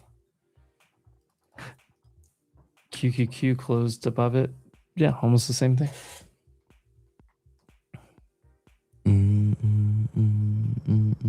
This is where like the True Social comes out, and it's like death from above or something crazy. Death from above. Amajama she definitely did not say full port anything, but I think most of us are looking at, okay, market's probably gonna come in tomorrow. If it didn't have to, but that's, and the reason I say that is because the watched pot never boils is the old saying, right? If everyone's looking for it to like retrace tomorrow, is it going to do that? Maybe not. I don't know, but what we were talking about, the one thing I'm looking for a retrace personally. It's just I think it's gonna be difficult to figure out, but that's what I'm looking for. But what we were talking about is if you see the market pull in tomorrow, but some of these stronger stocks are doing like an inside day, if they're inside of today. So like if tomorrow SPY comes down like this, but you like I don't know what was strong today, Google or Broadcom or something. If Broadcom has like an inside candle here tomorrow, it stays within today's range, that's one that you try to look for as continuation, even though this is gapped up like crazy. But Trump, I didn't ever see Trump talk anywhere. Yeah, he didn't, did he? Which, if he was supposed to talk at 3:30, he's still within his normal 50 minutes late window. So maybe we get that here in a little bit, but I don't know. He's probably just ripping NATO a new one right now. I just guess. What's up, full port Matt? What's up, guys? Can you hear me? Yeah, we got you. Chilling. What's going on, boys? How you doing? Did you absolutely print last night? Did you go full port into the news? Yeah, the wrong way. Oh no! You're expecting death from above. We got a ceasefire. Well, like we got a 14-hour ceasefire. I printed the day before with all of my shorts and puts, and like my central thesis for all of this has basically been like it's never going to end well, regardless. But like, it always ends well. It might be like short. It always has. And well, short term, like I don't know. I mean, I was just like very, very bearish on a lot of things, and I know that like trading with leverage is probably not the greatest thing for like a long-term outlook, obviously, because whether you're trading options or whether the market's moving quickly during the day or whatever. I mean, it's better to trade perps, but I'll be honest with you, I had some like puts open and some stuff like that on some options, and like I just got crushed yesterday. I like all of that stuff happened essentially like after I was able to close out any of my positions, so it was like I just had to wake up the next morning and get murdered. But being myself, I have cost averaged and increased my leverage, so we shall see how this plays out moving forward. But I do full port. I mean, it always just looks better when you buy another position and then that number comes down. You're like, oh, I'm closer to even. You know what I mean? So we shall see. But I have been printing on perps, crypto perps, like yeah, I just like have been kind of learning from you guys a bit and like tuning in here on kind of some of the like charting, and been using it, and it's been working out. Let's go. Yeah, like I've never really like paid attention to charts. I'm mostly like a longer, I'm kind of like thinking of like geopolitical stuff or like news stuff. I'm kind of like I'm into that stuff generally, so I like to follow it, and I kind of trade that way. But yeah, I don't know. I've been being exposed to so many different theses and like different ways to trade, and you guys are really good at what you do. So I'm learning, and I'm kind of incorporating some stuff. I love it. You see that just came out, Yeah, I was looking at the Wall Street Journal. There's a few different things here. Hold on. I saw the we talked about this earlier before you came on. It was like, okay, you guys added ES and NQ. New You drop added from R2I. Vest. What? New drop from Vest. The new tickers. Yeah, we got some new tickers out. You're getting into. I just understood you of saying you're dropped. No, like, new wait, drop. I got dropped? New drop. Like, what did I get dropped for? Yeah. We would never drop you. No, I saw it because like I looked at it. I was like, oh, Natty Gas? That seems like, you know what they call Natty Gas, right, Matt? They call it the Widowmaker. Really? Because it will just absolutely rip people apart. Oh God, I opened up a long on it with quite a bit of leverage. Maybe I should go check this position.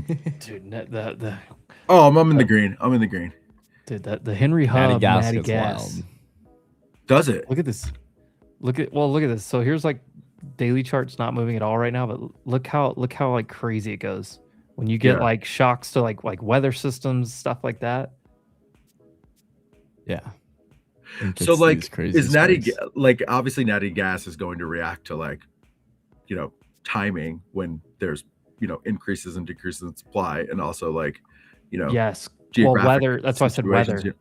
Weather, like cold snaps and stuff like that, like back around Christmas time. So like Christmas time, there was like that huge, it like ran up into Christmas here. Let's see, where was it? Or it was like before Christmas. It ran up into like cold weather, and all of a sudden it got really warm, and then like those snowstorms that hit everywhere in late January. Like me and Jordan were out in Tennessee. We flew out like the day before it took Nashville out. But like boom, look at that. I mean, this is a huge move. So you're saying like essentially the supply can be literally affected by the weather, like they're because of all of a sudden if it gets super cold and all of a sudden everyone's using if half way more natural gas than normal. Country is using way more gas, like all of a sudden everybody's running their heaters 24/7 like out of nowhere, then like it's a different, and like futures, what they're used for is like hedging a lot of times anyway. So if like you're a producer of natural gas or distributor or whatever it is, like based off to protect yourself from price fluctuations, you're hedging yourself a lot of times with futures. It's the same thing farmers do with wheat and soybean and cattle and all those things. I mean, that's what they're made for. But traders will trade anything, right? And Honestly, course. this kind of looks like a short. I don't know. I know you kind of looks like a short. I mean, kind of looks like a short, honestly. Yeah, like Vest listed this commodity today, natural gas, and like I went and looked at the order book, and there was like, probably like 50 trades within 10 minutes of us listing it, and 48 of them were long.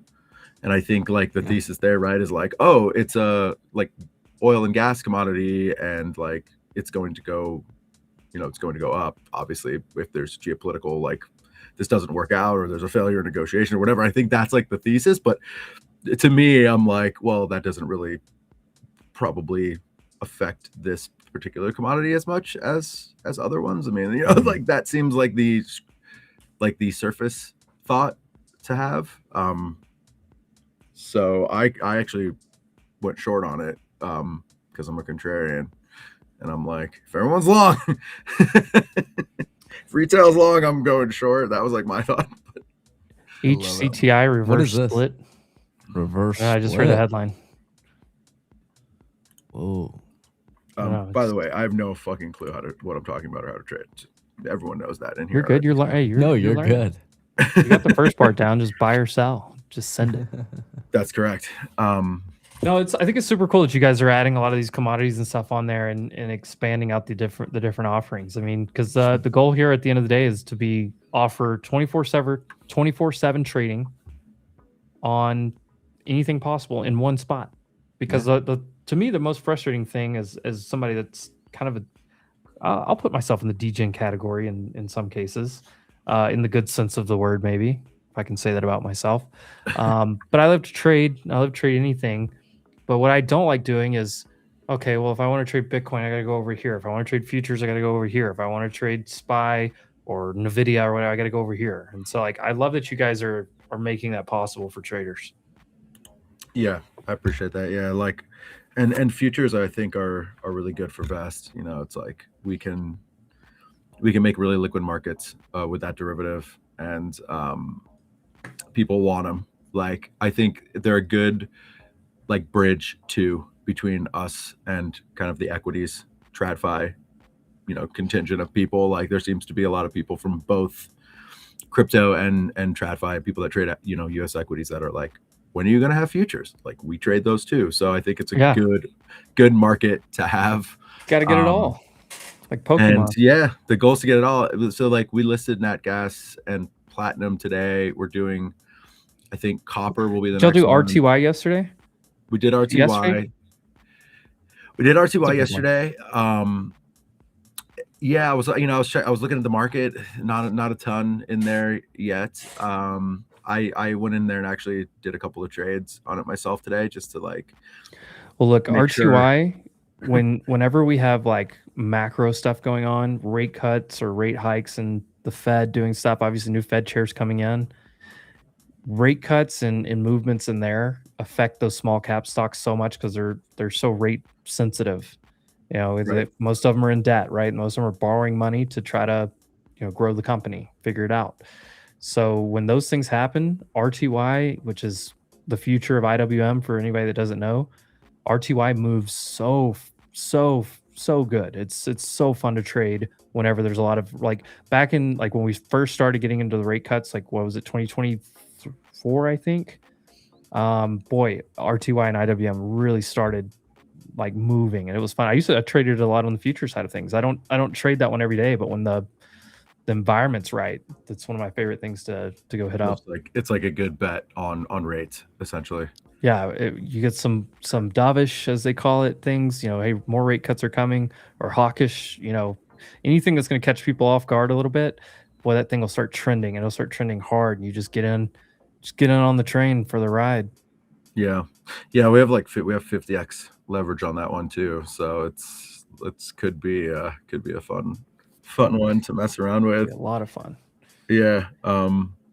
Yeah, so I think with that said, like, there hasn't been a ton of orders in the book on it yet, because I think there's probably it's not in the news at this moment. Everybody's focused on the war. As soon as the war stuff calms down and we get right back to, look, you're about to have a new Fed chair. So you have one meeting left at the end of this month.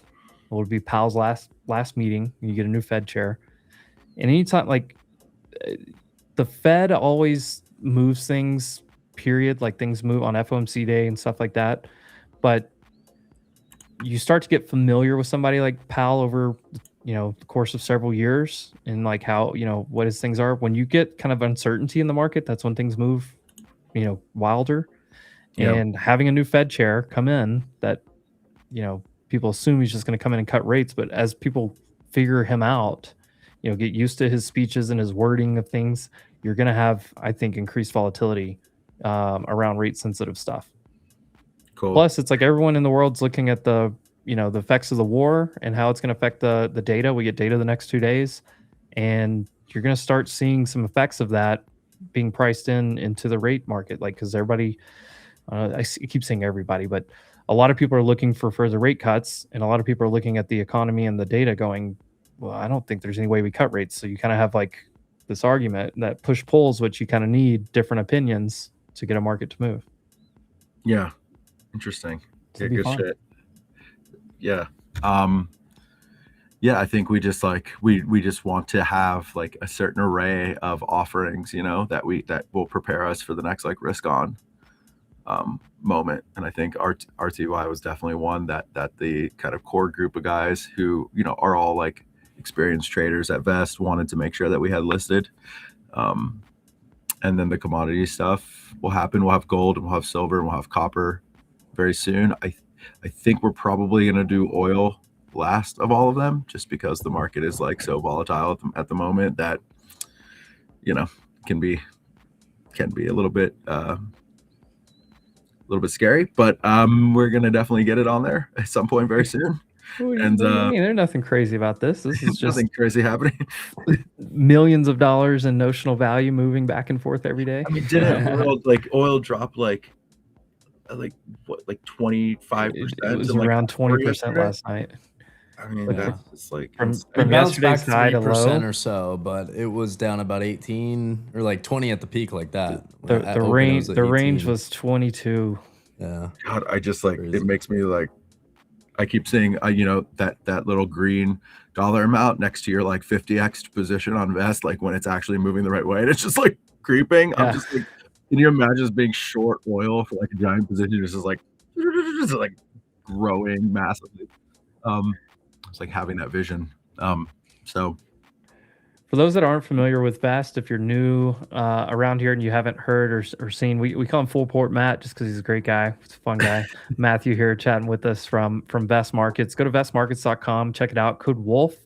We'll get you the best discount over there. I think it's what is the discount right now? 50% off? yeah, 50% for any priced evaluation on our prop side. So we've got the exchange, and then we've got the prop business. And that's where I was going with this statement is, so Vest trades perpetual futures, 24/7 markets are the future. You see that right here on my screen. That's what things are working toward. They trade off perpetuals. You can trade these anytime. You can trade your own money. So you can put your own money in here and trade it, or you can do, especially if you're new to it, go over to the prop side that they have. So they have both, it's a little two-pronged approach here. Go to the prop side, maybe get yourself comfortable, pass that eval, get some payouts, use that to fund yourself that way. So a couple ways to approach it here. But big shout out to Vest. What was it gonna? Oh, I was gonna ask you. I get this question the other day, and I don't know if you're the right person to ask, Matt, but I want to ask the question either way. Perpetual futures are basically based off of the underlying. They don't have the exact same. They don't have the exact same pricing, and a lot of people, like, that's kind of the first thing they run into. They're like, well, wait, QQQ, the perpetual futures trading 40 cents different or something than the actual underlying. But you can still chart and trade things the same way because it's going to move in tandem with it. But the way I understand how perpetual futures work is essentially you're creating a book around the spot and it's moving with that. But if everybody's on one side of the bid, if you've got way more people that are long than short, that's going to bump up the spread a little bit to where the future trades a little bit higher. And that's kind of how, like, I remember when I was learning like Bitcoin perpetual futures back in the day, that was kind of the way that I understood it. I'm just curious if you have maybe like an explanation around kind of how perpetual futures work and how they move. And they rebalance every so often. I don't know if it's 4 hours, 8 hours, or how you guys do that. But and if you don't have the perfect answer to that, Yeah. I mean, there's a general explanation, but I was just curious if you had any thoughts around trying to explain perpetual future. I have like a fairly basic understanding of it, but it's hard for me to like regurgitate that to other new people. Yeah, I mean, I think you're pretty much spot on. I mean, I think the short answer is that it's it's a market a market in itself, right? So like if you go and you want to trade an option, and you're looking at like SPY puts, whatever expiry time or date and time, like you go into that market and that market is moving on its own, right? So it has an order book, it has a bid and it has an ask. It's the same thing essentially for perpetual futures. Like we're just a derivative market, so we have our own order book. We do have an underlying like Oracle price, but obviously like if large orders come in on either side, it's it can affect the price. It can deviate from spot. Now, like, is it going to do that over long periods of time in insane directions? Most likely not, because people are using these derivative products for whatever purpose around the spot price, and or like if it ever went somewhere that wasn't dictated by the order book, we would just be shut down immediately because everybody would just be eating us alive. So like essentially it's going to move with the underlying asset, but it's a derivative product and it has its own order book, so it could be slightly different for short periods of time.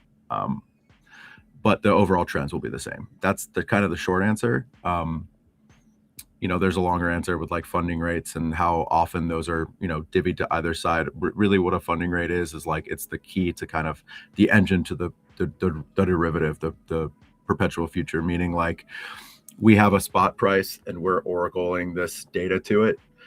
People are then trading on either side, and if there's more orders on one side or more positions on one side than the other side, whatever has more of that side is paying the other side that funding rate in order to keep to keep it tied to spot to a degree.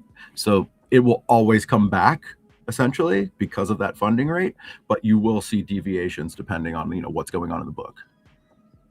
Hopefully that makes sense. I think you're on mute. Oh, you're muted. Dadgummit. You're good.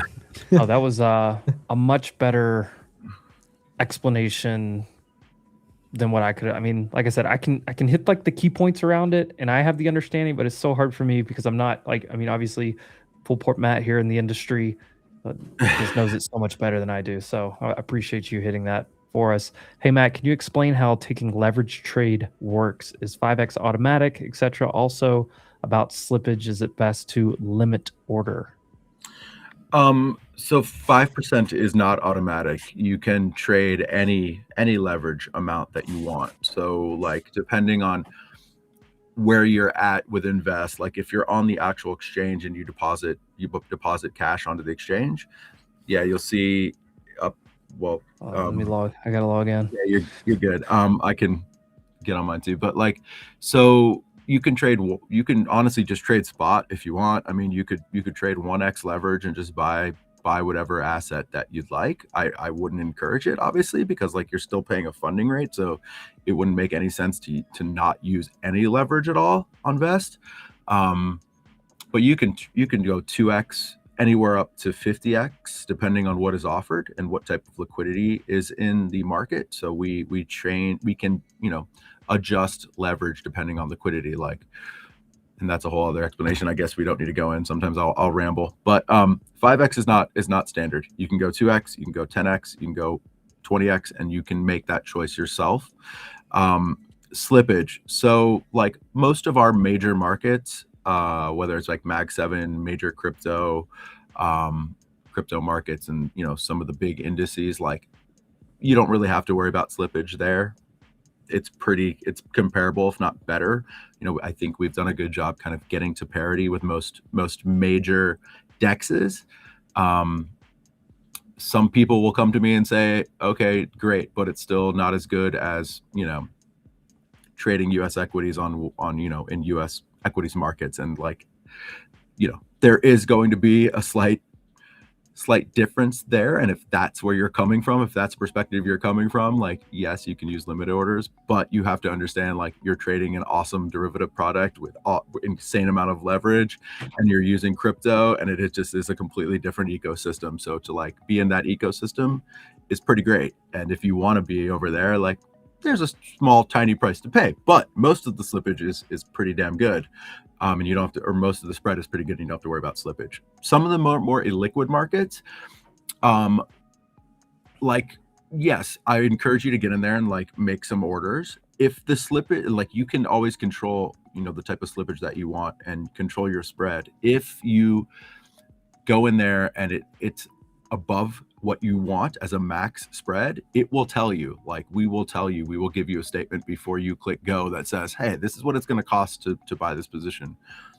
Do you want to continue with the trade? If that's the case, then I would encourage like limit ordering. Just, you know, do smaller positions until you get what you need to open. So kind of a long answer for it, but most everything you'll be fine. If it's more liquid or a smaller market, like, yes, try it. And if it's too much or it's, you know, surpassing your slippage, then use limit orders and you'll be okay.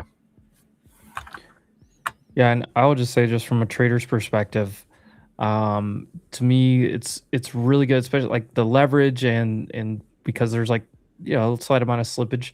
So what I do is I'm looking for a trending type of move, and I'm working myself into, like, I'm not just going to take a full position. I'm going to kind of like scale my way into it. So I'm going to, you know, take an order, take another order, you know, kind of work myself into a position. But I'm looking for like trending type of moves. I'm not going to try to hyper scalp like how I trade futures sometimes. Like, I'm not a hyper scalper, but I do take some scalpy type of trades in futures. I'm not going to try to do that on Vest. I'm looking for directional moves with leverage. And that's where, you know, getting in on a trend and just riding that trend with some leverage, I think, is just, from a trader's perspective, that's where I've seen, and that's where I had the success that I had, was getting in on a trending type of move. Yeah, you're spot on. Like, you know, if you're going to like use mass amounts of leverage, like if you're going to come on Vest, you want to trade with leverage, it's probably not the best place to just be like, I'm going to, you know, 2x and hope this doesn't move much. You know, Yeah, you're really you're looking don't try for to take you know, stuff. 2-minute trades or 10-minute trades. Yeah. You know, try to do directional type of trades. Leave yourself some, and if you think about it, if you catch a directional trade with leverage, you don't need to like full port or anything, because you're that's where the leverage comes in. The whole point of using leverage is so that you don't have to like tie up half your funds into a trade. Exactly. And it's a great place to like hedge other stuff too. Yeah, and like, so anyways, like when you get into Vest and you're going to, you know, you have your account open, you have some cash on there, you click a market that you want to trade, there's like a little lever right there on the top right under claim profit.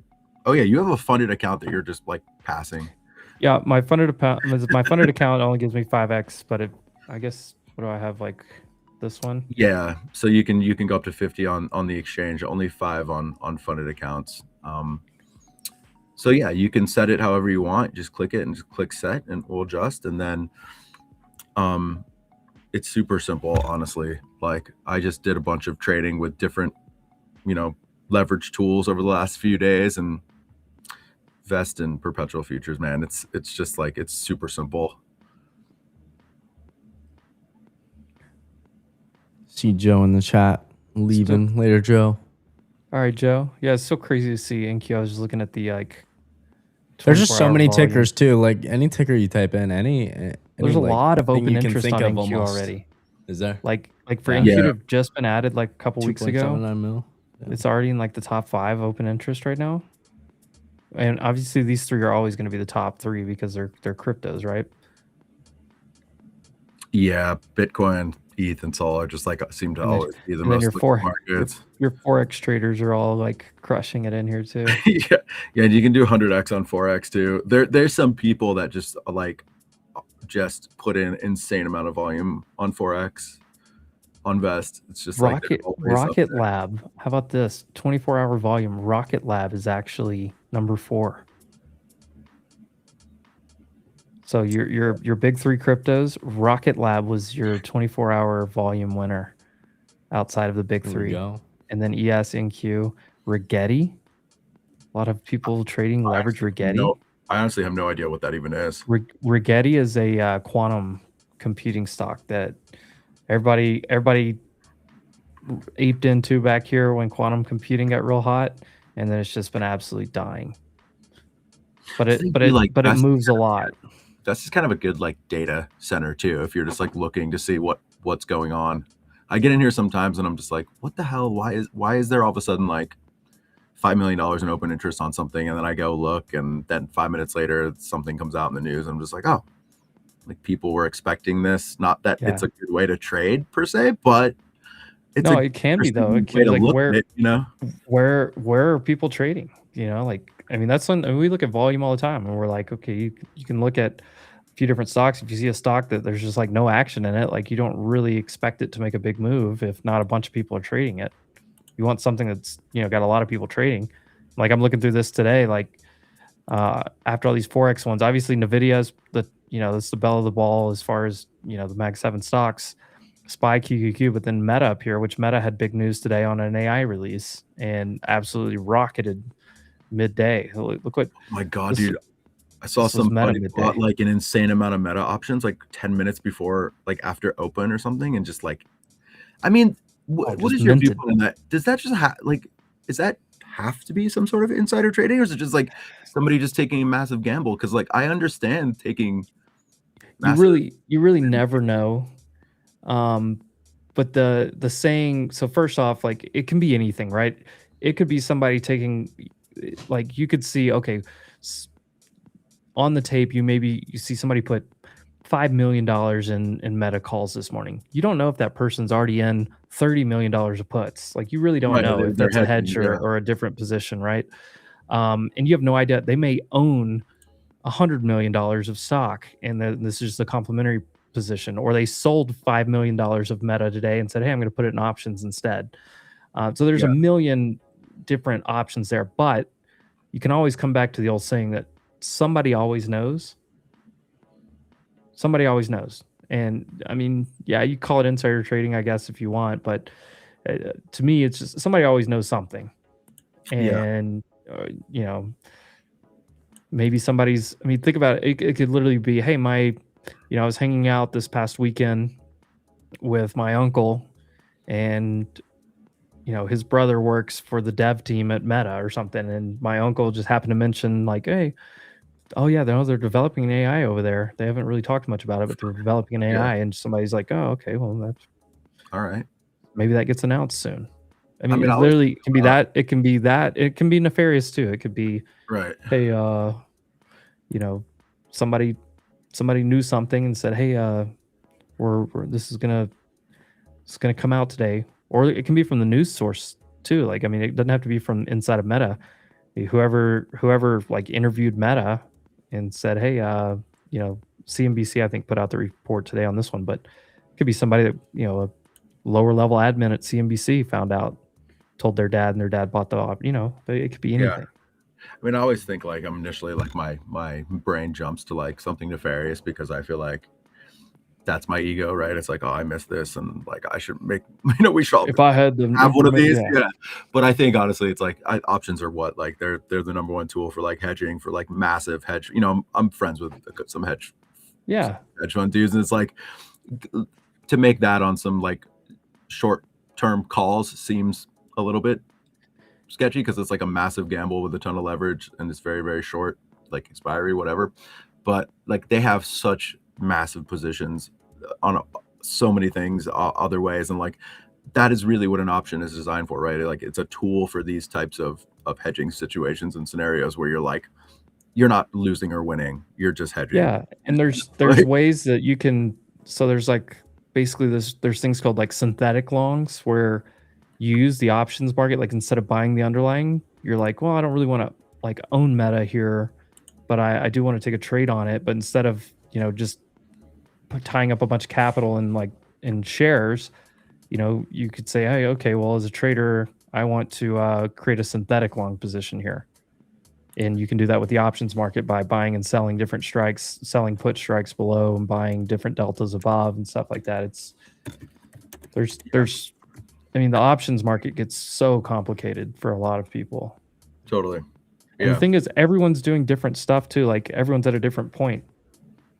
Like this is one thing about, I mean, there's people that could be selling Meta today that bought it last week, and there could be people selling Meta today that bought it 5 years ago. And there could be people buying Meta today that are buying back something that they sold up here, or there could be somebody buying a completely new position that's been waiting to buy Meta since back here somewhere. Like you just have no idea. And then there's people on both sides. There's people that have, maybe they were shorting Meta and they're buying it back today. They're like, okay, it's reclaiming it. Let me buy it back. They got good news. Let me get, out of short. So I'm buying it back, but I'm not really buying it. I was just short. So I'm buying to cover a short. So there's so many, a market is so many different participants doing different things on different time frames. Some people are taking, 15-minute trades. Some people are taking 15-year trades. Yeah, it's kind of the beauty part of just like this entire system, isn't it? It's just like insanely nuanced and complicated, and shit's happening on all ends. People want to like try to simplify or like put everything into a box, and it's almost impossible to do that. Like I always get so frustrated when people are, one of the biggest myths I think in trading is when people are like, well, there's a winner and a loser to every trade. Like at a surface level, like yes, okay, if I'm buying something here and Jordan's selling it to me and it goes up, then it looks like Jordan lost and I won. But Jordan could have been in from 1,000 points lower and he was just ready to sell it. Mm-hmm. There's not necessarily a winner and loser for every single trade because there's so many different variables of timelines and positionings and stuff like that.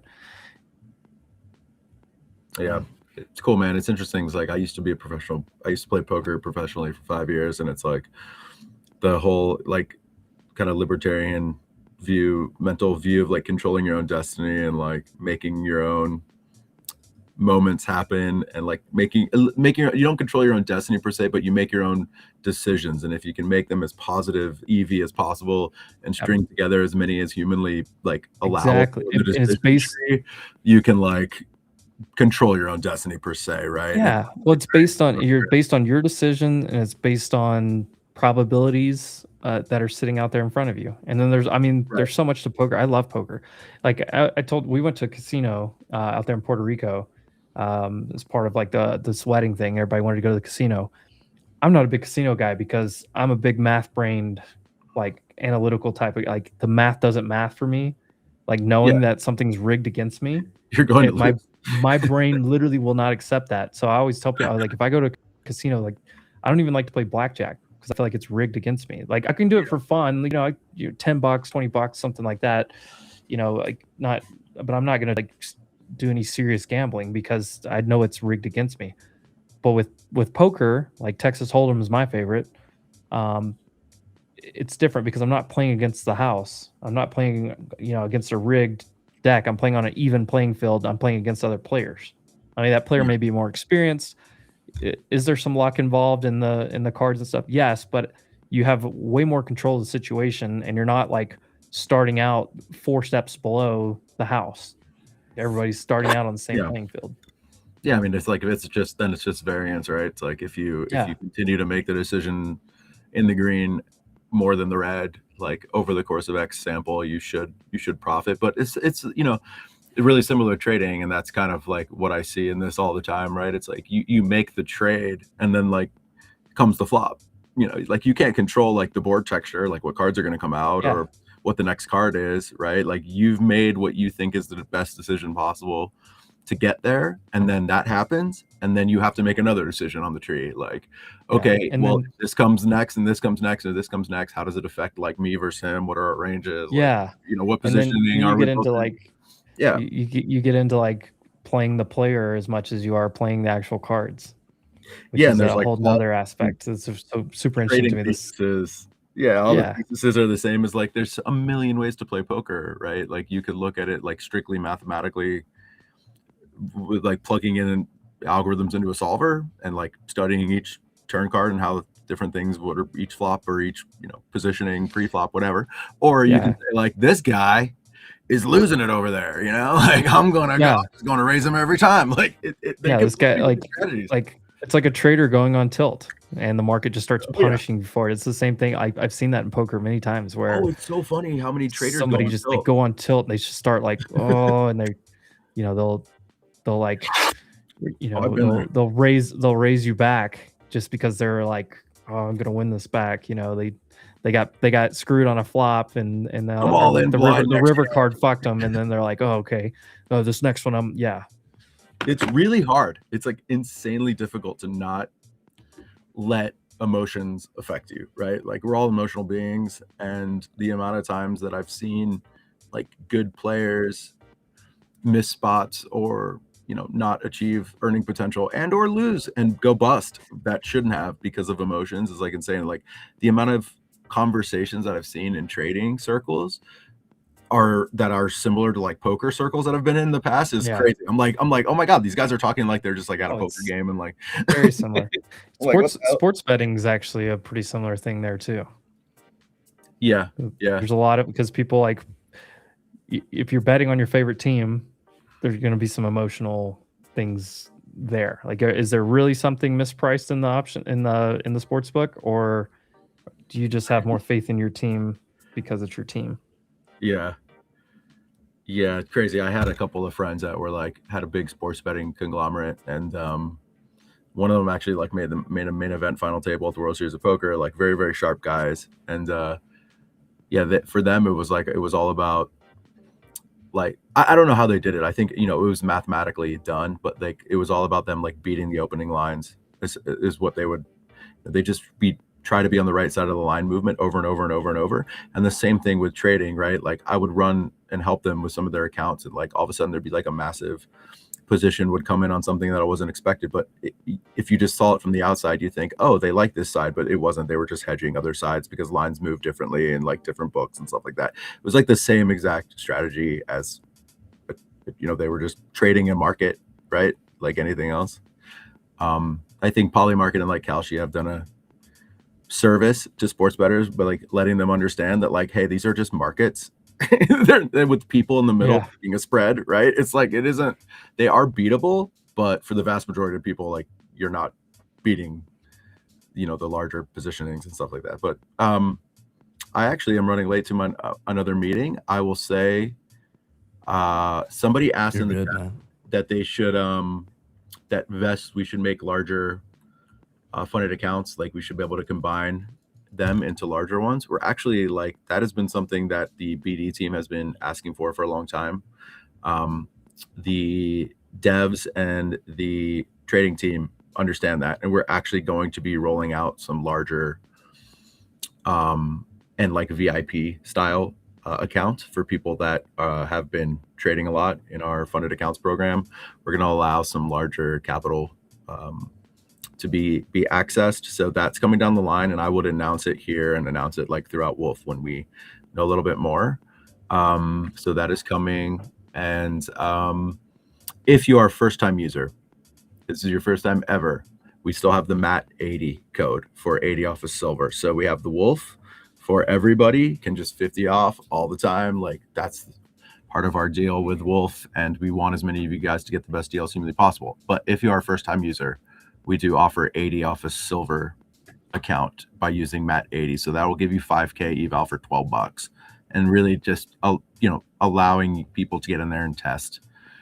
You mess around with the UI, get a cheap account, like trade some perps, ask us questions next Wednesday, all that stuff. So that's all I'll say. And thanks for having me, guys. I know you guys are staying late and stuff like that too for me because I'm on the West Coast. You guys are like, no, we're good. What's funny is like after the market closes, like especially for me, because like I'm just going from when market opens to like right now, I haven't even eaten, but like I get to this point of the day and I sit here and it's like kind of like just decompression mode for a little bit. Yeah. And I usually, I sit here and talk, and then when we finish the stream, me and Jordan sit here for like, I don't know, 20 minutes. A lot of times we just chat, just kind of decompressing, just hanging out, even though the stream's turned off. Yeah, end of workday. Well, me and Jordan had a good time last week. We gave away a couple of codes, or gave away a couple of accounts free. Those people used them. I hope that they enjoyed them. If we get any feedback here, but shout out to that. Yeah, we were just kind of shooting the shit, and I can tell it's like That's what we do, you know. Everyone's been going through it all day. Like you guys are just so like Dude. in the zone. And it was just being crazy. so- It was that last Thursday? Was that when I was at Starbucks and then I Yeah. had to pack Yeah. up and roll out? Yeah. Yeah, I was like, man, it's just Yeah. not only was I at Starbucks going for on. like 5 hours, but 4 hours or whatever, but I was like, okay, this week's been crazy, 3-day weekend. I just want to get back home and just get away from charts. No. Yeah. All right, Matt. Well, we'll let you go. appreciate guys. Thank you so But much. Have a great day. We'll talk again soon. All right. Peace out, boys. Peace. Later, Matt. As for the crew, we'll be back tomorrow. Another day. There you go. Hit that for you, man. I love it. For you. Bing bang. Another one. There we go. How about that? I gotta All right, get some, crew. I gotta start getting some sounds on my soundboard. Yeah. We're wrapping it up. Like the stream. Subscribe. We'll be back tomorrow. It's Thirsty Thursday tomorrow. See what this market has to offer. Maybe get some more trades. I didn't do anything today, so I'm ready to trade tomorrow. We'll see. But love y'all. Have a great night. We'll see you tomorrow. Peace.